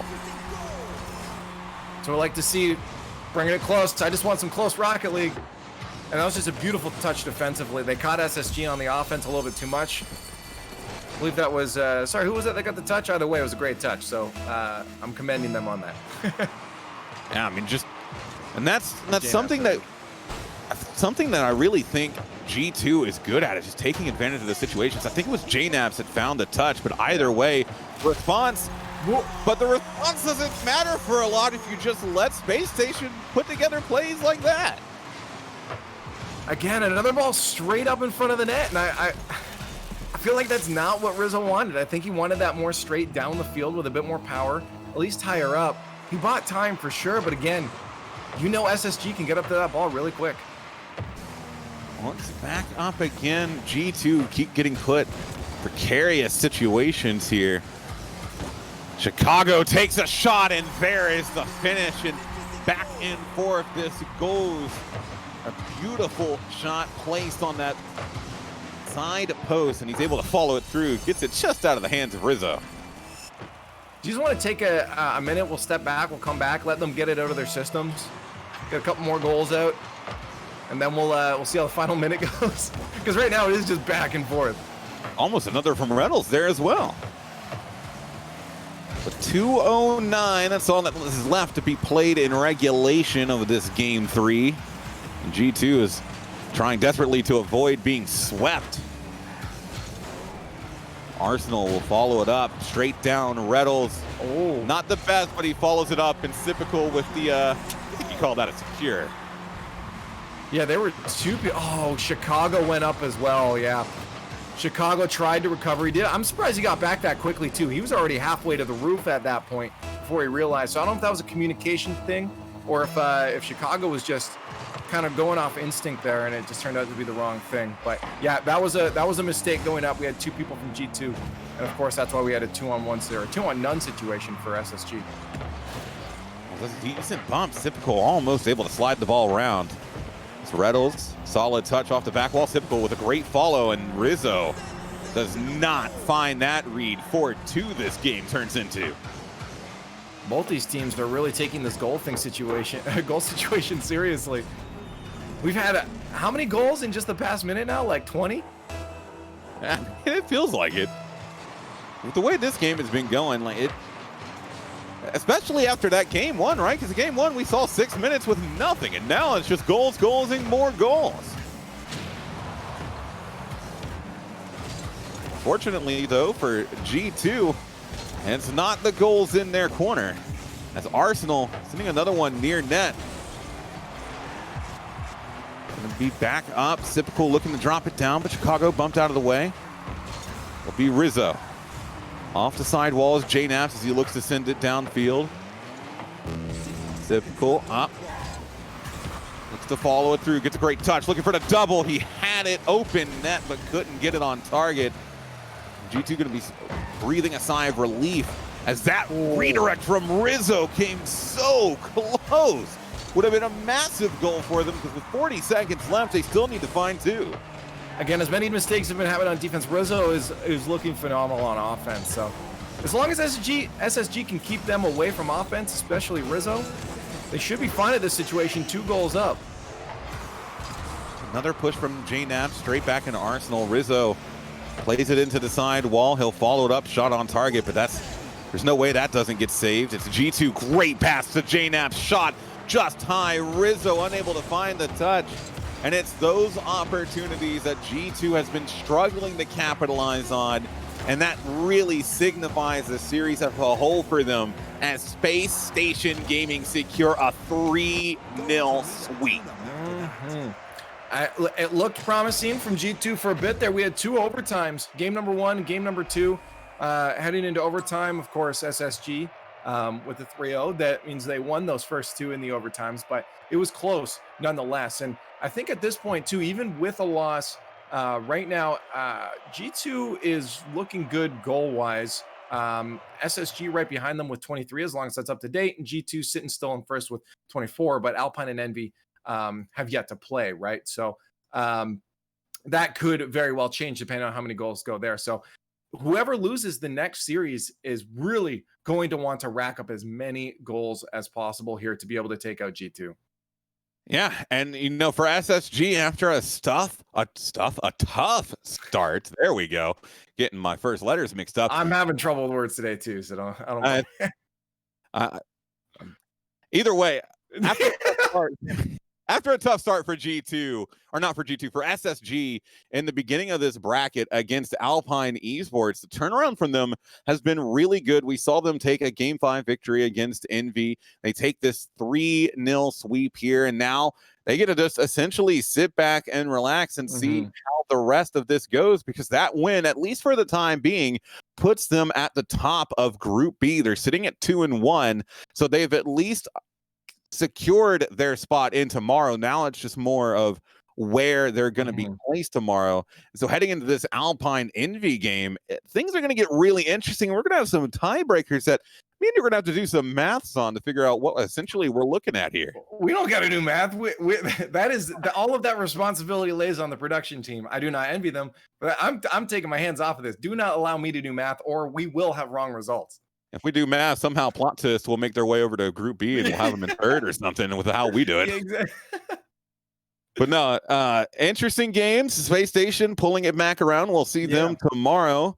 But coming up next again, Alpine Esports, TeamEnvy. This is going to be the last game of the day, and there's a lot of implications, not only just with the win, but with how many goals can get scored. You are not going to want to miss it. Stick around, and we'll be right back right here on the ESPN Invitational.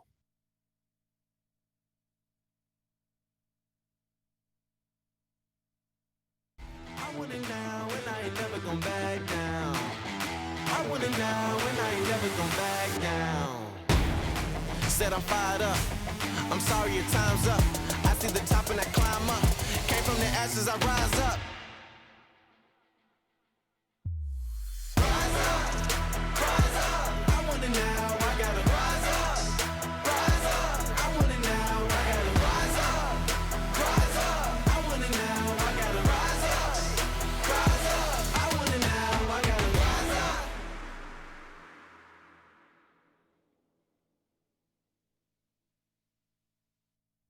It's the arrival. I came in the lead, went straight for the title. No time to idle. I'm finna get it, put that on the Bible. This is survival. Gotta treat every move made like the final. One by a mile. Nobody believe it, they all in denial. Hey, look at me, look at me. Still in the show, that's the crook in me. They want me gone with the hook in me. Asking why is he here like I shouldn't be. I've been on grind since Otto. 10,000 hours the motto.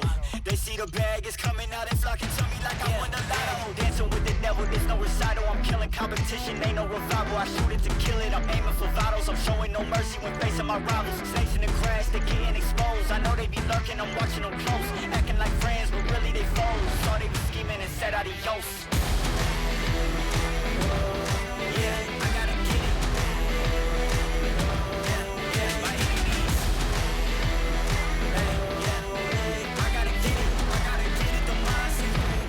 Get it, don't mindset. Ay, back with a vengeance, back on the grinds, back to the business. Ay, God is my witness, they watching my moves like shows they binging. Ay, best keep distance, all of my haters send best of wishes. I get to the bag with the quickness, no I don't need no assistance, no. Yeah, no playing it safe. I said let's get it, you say not today.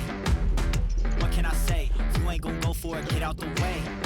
Yeah, got no time to waste. Can't be with me if you not at my pace. You not at my level, you not in my race. One foot on the gas, I'm pushing the brakes. Dancing with the devil, there's no recital. I'm killing competition, ain't no revival. I shoot it to kill it, I'm aiming for vitals. I'm showing no mercy when facing my rivals. Snakes in the grass, they getting exposed. I know they be lurking, I'm watching them close. Acting like friends, but really they foes. Saw they be scheming and said adios.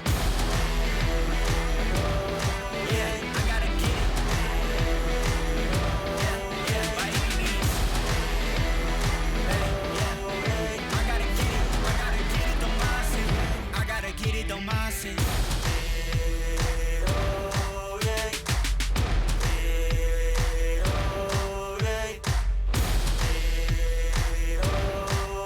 I gotta get it, don't mindset. I gotta get it, don't mindset.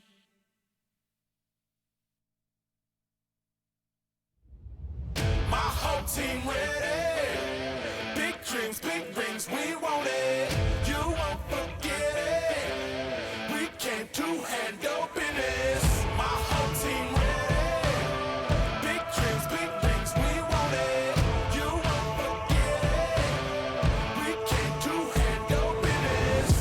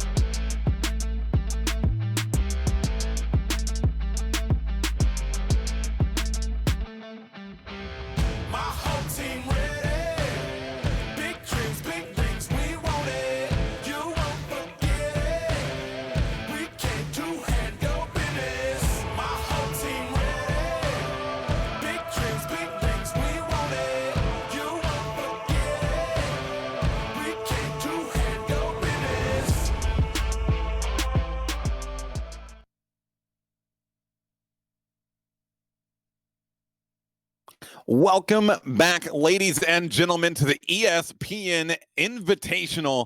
And we're down to the final game of the evening. Alpine Esports facing off against TeamEnvy in a game with more than a couple of implications here, depending on how everything goes, Lee. Yeah, no. So this all comes down to goals, and it is close. And I was going to read it out, but while I set up this lobby, I'm going to get you to read them out, let people update how it goes. So tiebreakers go down to goals, and right now it's closely. It is super close. Yeah, it really is. So tiebreakers, like you said, goals for currently right now, G2 and SpaceStation Gaming are both tied at 24. Alpine Esports and Envy, who are about to see play right here, are both also tied, but at 18. So depending on how everything goes here, if goals for are tied, it's still at the end of this series, then it goes to goals against. And if by somehow way or another the goals against are tied, then we will look at game differential, I believe. But either way, getting goals in this game, really one of the top motives, aside from just getting the win here. And so as we get this lobby set up and ready to go, there's going to be a huge, I think, emphasis on offense, because it's like you said, you cannot really afford to not continue to score goals. You need to rack them up as high as you can go. Yeah, no. So even on this, like, again, I've been loving Alpine. Even yesterday I was on them. I'm like, I think they have a chance to upset here. And how slow Envy started to fall apart at the end of the last one against SSG. You know, it maybe Alpine can come in here and take advantage of that. I don't truly honestly believe that that's going to be a big problem. I think Envy's going to be fine in this series. We're not going to see Alpine just go ham and sweep or anything. But because SSG also was putting on a good show and still went to game 5 against Envy. But Alpine here could just rack up a lot of offense and just rack up goal. As long as they at least try to keep up and match what Envy's scoring, they could be in a good spot. But G2 is looking really good with those 24 goals for. Yeah, and you know, looking back at things, Alpine has been a really, and I mean really good team. They 3-0 swept SpaceStation Gaming, who we just saw sweep G2. They almost were able to beat G2 themselves and take it all the way to game 5. So, you know, coming in against this Envy team who only just escaped G2, who almost was able to take a game against SSG, but came just short. I really feel like even though Envy sort of on paper is the team that maybe people expect to win this game, it's Alpine Esports, who I think from their performances so far today, who I would give the edge in this game. Well, talk to me about Alpine than what you've seen all day. So I'll be real. I'm on gamer hours, and I definitely missed the first part. Slept in and missed the first part of their series there. So what was it that was working so well against SSG, or was SSG just not really finding their groove yet? Well, I think definitely a part of it was SSG not really finding their groove. To be 100% honest, they just did not look really solid in that opening game. And Alpine, they were just doing a really solid job of finding each other. It felt like they were all in sync. Their comms were on point. And that, especially when a team is playing poorly, can a lot of the times just be a huge factor in coming away with victories. And I mean, we sort of saw it with the Alpine G2 game as well. They continue to show a massive amount of teamwork. It really feels like they're used and comfortable to working with each other. So coming into this game against Envy, if they can continue that sort of pressure, it's going to be interesting to see how Envy responds and how they're able to adapt to the just consistent nature that Alpine has been bringing today. All right, it looks like our teams are about ready, but we will obviously want to show the chat. So Sleegs, if you want to get, oh, never mind. We got them back in here, so I think we should be good. Just trying to manage all these people, and I think we're about ready. I'm talking about pressing buttons. So Sleegs, if you want to talk about the series again, because that would be way more interesting. Yeah, no, you're all good. Again, no, but this is where it comes down to. And I just want for anyone who might be tuning in as we get ready to hit the field again, they are no, okay. There's been an update. Alpine and Envy are not tied on goals. Alpine has a 1-goal advantage in the goals for category. They're currently sitting at 18. Envy currently sitting at 17. So Envy going to be even more motivated to try and grab those in. And then as well, if they're still tied, they're very close on goals against as well. Alpine with 16, Envy with 17. So razor thin margins as far as tiebreakers go. So to me, that really shows that whichever team is able to come with a victory has a really solid chance of winning that tiebreaker. As finally we got the players on the field, and we can transition from Rocket League into Rocket League. Thanks for carrying me through that. No, it's no problem. Appreciate it. Sometimes I get a little lost because your voice is so soothing. I'm just like, wait, what was it? What was I doing again? I get dazed and confused. But we're into it. We're into it. Best of 5. Again, the loser's not out. Top 3 in the group make it through.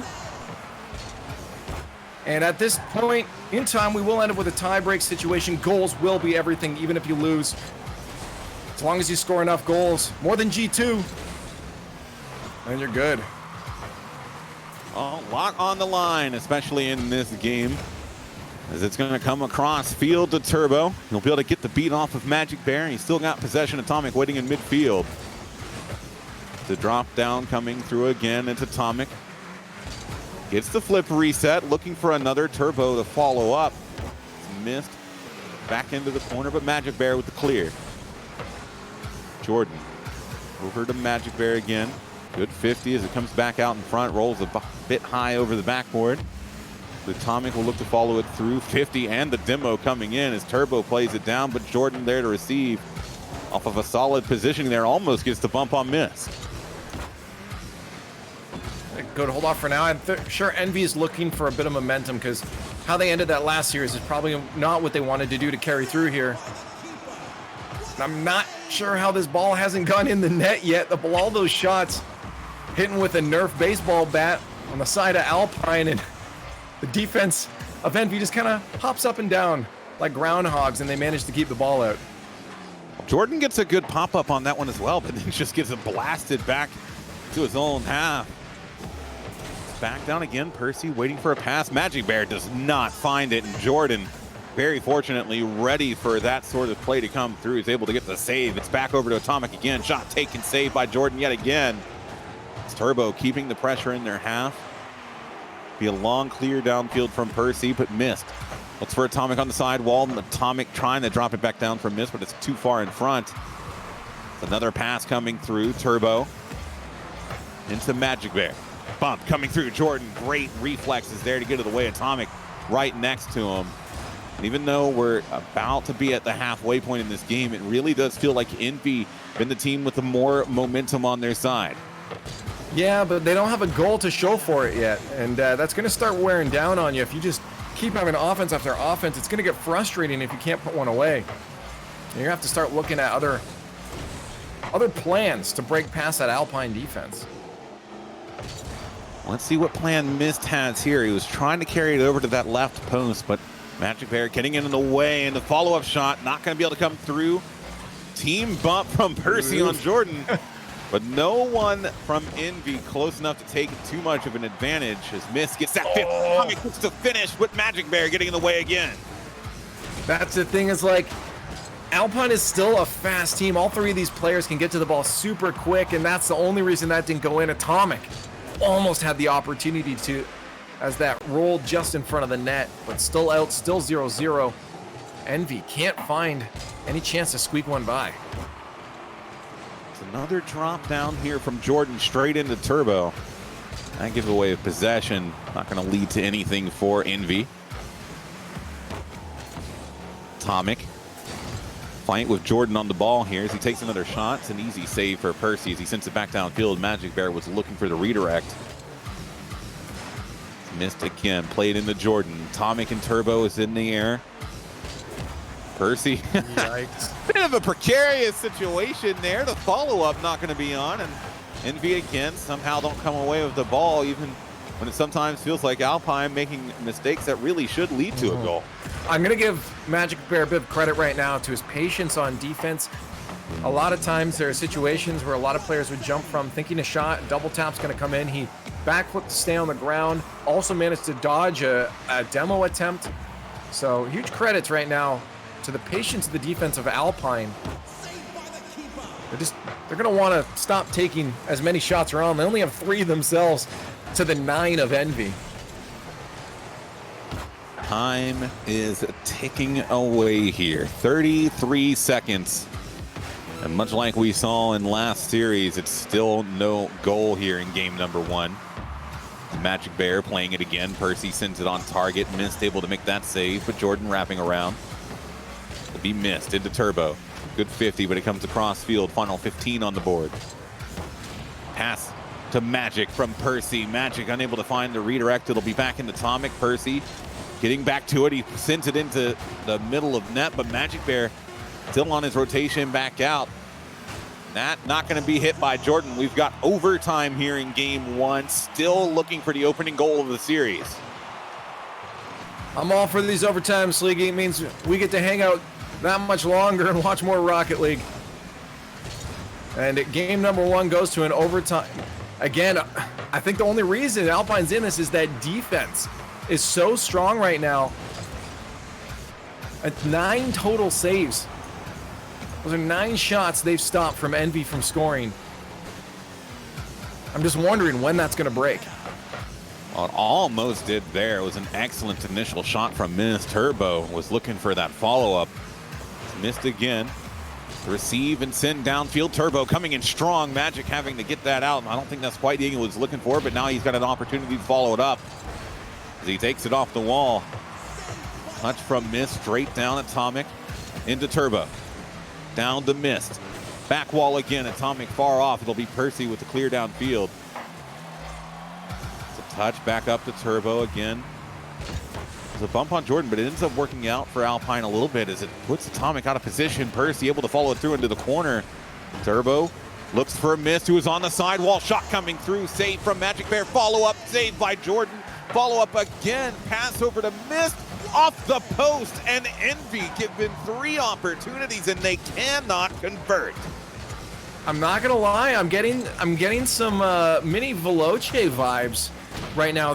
Right now, Alpine is playing so defensively. They always have 2 people back. If there's any kind of opportunity for an attack from Envy, and that's why we're not seeing a lot of offense themselves. We're still only sitting at 5 shots for Alpine because they're just playing so patiently. I think they're hoping for an opportunity to open up, but I don't know if that's going to happen if they can't force any offense. That was an excellent passing play there from Turbo. Fortunately, Alpine was able to find the save, but it really feels like the pressure just continuing to increase here. Turbo, and he's getting these power shots off. Alpine are absolutely ready for them, as they need to be. It's another one sent downfield, and it feels like with every passing second, the tension of the moment getting higher and higher. You can almost cut it with a knife as that one comes off the bar. And Envy, it feels like every time they've got a beautiful opportunity, just something drastic comes in the way. And so far in this game, that something has been a post and bar on the opposing net. They had a chance there, and I think this is what they're looking for, is that double commit at the midfield there. Gave them a chance to move on to offense. Watch how quickly they're going to rotate back to defense and play super safe here to make sure Envy doesn't have an attack. Oh, Magic Bear, great clear downfield. Turbo, only one back, but he is able to get to it in time. Demo coming through on Jordan. It's Atomic waiting for this pass from Turbo. He's able to take it, but he's not able to get the angle he wants. He was looking to get it back down. Turbo placing it back into the corner. Magic Bear will meet him, send it back downfield. Percy in the corner. Back in the midfield, pass over to Mist. Over back to Turbo, looking to connect with Atomic. He gets a drop, but it's not got any sort of speed, and now Percy will look to send it back down the other way. 3.5 minutes overtime so far, and we are still looking for the first goal to start this series. I'm calling it right now. And disagree if you want, but I'm looking at Veloce right now on the field. Alpine is just sitting solid on defense, waiting for Envy to just give them a chance. We've seen a few of them where finally Alpine can move down the field. It does end up falling short, but they're just waiting for those small moments to break through. Oh, this could be a good turn from Turbo. Pass over to Mist. Shot gone.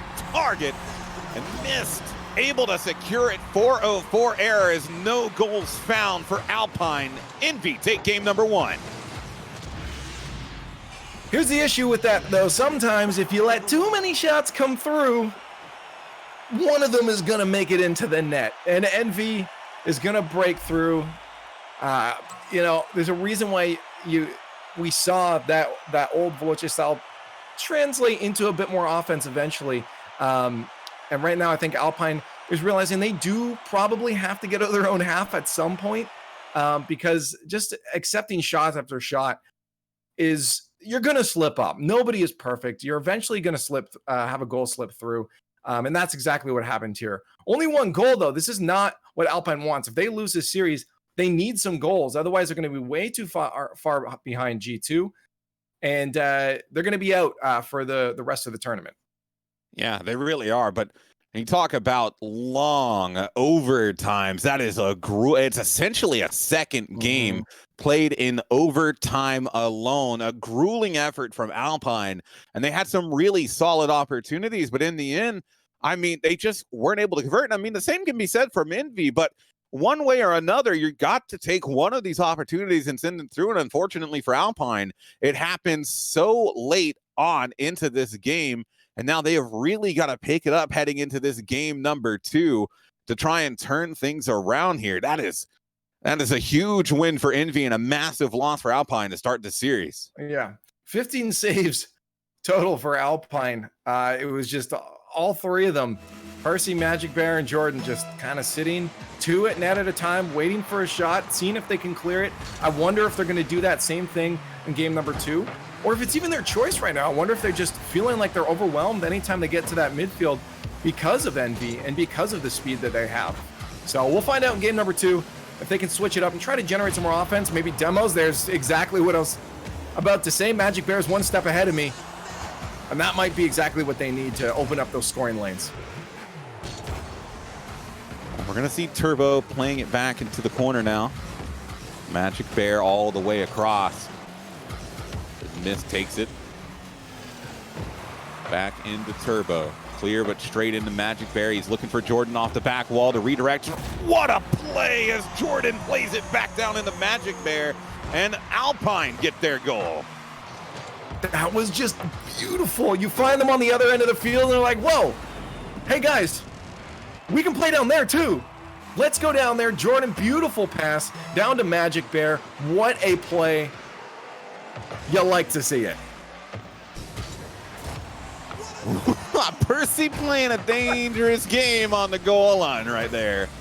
Dangerous game indeed. Turbo unable to get that redirect back. It'll be missed here in his corner. Percy dropping it down. Good 50 from Jordan. Magic Bear up in the air again. It'll be down into the corner. Jordan again looking to find Percy in the midfield. He's able to get it past, but Atomic gets the touch away. As Jordan patiently waiting for this to come through from Mist. Percy storms forward, but they're just a little bit too far out. Look at what they're doing though. It's every single time they're playing so patiently. It's like they move their defense to offense. They're waiting for the touches. Percy wanted a demo. He's like, okay, Turbo's up. I'll take the ball from him. And then everyone else just gets physical. You saw Jordan trying to move in as well, and it was disrupting the defense of Envy. They've just switched how they're where they're playing, but they're playing the same. It's just on the other side of the field. Oh, do it. Man, you're talking about some critical goals here, because remember, everyone, the tiebreakers go goals for, goals against. So every goal that Alpine can get onto net here, absolutely massive for them as they try and get this series back underneath their control. We're a minute and a half in and a 3-0 lead. That's looking pretty good. Can they make it 4? A little bit of hesitation from Magic Bear as Turbo able to find his way up to that save.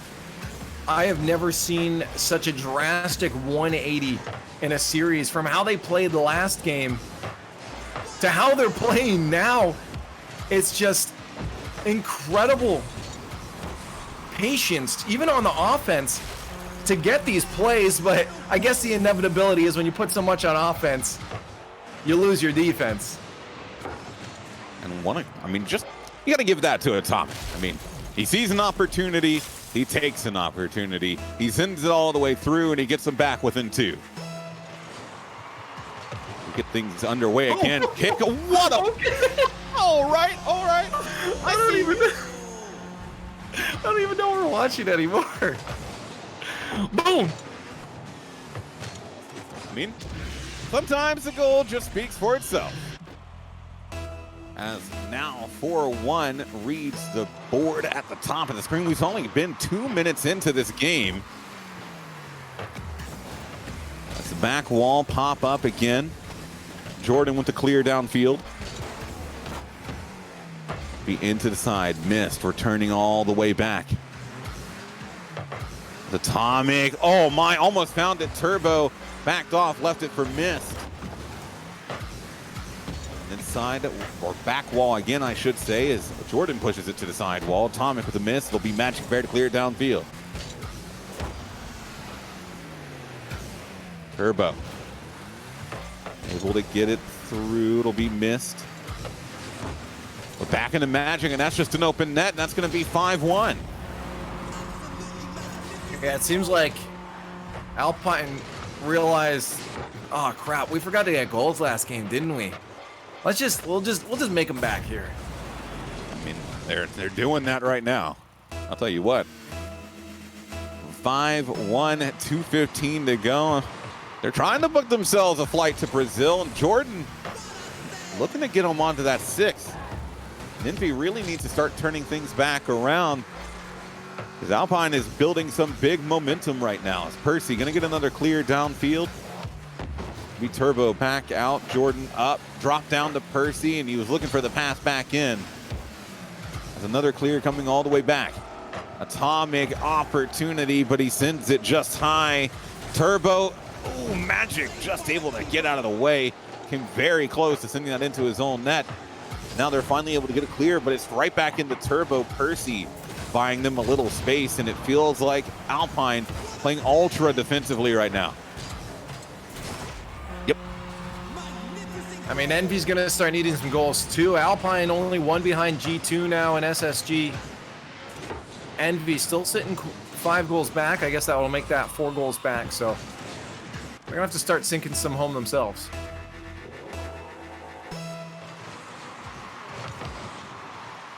See another kickoff in favor of Envy, as missed taking that shot right off the get-go. Jordan will clear it down, missed back into the corner. He plays it through, Magic Bear to drop down. Turbo, what a flick, the pickup, an absolute beaut, and he gets them back within 2.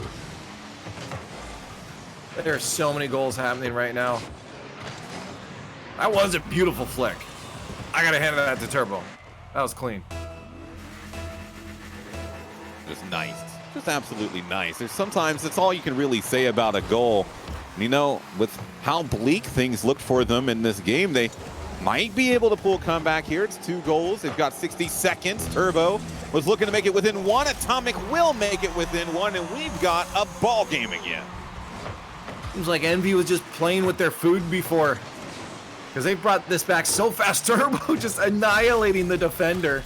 Or they've just realized, hey, they're really good at defending. If we just take them out of the net, they can't be good at defending. Well, now, less than a minute on the board, and Alpine be a bit concerned at throwing away a massive opportunity to take the win. So it'll come back down. Atomic into Magic Bear. A little bit of a trip up there as Turbo retakes control, double commit, but Atomic able to take it back into Percy. Turbo straight back into Mist as he'll look to wrangle back control here. Demo coming through as Mist beats Jordan. He'll take it up and around the corner, looking to get it center, and we've got a tie ball game.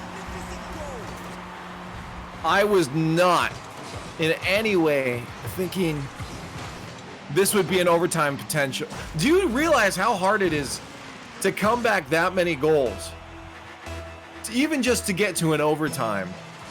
And at this pace with another kickoff, there's a chance they score another one. Oh, you almost spoken into existence there. Jordan just able to find that touch, but I mean, this is truly a monumental comeback if Envy is able to finish it off. Atomic, what a goal! And he'll propel Envy into the lead. With 8 seconds left, another kickoff could spell a chance for Alpine to bring this back to an overtime situation. But all Envy has to do right now is hold off, and they'll take this game. They'll take game number 2, putting themselves at match point. Both these teams with this game alone set themselves in a really good spot, so it almost doesn't matter who loses this series.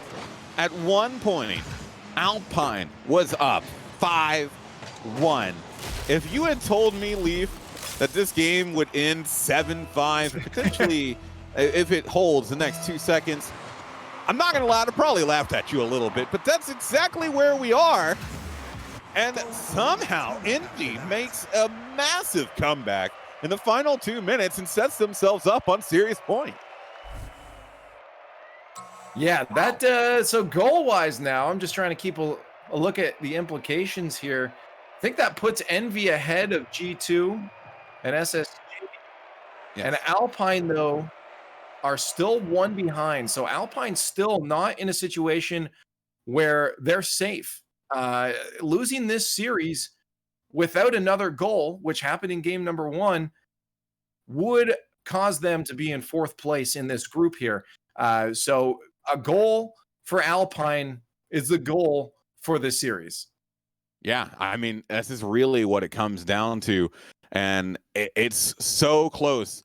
Alpine, I mean, G2 is going to be watching this next game with their fingers crossed because they're 1 away. That's it. That's it.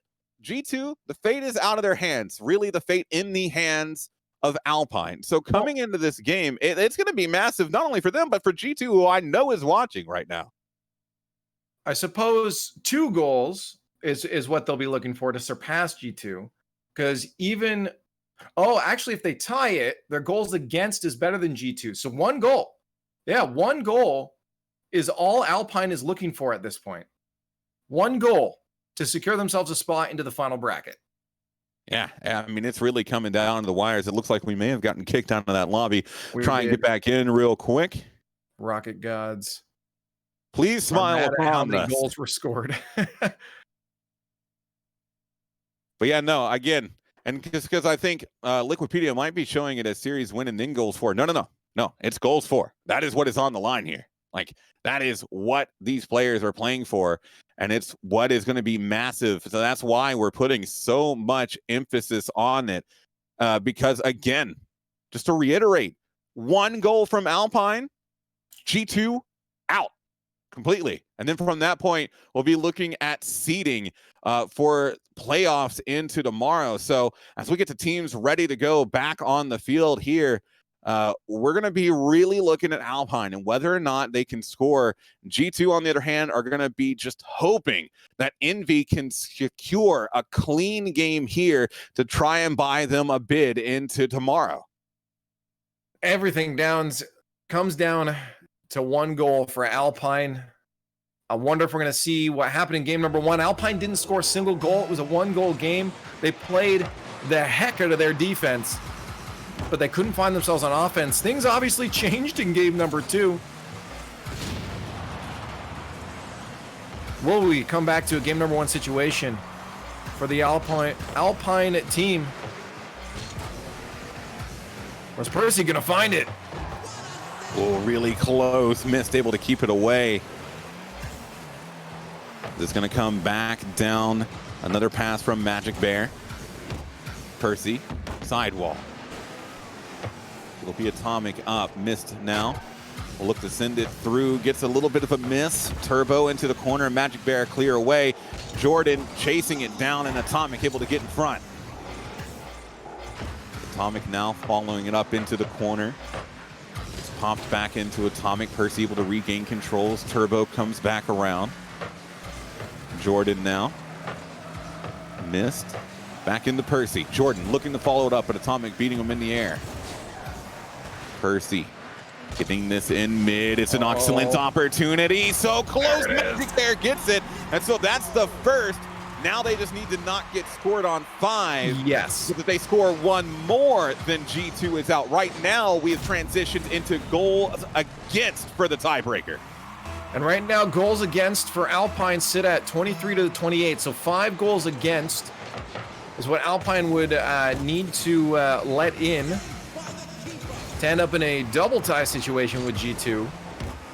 And based off last game, Envy has full capability of scoring that many goals in this game.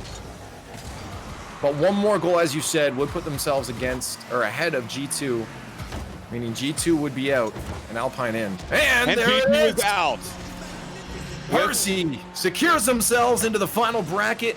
As long as we're not doing bad caster math here and we've got it right, Alpine is through.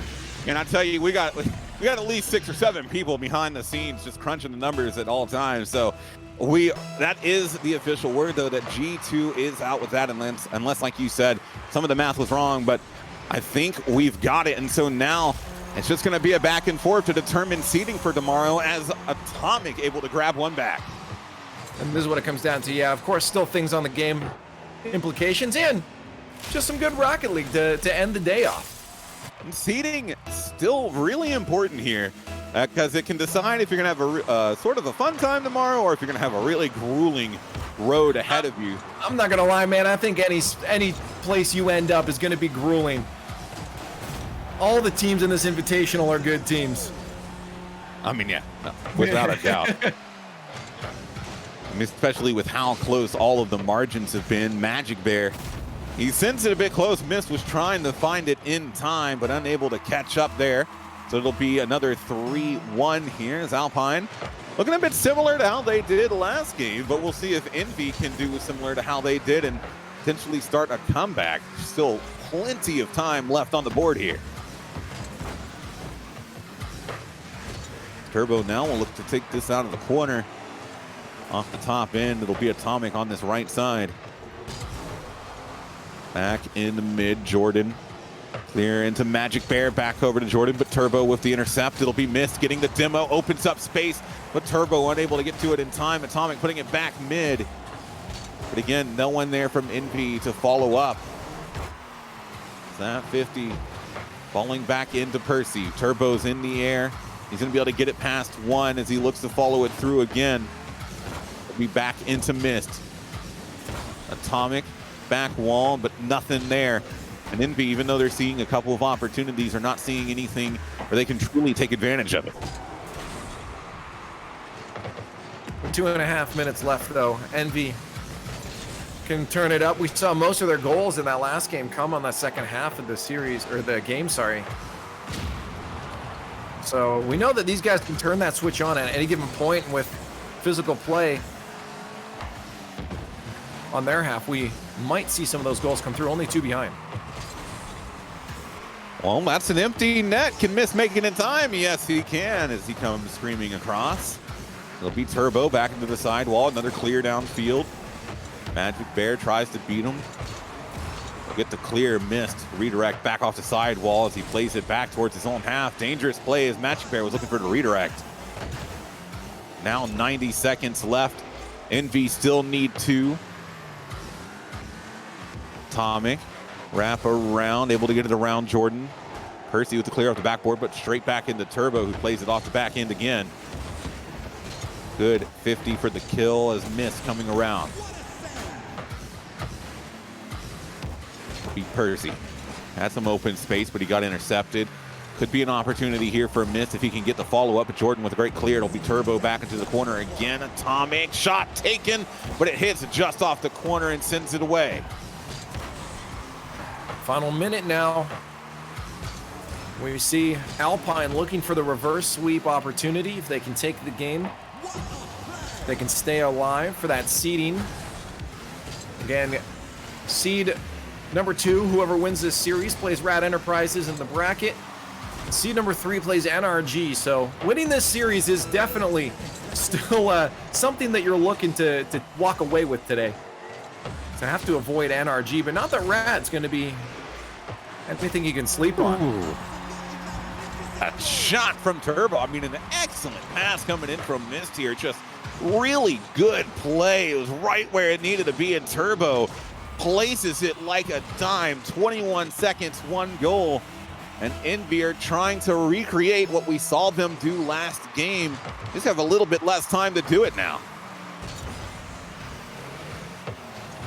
Atomic with some fancy play. Turbo almost able to finish it off. It'll be missed. Back up again, and Jordan with a glancing touch to save it away. Atomic, final opportunity here for Envy as Turbo plays it across to Mist, who puts it into the corner. Atomic back over to Turbo, shot, but what a save from Jordan, and Alpine take game 3. They're going to hold on to their opportunity to grab that second seed as we move into game number 4. Alpine only 1 goal ahead of Envy. It's not going to be an easy battle to reverse sweep a team like Envy, especially with what we've seen Envy be able to pull off in this series.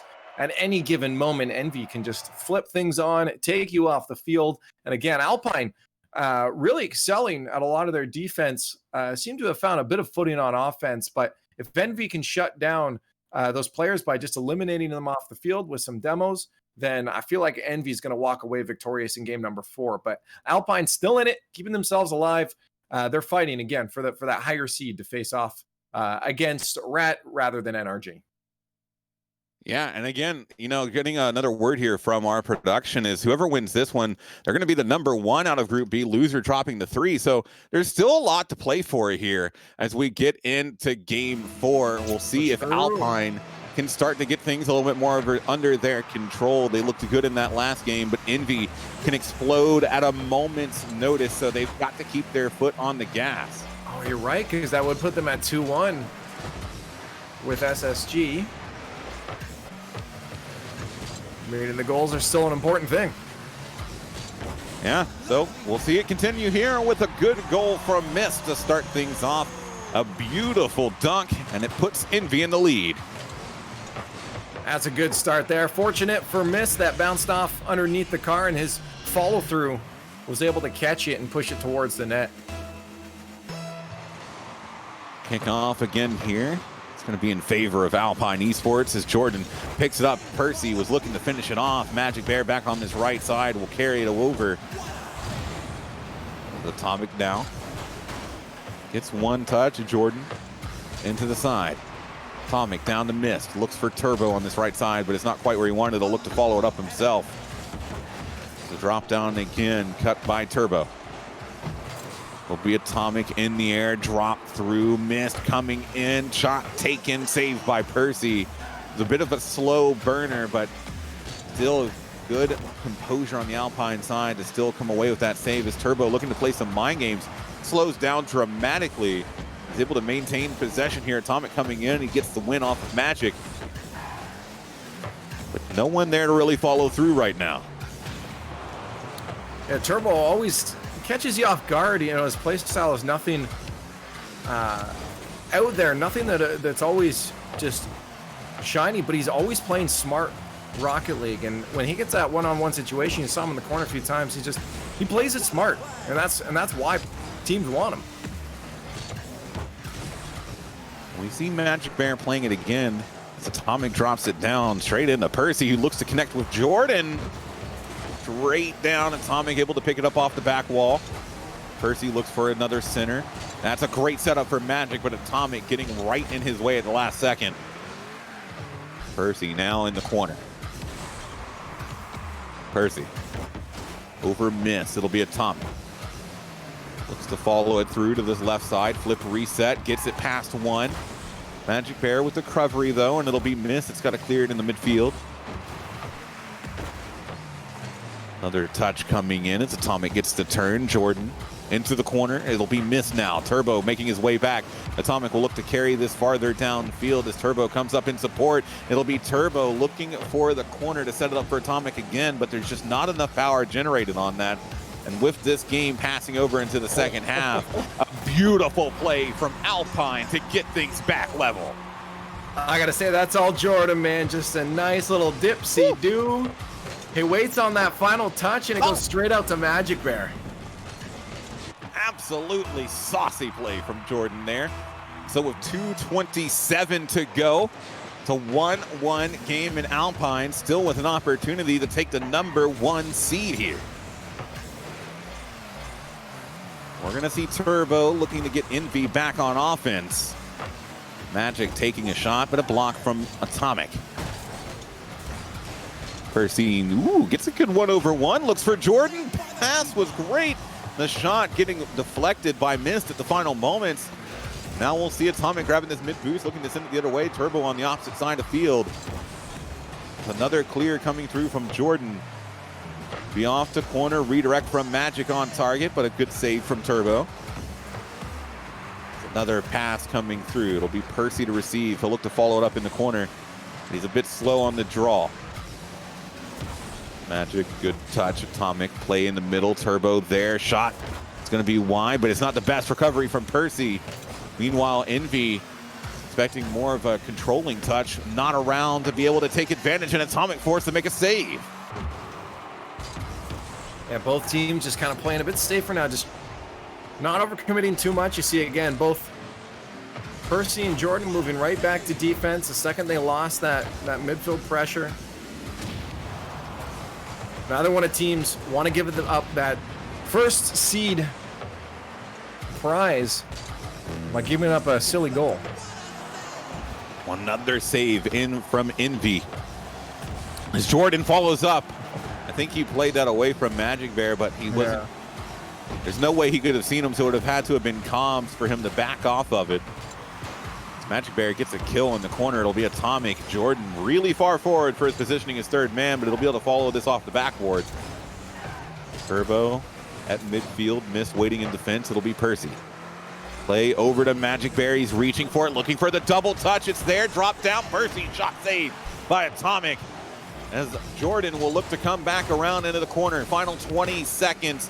Envy takes this game and they win the series. Alpine takes it and they push it to a critical game 5 as it comes back down again. Percy shot through, and now 11 seconds remaining. They take the lead. The careful approach to offense is starting to follow through. A beautiful 50 from Magic Bear, just in case he also gets the boost on his way back, but it doesn't matter. Percy's there to finish it off, and with 11 seconds left, we're looking at a reverse sweep situation, a game 5 at least, unless Envy can turn it around in 10. The cards on the table. It's just a matter of what the draw will be. Turbo gets a great pinch downfield. Percy, all he needs to do is kill it. All he does is kill it. And we've got a game 5 on our hands here, Leaf. And it all comes down to this, how appropriately. First seed on the line right now is goals for. They both surpassed SSG. The winner of this series, this next game, is getting your first seed, while the loser, I believe, then dips down to third place. So getting that first place is incredible, because at that point you get the bye and it just gets you one step closer to those grand finals. Yeah, it gives you a little bit more breathing room tomorrow, a little bit more time to prepare. You're not having to go through the gauntlet. So, man, the next 5 minutes, barring overtime of Rocket League, is going to be just so massively important. Alpine, if they could pull a reverse sweep here, that's going to be absolutely incredible. Absolutely incredible. Well, we're going to see, because right now it looks like they've started to play a lot smarter in their offense. I was mentioning it near the end of the last game there, that they're looking to back off as soon as they need to. They're not doing anything silly and overcommitting that last man, and the second they've lost the ball, they're back to defense. But they're not doing it too much that they're giving up their offense. So Envy's definitely going to have to make sure that they make that offense, that transition from midfield to offense, stay in their control if they're being given that space. Well, it all comes down to this here. Space, no space, goals, no goals. Doesn't matter. All it comes down to is the win at the end of this game. Winner takes, again, that #1 seed. Loser drops down to 3. We'll see both tomorrow. It's just a matter of when as this game gets underway. It'll be Mist taking possession downfield, intercepted by Jordan as he plays it to his right side. Turbo. Ooh, a little bit of a interesting touch there from Magic, but it works out for him as he comes back into this corner. Rolling back and around as Jordan clears it back. Atomic drop down, but Turbo too far to take advantage. Good 50 coming in through. Atomic has a shot opportunity, but he sends it wide. Percy looking to follow up on that hit as Turbo wins the 50. Missed coming up. Atomic last one back. Missed, and Turbo deep in the orange half. That double demo comes through. Miss. Open goal, but he misses it wide. That could have been a wonderful opportunity for them to take the lead.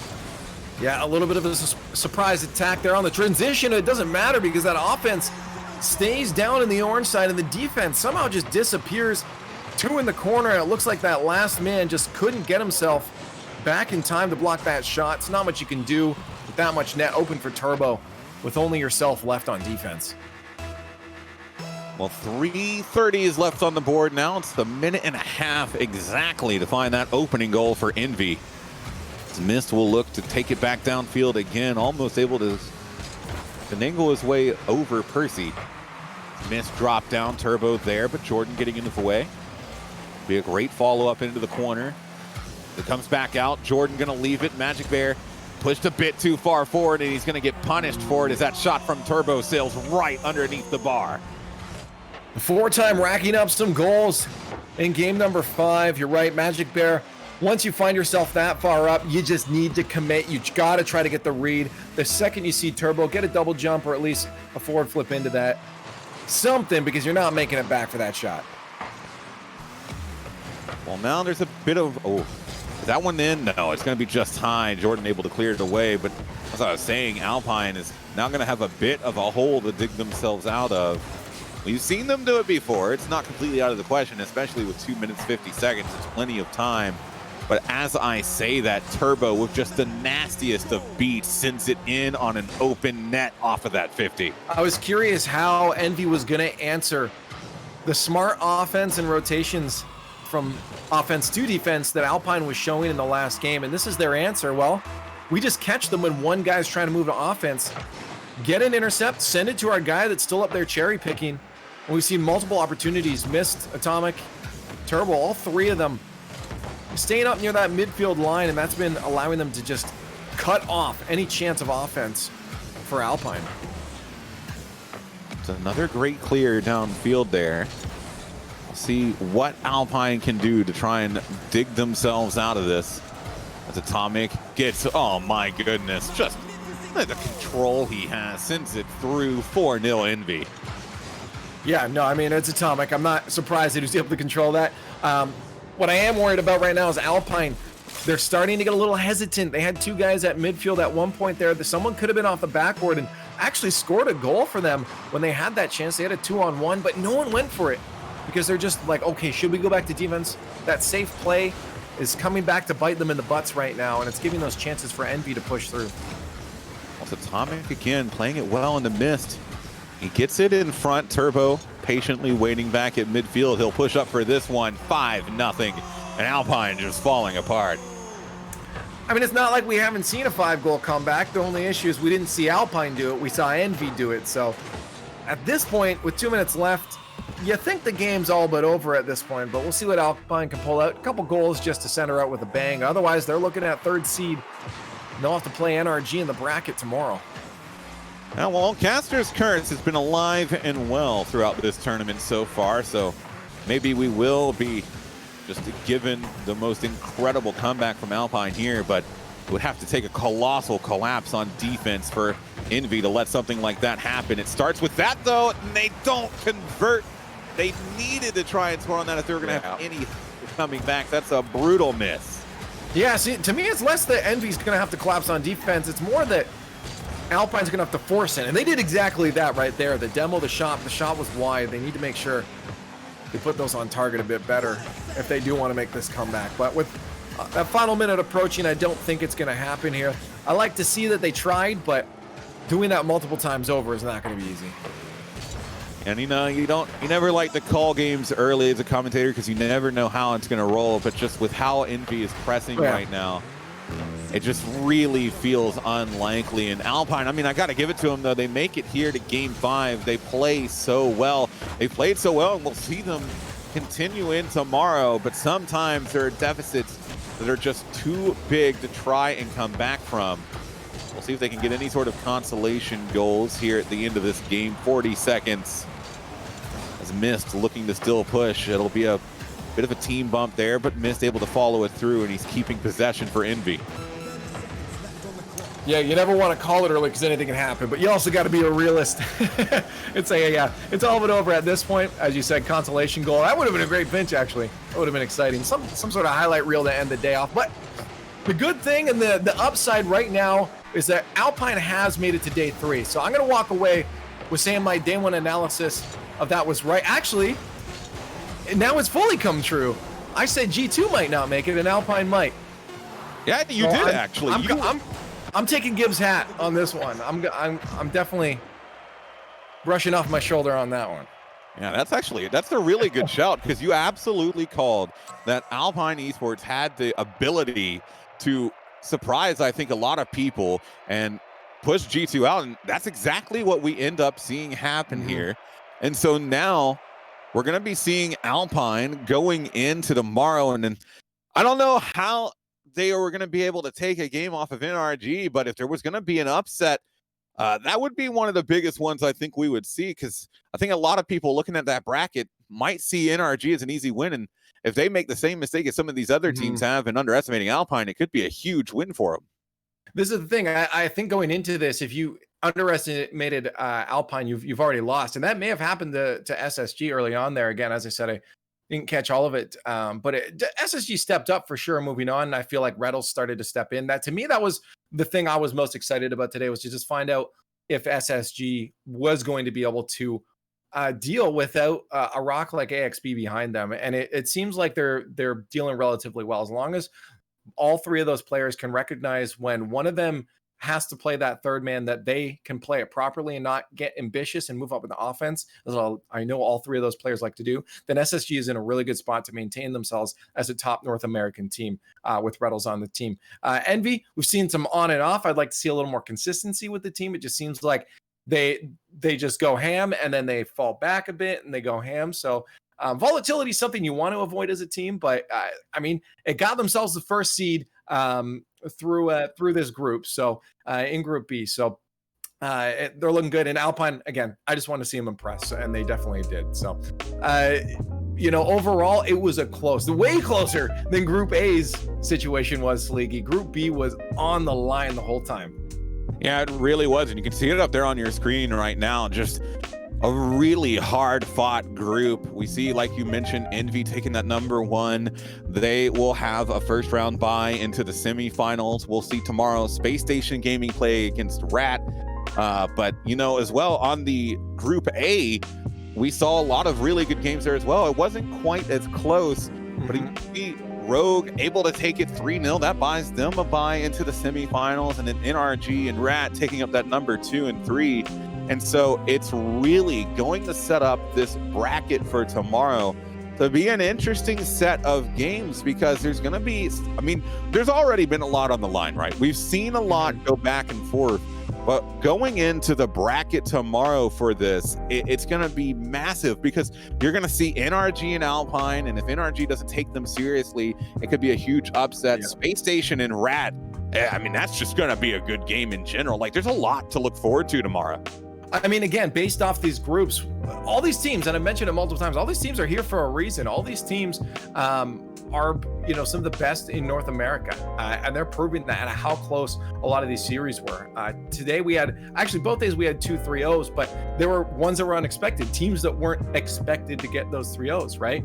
So I feel like North America just overall is getting closer and closer. The top end's getting heavier, and that bottom end is being lifted up now, and especially the way RLCSX is going to work, all these teams are going to be getting that much more experience against the top teams, and it's just going to improve the depth of all the teams across North America and Europe. So I'm glad that we're getting this taste the weekend before we go to RLCSX, and now we get one good final bracket, as you just saw there. NRG, Alpine playing first, Space Station and Rat playing, and then Envy and Rogue with your buys. So that single limb is going to be pretty gruesome. I mean, any one of these teams have a chance to push through. I'd say, obviously, I think people have NRG as one of the favorites, but we did see NRG play a little bit below, I guess, what we expected. So it could be anyone's game. In all honesty, I'm going to ask you this too.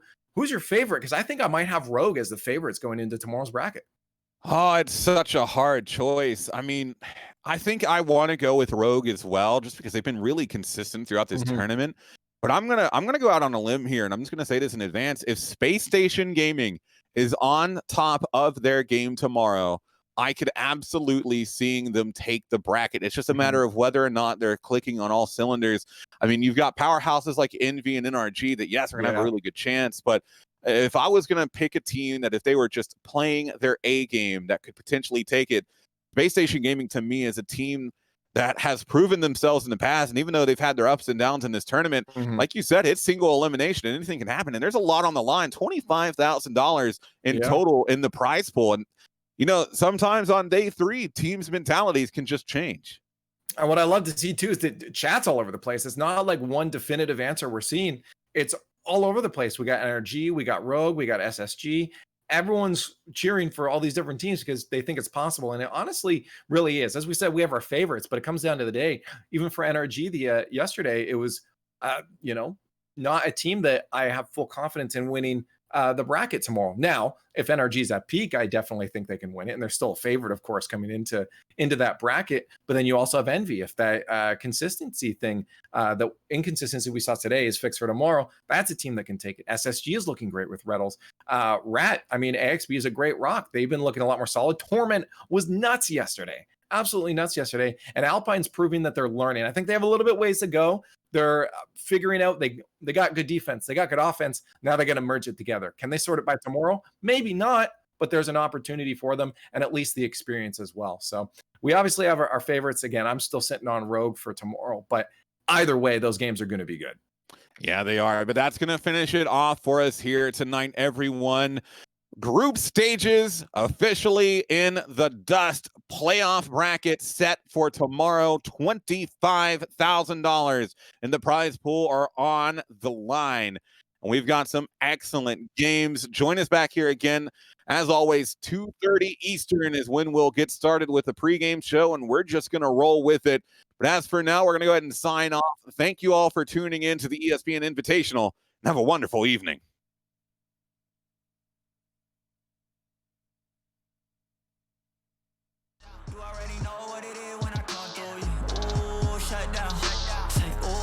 Shut down. Say, oh, what now? Tell me who you see when you look straight up. Like, wait, who us now? What you gonna do when we pull up on you? Like, oh, touchdown.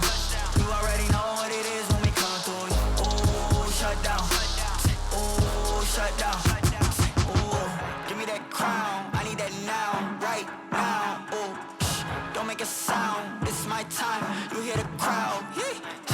We need that rain. Me and my team. Deja vu, this here a dream. We done all seen 100 times over back when we was just teens. Now we going dumb, told them we the one. They would count us out, now we counting up the funds. Now without a doubt, they be throwing up the ones. Like they was always rapping, I believe them if you want. Now they show love, came with a dub. It is what it is, it isn't what it was. They all love to hate when it don't work out. Tell you that they always been down when it does. Look. Say, oh, what now? Tell me who you see when you look straight up. Like, wait, who? Now, what you gonna do when we pull up on you? Like, ooh, touchdown. You already know